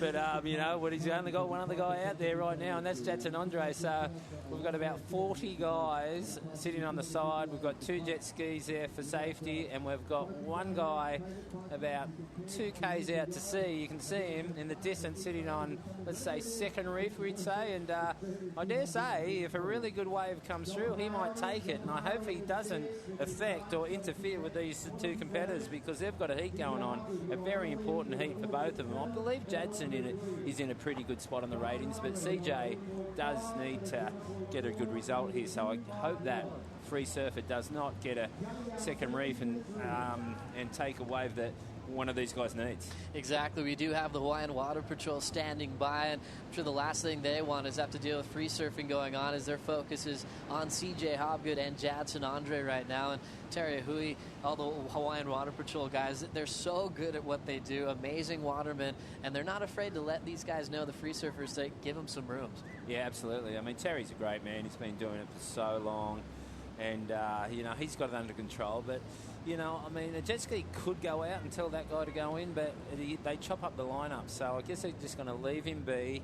I mean, he probably won't get one. You've got to be really lucky to get a big second reefer, and you've got to be on at least a 9.6. So he might just stay out there, and he probably might be out there till dark. I've stayed at Pipeline for many years and seen guys sit out there and not get a wave and have to paddle in at dark. But we've got Kelly Slater's coach right there, Belly. And tomorrow, we should talk a bit about that. We got some good heat, so all our major seeds are going to come into play tomorrow. Joel Parkinson, first heat at Alejo Moniz, second Adrio D'Souza, his fellow countryman, Julian Wilson. Wow, he's in the 4th heat. Damien Hopgood and Kelly Slater, number 6. And Gabriel Medina. We all want to see him surf Pipeline. And that'll be all coming up tomorrow. I think that's what we're looking forward to. Gabriel Medina, what's he going to do at Pipe? He has everything else in his package, and you're saying, hey, if he does well at Pipe, he can easily be the first Brazilian world champ. Here we go, live action, taking off with the barrel. CJ Hobgood, he threads it perfectly, comes out to the shoulder, little fade and cut back just to seal the deal. His last wave was a 4.67. As he's stalling again, he's not done. Look at him slide the fins out, and he'll kick out onto the inside. That score is coming in from the screen. We're going to take a short break. We'll be right back after this.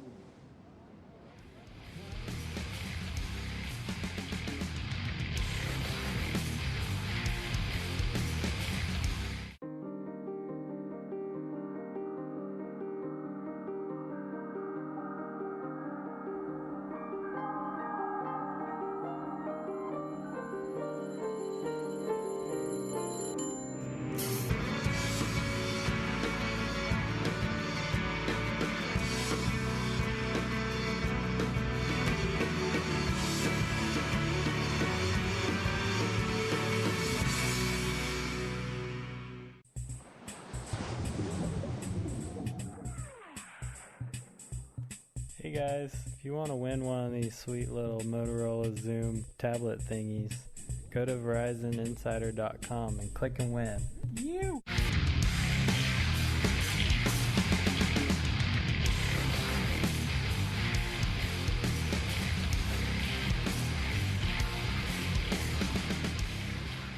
Welcome back to the North Shore of Oahu. The Billabong Pipe Masters is about to come to a close on the opening day of competition. Last heat in the lineup, we've got CJ Hobgood with a 6-point total over Jadson Andre's 3.9 so far, so plenty of room to go for these guys. But they're the only 2 guys out. Normally you have the 4 guys out because of the Hawaiian permits for the Triple Crown. You need to have 4 guys in the water at all times, and they start changing formats, make this overlapping scenario that we've had today and, over the last couple of years, and it ends up being quite effective in sharing the lineup. The heats come to 40 minutes apiece, and now we've got a priority with CJ Hobgood and Jadson Andre right now. Jadson needing a 2.51, and at the moment, we're going to toss it down to the beach with GT.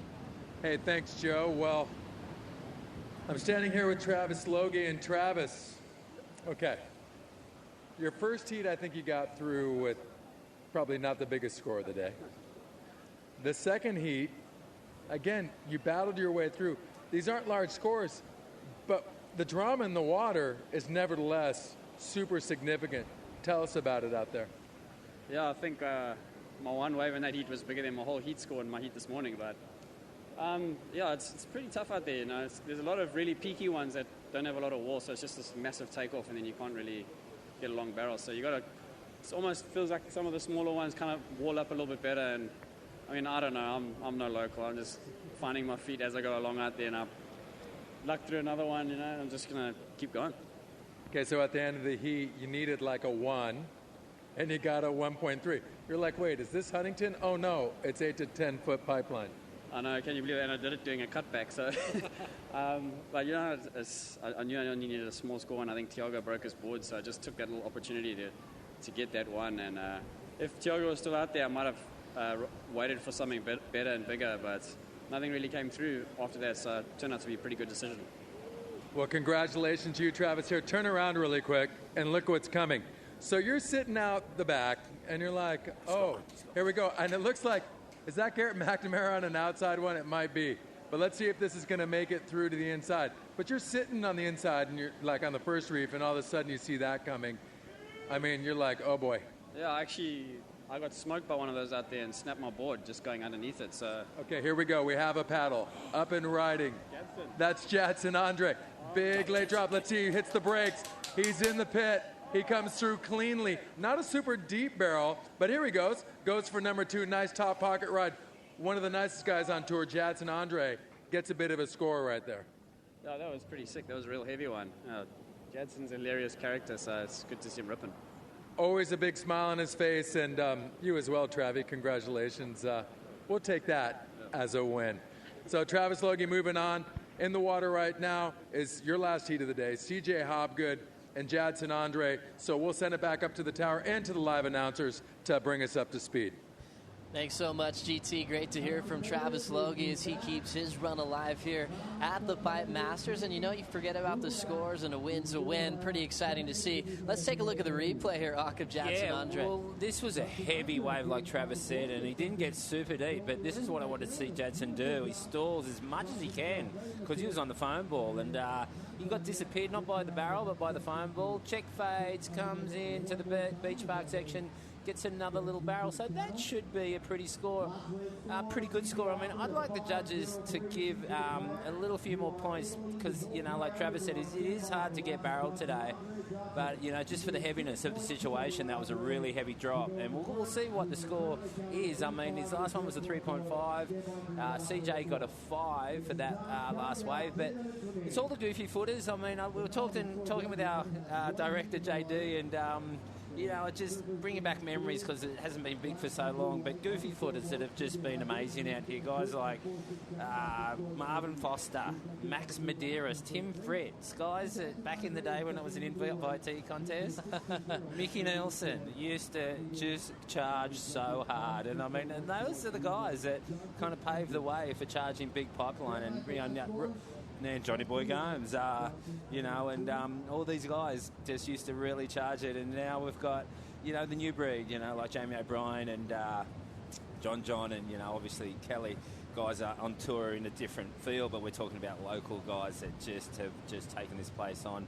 Just thought I'd give them some acknowledgement. Oh, exactly, Ak. I mean, you think about, pioneering a spot like this when you go even years further back, people didn't even think that the place was surfable. And you look, those old photos of like Butch Van Arsdale just charging the place on a board that you would never see in this lineup ever again. And seeing what it's come to today, it's you're always good to look back. And I think, all the names you mentioned, the guys like Marvin Foster, kind of pre the internet era and the webcast and all that. So a lot of times, we look to you, Ak, to tell those stories of the old days and what it was like to surf a wave like pipe on different equipment and coming to where we are today. Yeah, well, it's true. I mean, and then, there was guys like Bird Mahalona, but the real man, like the Prince, the King, the Jerry Lopez. I mean, I got to see Jerry surf, and, I think the last two events that I competed in, Jerry was just, and all the footage that they took, all those, in those free rides, Storm Riders, whatever those movies were, with Jerry just, timeless, Rory Russell, saw him the other night, a lot of guys, I can't probably mention them all, but all these new kids, they know about them. I mean, it was a bit before their era, but, that old archival footage, that you need to kind of sweep out under the, sweep off the dust and find a VHS player. It's good to see anyway, but I just like to acknowledge all them. We haven't got much time left in this heat. Let's get back to it. We've got Jadson Andre. He's just going to have to do a flyaway there. What do you get for that last wave? A 5.77, Joey. So he's not in the lead, but he only needs a 3.93. So he had to go there. Look at CJ looking at this wave. He's not deep, but it is a heavy wave. CJ should be able to get this. It's going to double up, Joey. And if he delays his bottom turn enough, which he could not do, he didn't get deep enough. It does a huge air right there. Big putt. Doesn't make it. So he's leaving Jadson out there, Joey. And he's had a look at this wave, and that wave was heavy.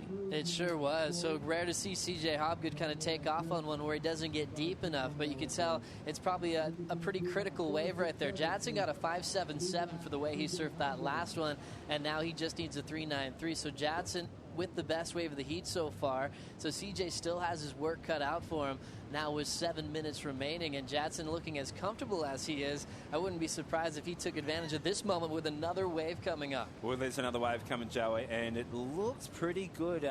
Jadson's having a look. It's got a long wall on it. Here he goes. It's going to have a bit of whitewash in it.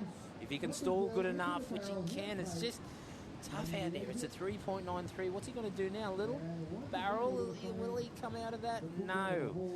So he's left CJ in the lineup. At least these guys, they're having a bit of a ding-dong battle out there. There's only two of them.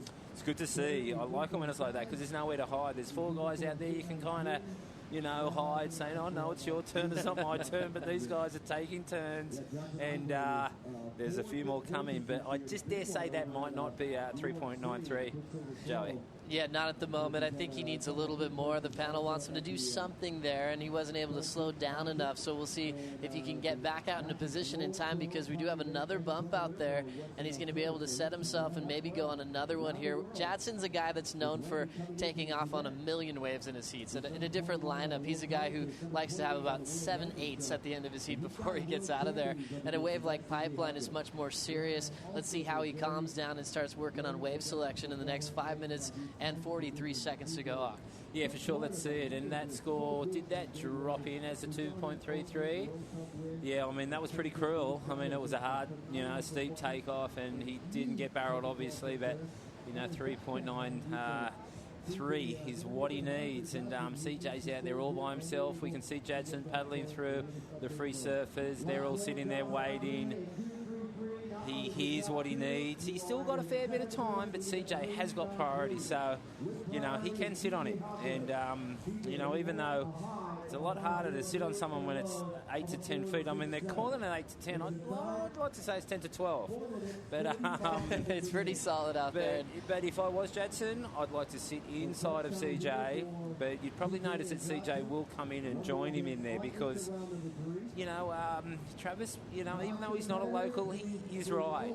Those big A-frames aren't barreling, haven't got a long wall to them. One of those sneaky ones on the inside that might run off into the sandbar might just give him that score that Jadson needs. Yeah, You big know. thing Kolohe was talking about when he came in. He was saying, I noticed guys like John, Jamie O'Brien were kind of looking to that inside section to get a score. And so these guys trying to adapt to that, maybe not sitting a mile out the back because you might have a lot of foam on the face that prevents you from getting deep inside the tube. We're taking a look at the score line here of CJ Hobgood. 9-7 combined total as he looks to take out Jadson Andre and keep that dream alive of moving on. CJ getting that call up to surf in this event. He did take out Keiko Bacalso earlier this morning. He only had a 6.5 combined total in that one, and Keiko had a 0.6. So another one of those heats where we were just trying to anticipate what was going to happen on this day. CJ came in with that one with sand all over him. He'd gotten work coming in on the inside, and now he's back out there, and he's done a little bit better in this second heat, but you can still tell with, counting 4s and 5s for a guy like CJ, you're waiting to see the 8s and 9s and 10s. Yeah, well, we are. But CJ is really experienced. We can't forget that. He knows exactly what he's doing, like I said at the start of the heat, if Jadson just went to town out there and started going mad, CJ would do the same thing. So he's just checking him out. He's going to have to sit on him, though. They're both in the lineup now. We can see Jadson on screen. You can see some pretty big sets out there.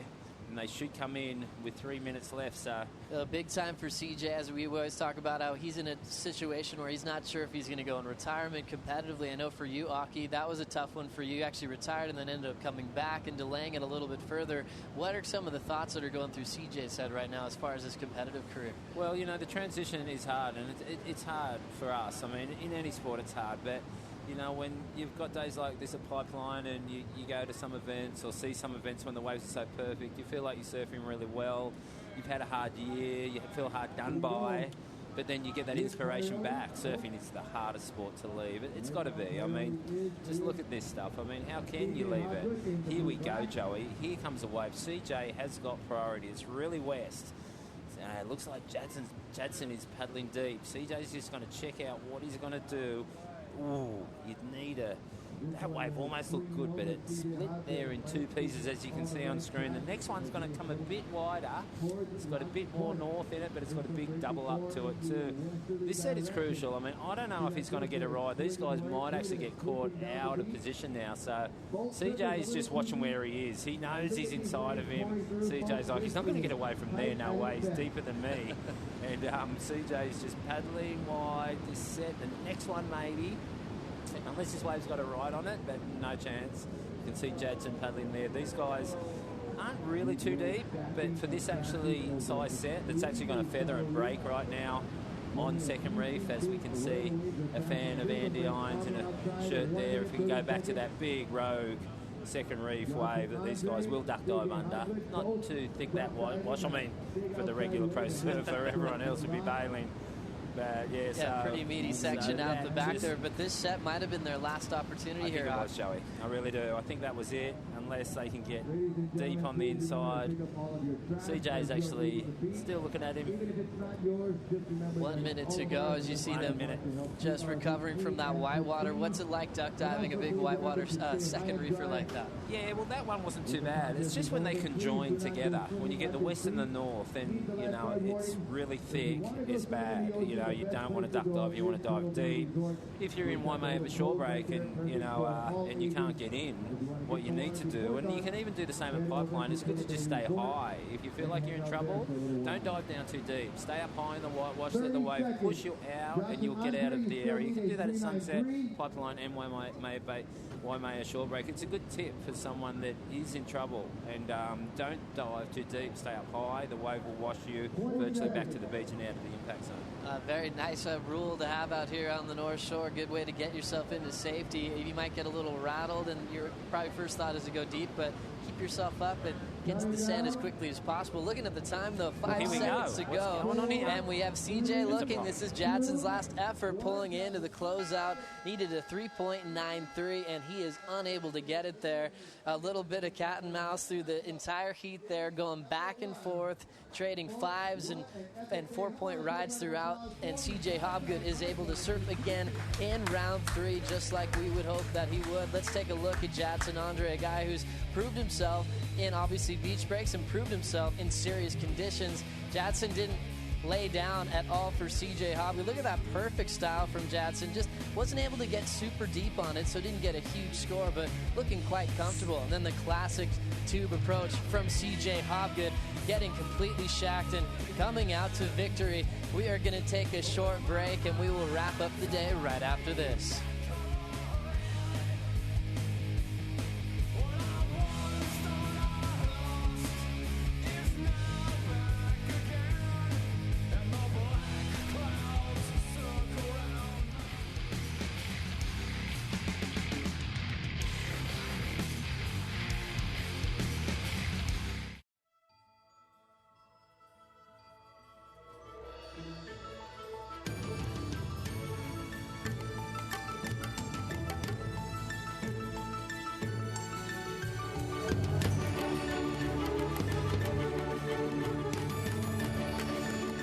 To those of us who share these islands,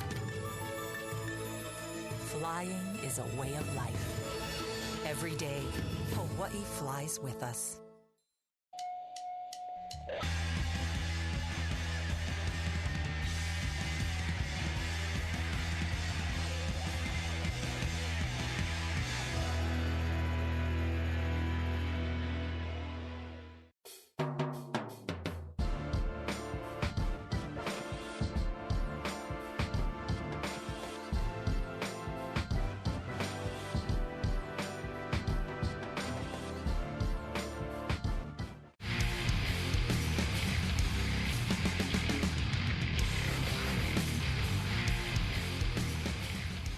Welcome back to the Billabong Pipe Masters. Joe Turpel with Mark Akalupo, former event champ. Aki, an incredible day at the first day of the waiting period. The swells maxed out on our first day, and there are so many standouts thinking about the entire day, so many wipeouts as well. For you, who's kind of standing out on top as you think about some of the best surfers on the first day of action? I think Evan Villiers. Yeah, Evan Villiers was a real standout for me. He got that one incredible wave early this morning. It was a real thick one.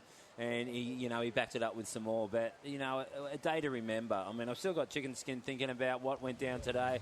The crowd erupted at the end of the day, just clapped for the whole day. Well, here's Evan, and let's see what happens. He's just got that really thick, beautiful wave. And what an angle.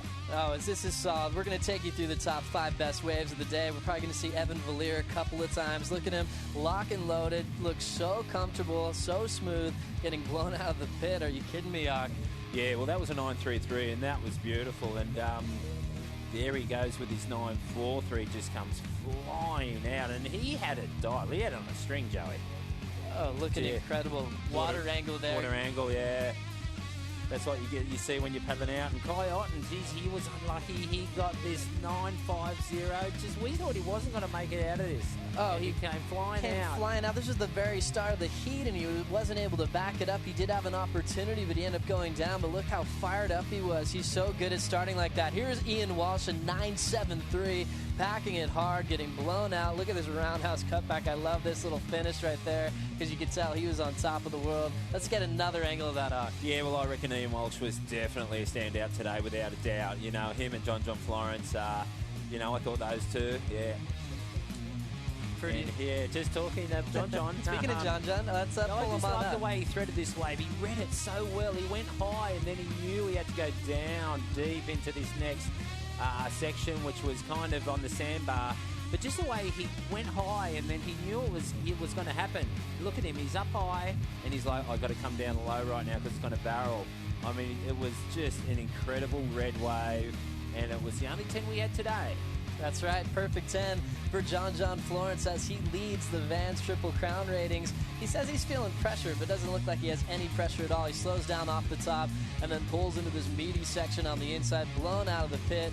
Every single judge just threw 10s at the screen immediately as he took a decisive win there. He's won twice so far this year on the World Tour, or this year at Pipe, and now looking to make it 3 of the Pipe Masters. As you check out that screen, Take note to Evan Valier, the damage that he's done, taking out Freddie Pataccia, and then moving on to the second round and continuing this heroic act. We've got Kai Otten in there in that third spot. He was eliminated with that 9.5, so super unfortunate for Kai Otten. Let's check out the top 5 heat totals, and looks like we got Evan Valier on top once again. Well, yeah, I mean, it won't probably be as big tomorrow, but he's going to be the guy to watch. I mean, you know, the rights will come into play, so, you know, Evan can go right too, but Ian Walsh, Marcus Hickman surfed really good today. We're going to go to the wipeout piece, and this morning, Matty Wilkinson was like, he didn't, you know, such an awkward fall there. Awkward fall, and then, Freddie lost his jersey here. Freddie lost his jersey right there, got ripped right off him.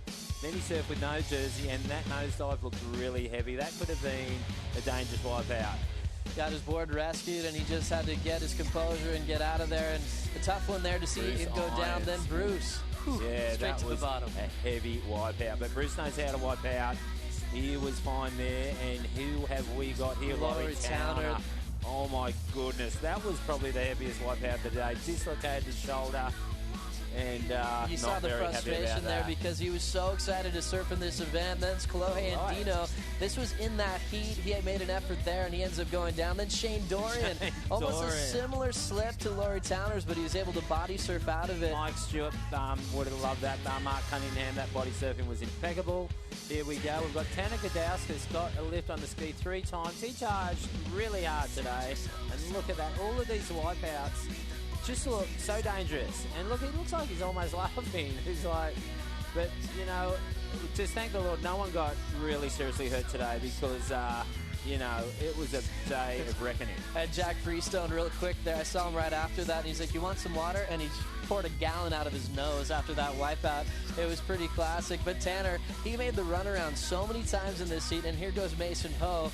Mason Ho, I thought, was really unlucky. You know, he was winning that heat the whole time. That was a gnarly wipeout, taking himself for some reef cuts. But Adam Melling, I mean, he's still in the race for the Triple Crown. We've got John in there, so that's an exciting thing to look at tomorrow. Exactly. We see Miguel Pupo. This is a classic one. Taylor Knox, look at his face. This was wild. I remember Kelly was commentating that, and he just couldn't get his edge in and just got sucked over. A la Todd Holland. I remember that wipeout that Todd Holland had way back in the day. I think it was a bigger wave than that, but there's Karen Perot going down. We had lots of wipeouts, and Tiago Perez copying that lip on the back. That's the wave that ended his campaign to take out Travis Logie. A tough one there for Tiago as he raced in to get a brand new board, had to paddle back out as soon as he made it out the back. The horn sounded, and it was over for Tiago. But as you were saying before, some of these guys that are amazing tube riders out here at Pipe, they're also really good at wiping out. Well, it's true. I mean, you got to stay in the barrel. I mean, just like Laurie Towner did there, and Shane Dorian, you know, you wipe out in the barrel, you want to stay in the barrel. You don't want to kind of fall off before the barrel comes down. You get sucked over with the lip and then get forced into the reef. You know, these guys really know what they're doing. That's why no one got seriously hurt today. Tomorrow could be as heavy because once it drops a little bit, it'll focus more on the reef. There'll be more rights. There'll be more split peaks. There's going to be a lot of action. We're going to see the top seeds. Today was incredible. I just think tomorrow can be even better. I'm right there with you, Aki. Pretty incredible day. The opening day of competition here at the Billabong Pipe Masters. Tomorrow, we'll probably make a call around 7 o'clock local time. That first heat's usually out right on 8 o'clock, so get ready for another massive day of competition. We left you with John Florence. He had that perfect 10. Shea Lopez did get a chance to catch up with him and kind of get inside his head what it feels like to be leading that Triple Crown and what it feels like to be competing at Pipe. So thanks for watching, everyone around the world, and big thanks to our crew working hard. A long opening day here. I'm Joe Turpel for Mark Ocalupo and the rest of the crew here at Billabong. Thanks for watching. We'll see you bright and early tomorrow.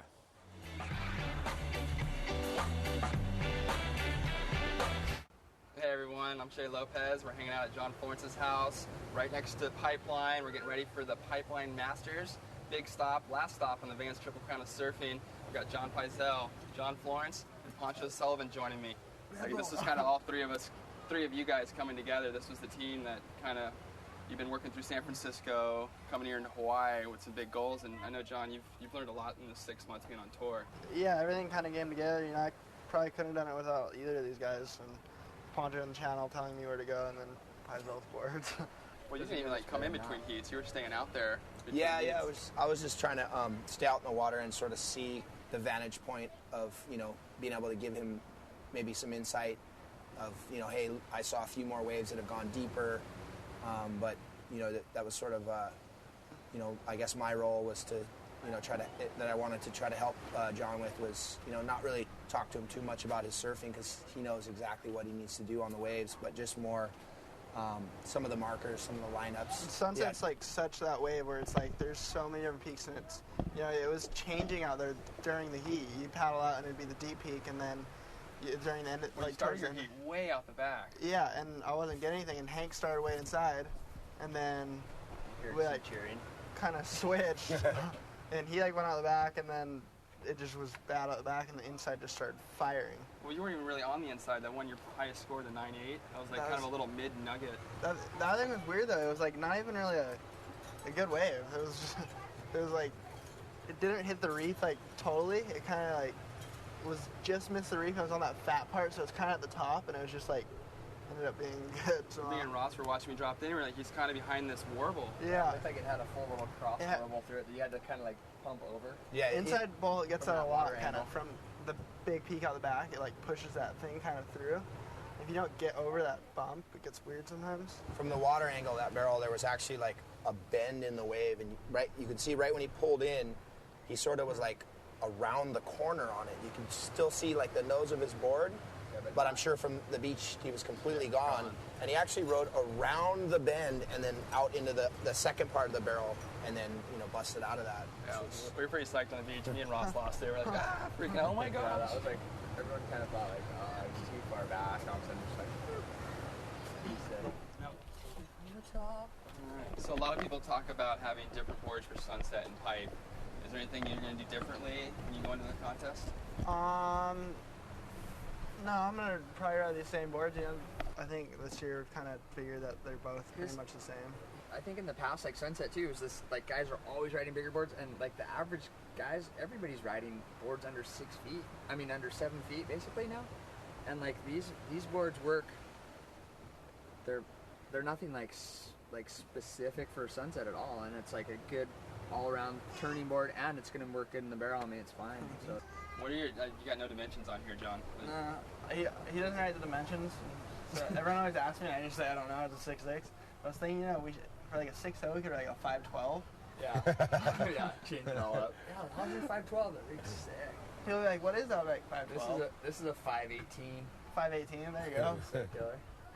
We actually took this one and the 6'8" out the counties one day, because it was before the comp started, and I was just I just want to go surf, and we went down and looked at sunset, and sunset was just so crowded and slow. It was that day after we surfed in the morning, in the evening, and we just ended up paddling out at Cammy's, and these things actually worked so good out there. It was 4 feet, but it was just so loose and just fun to turn.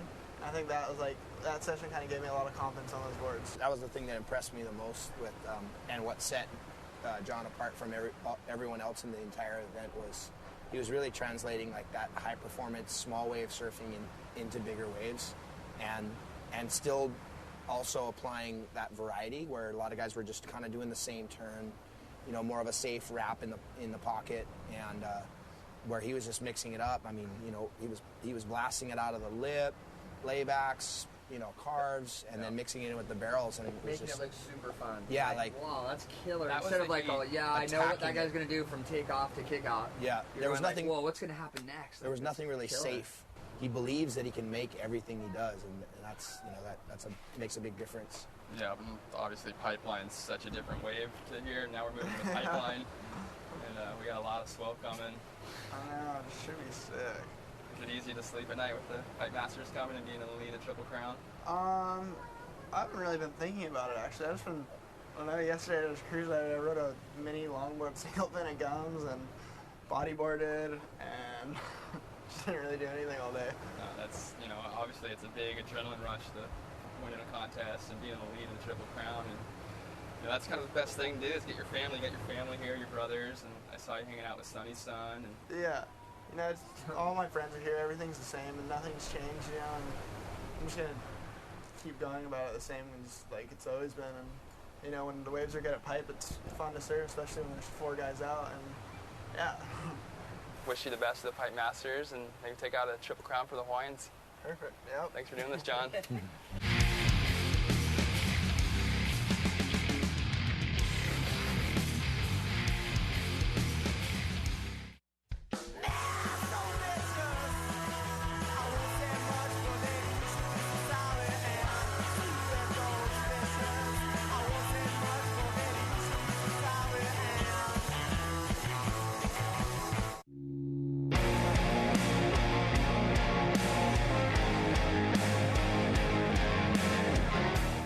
I'm Roy Powers. Come ride with us.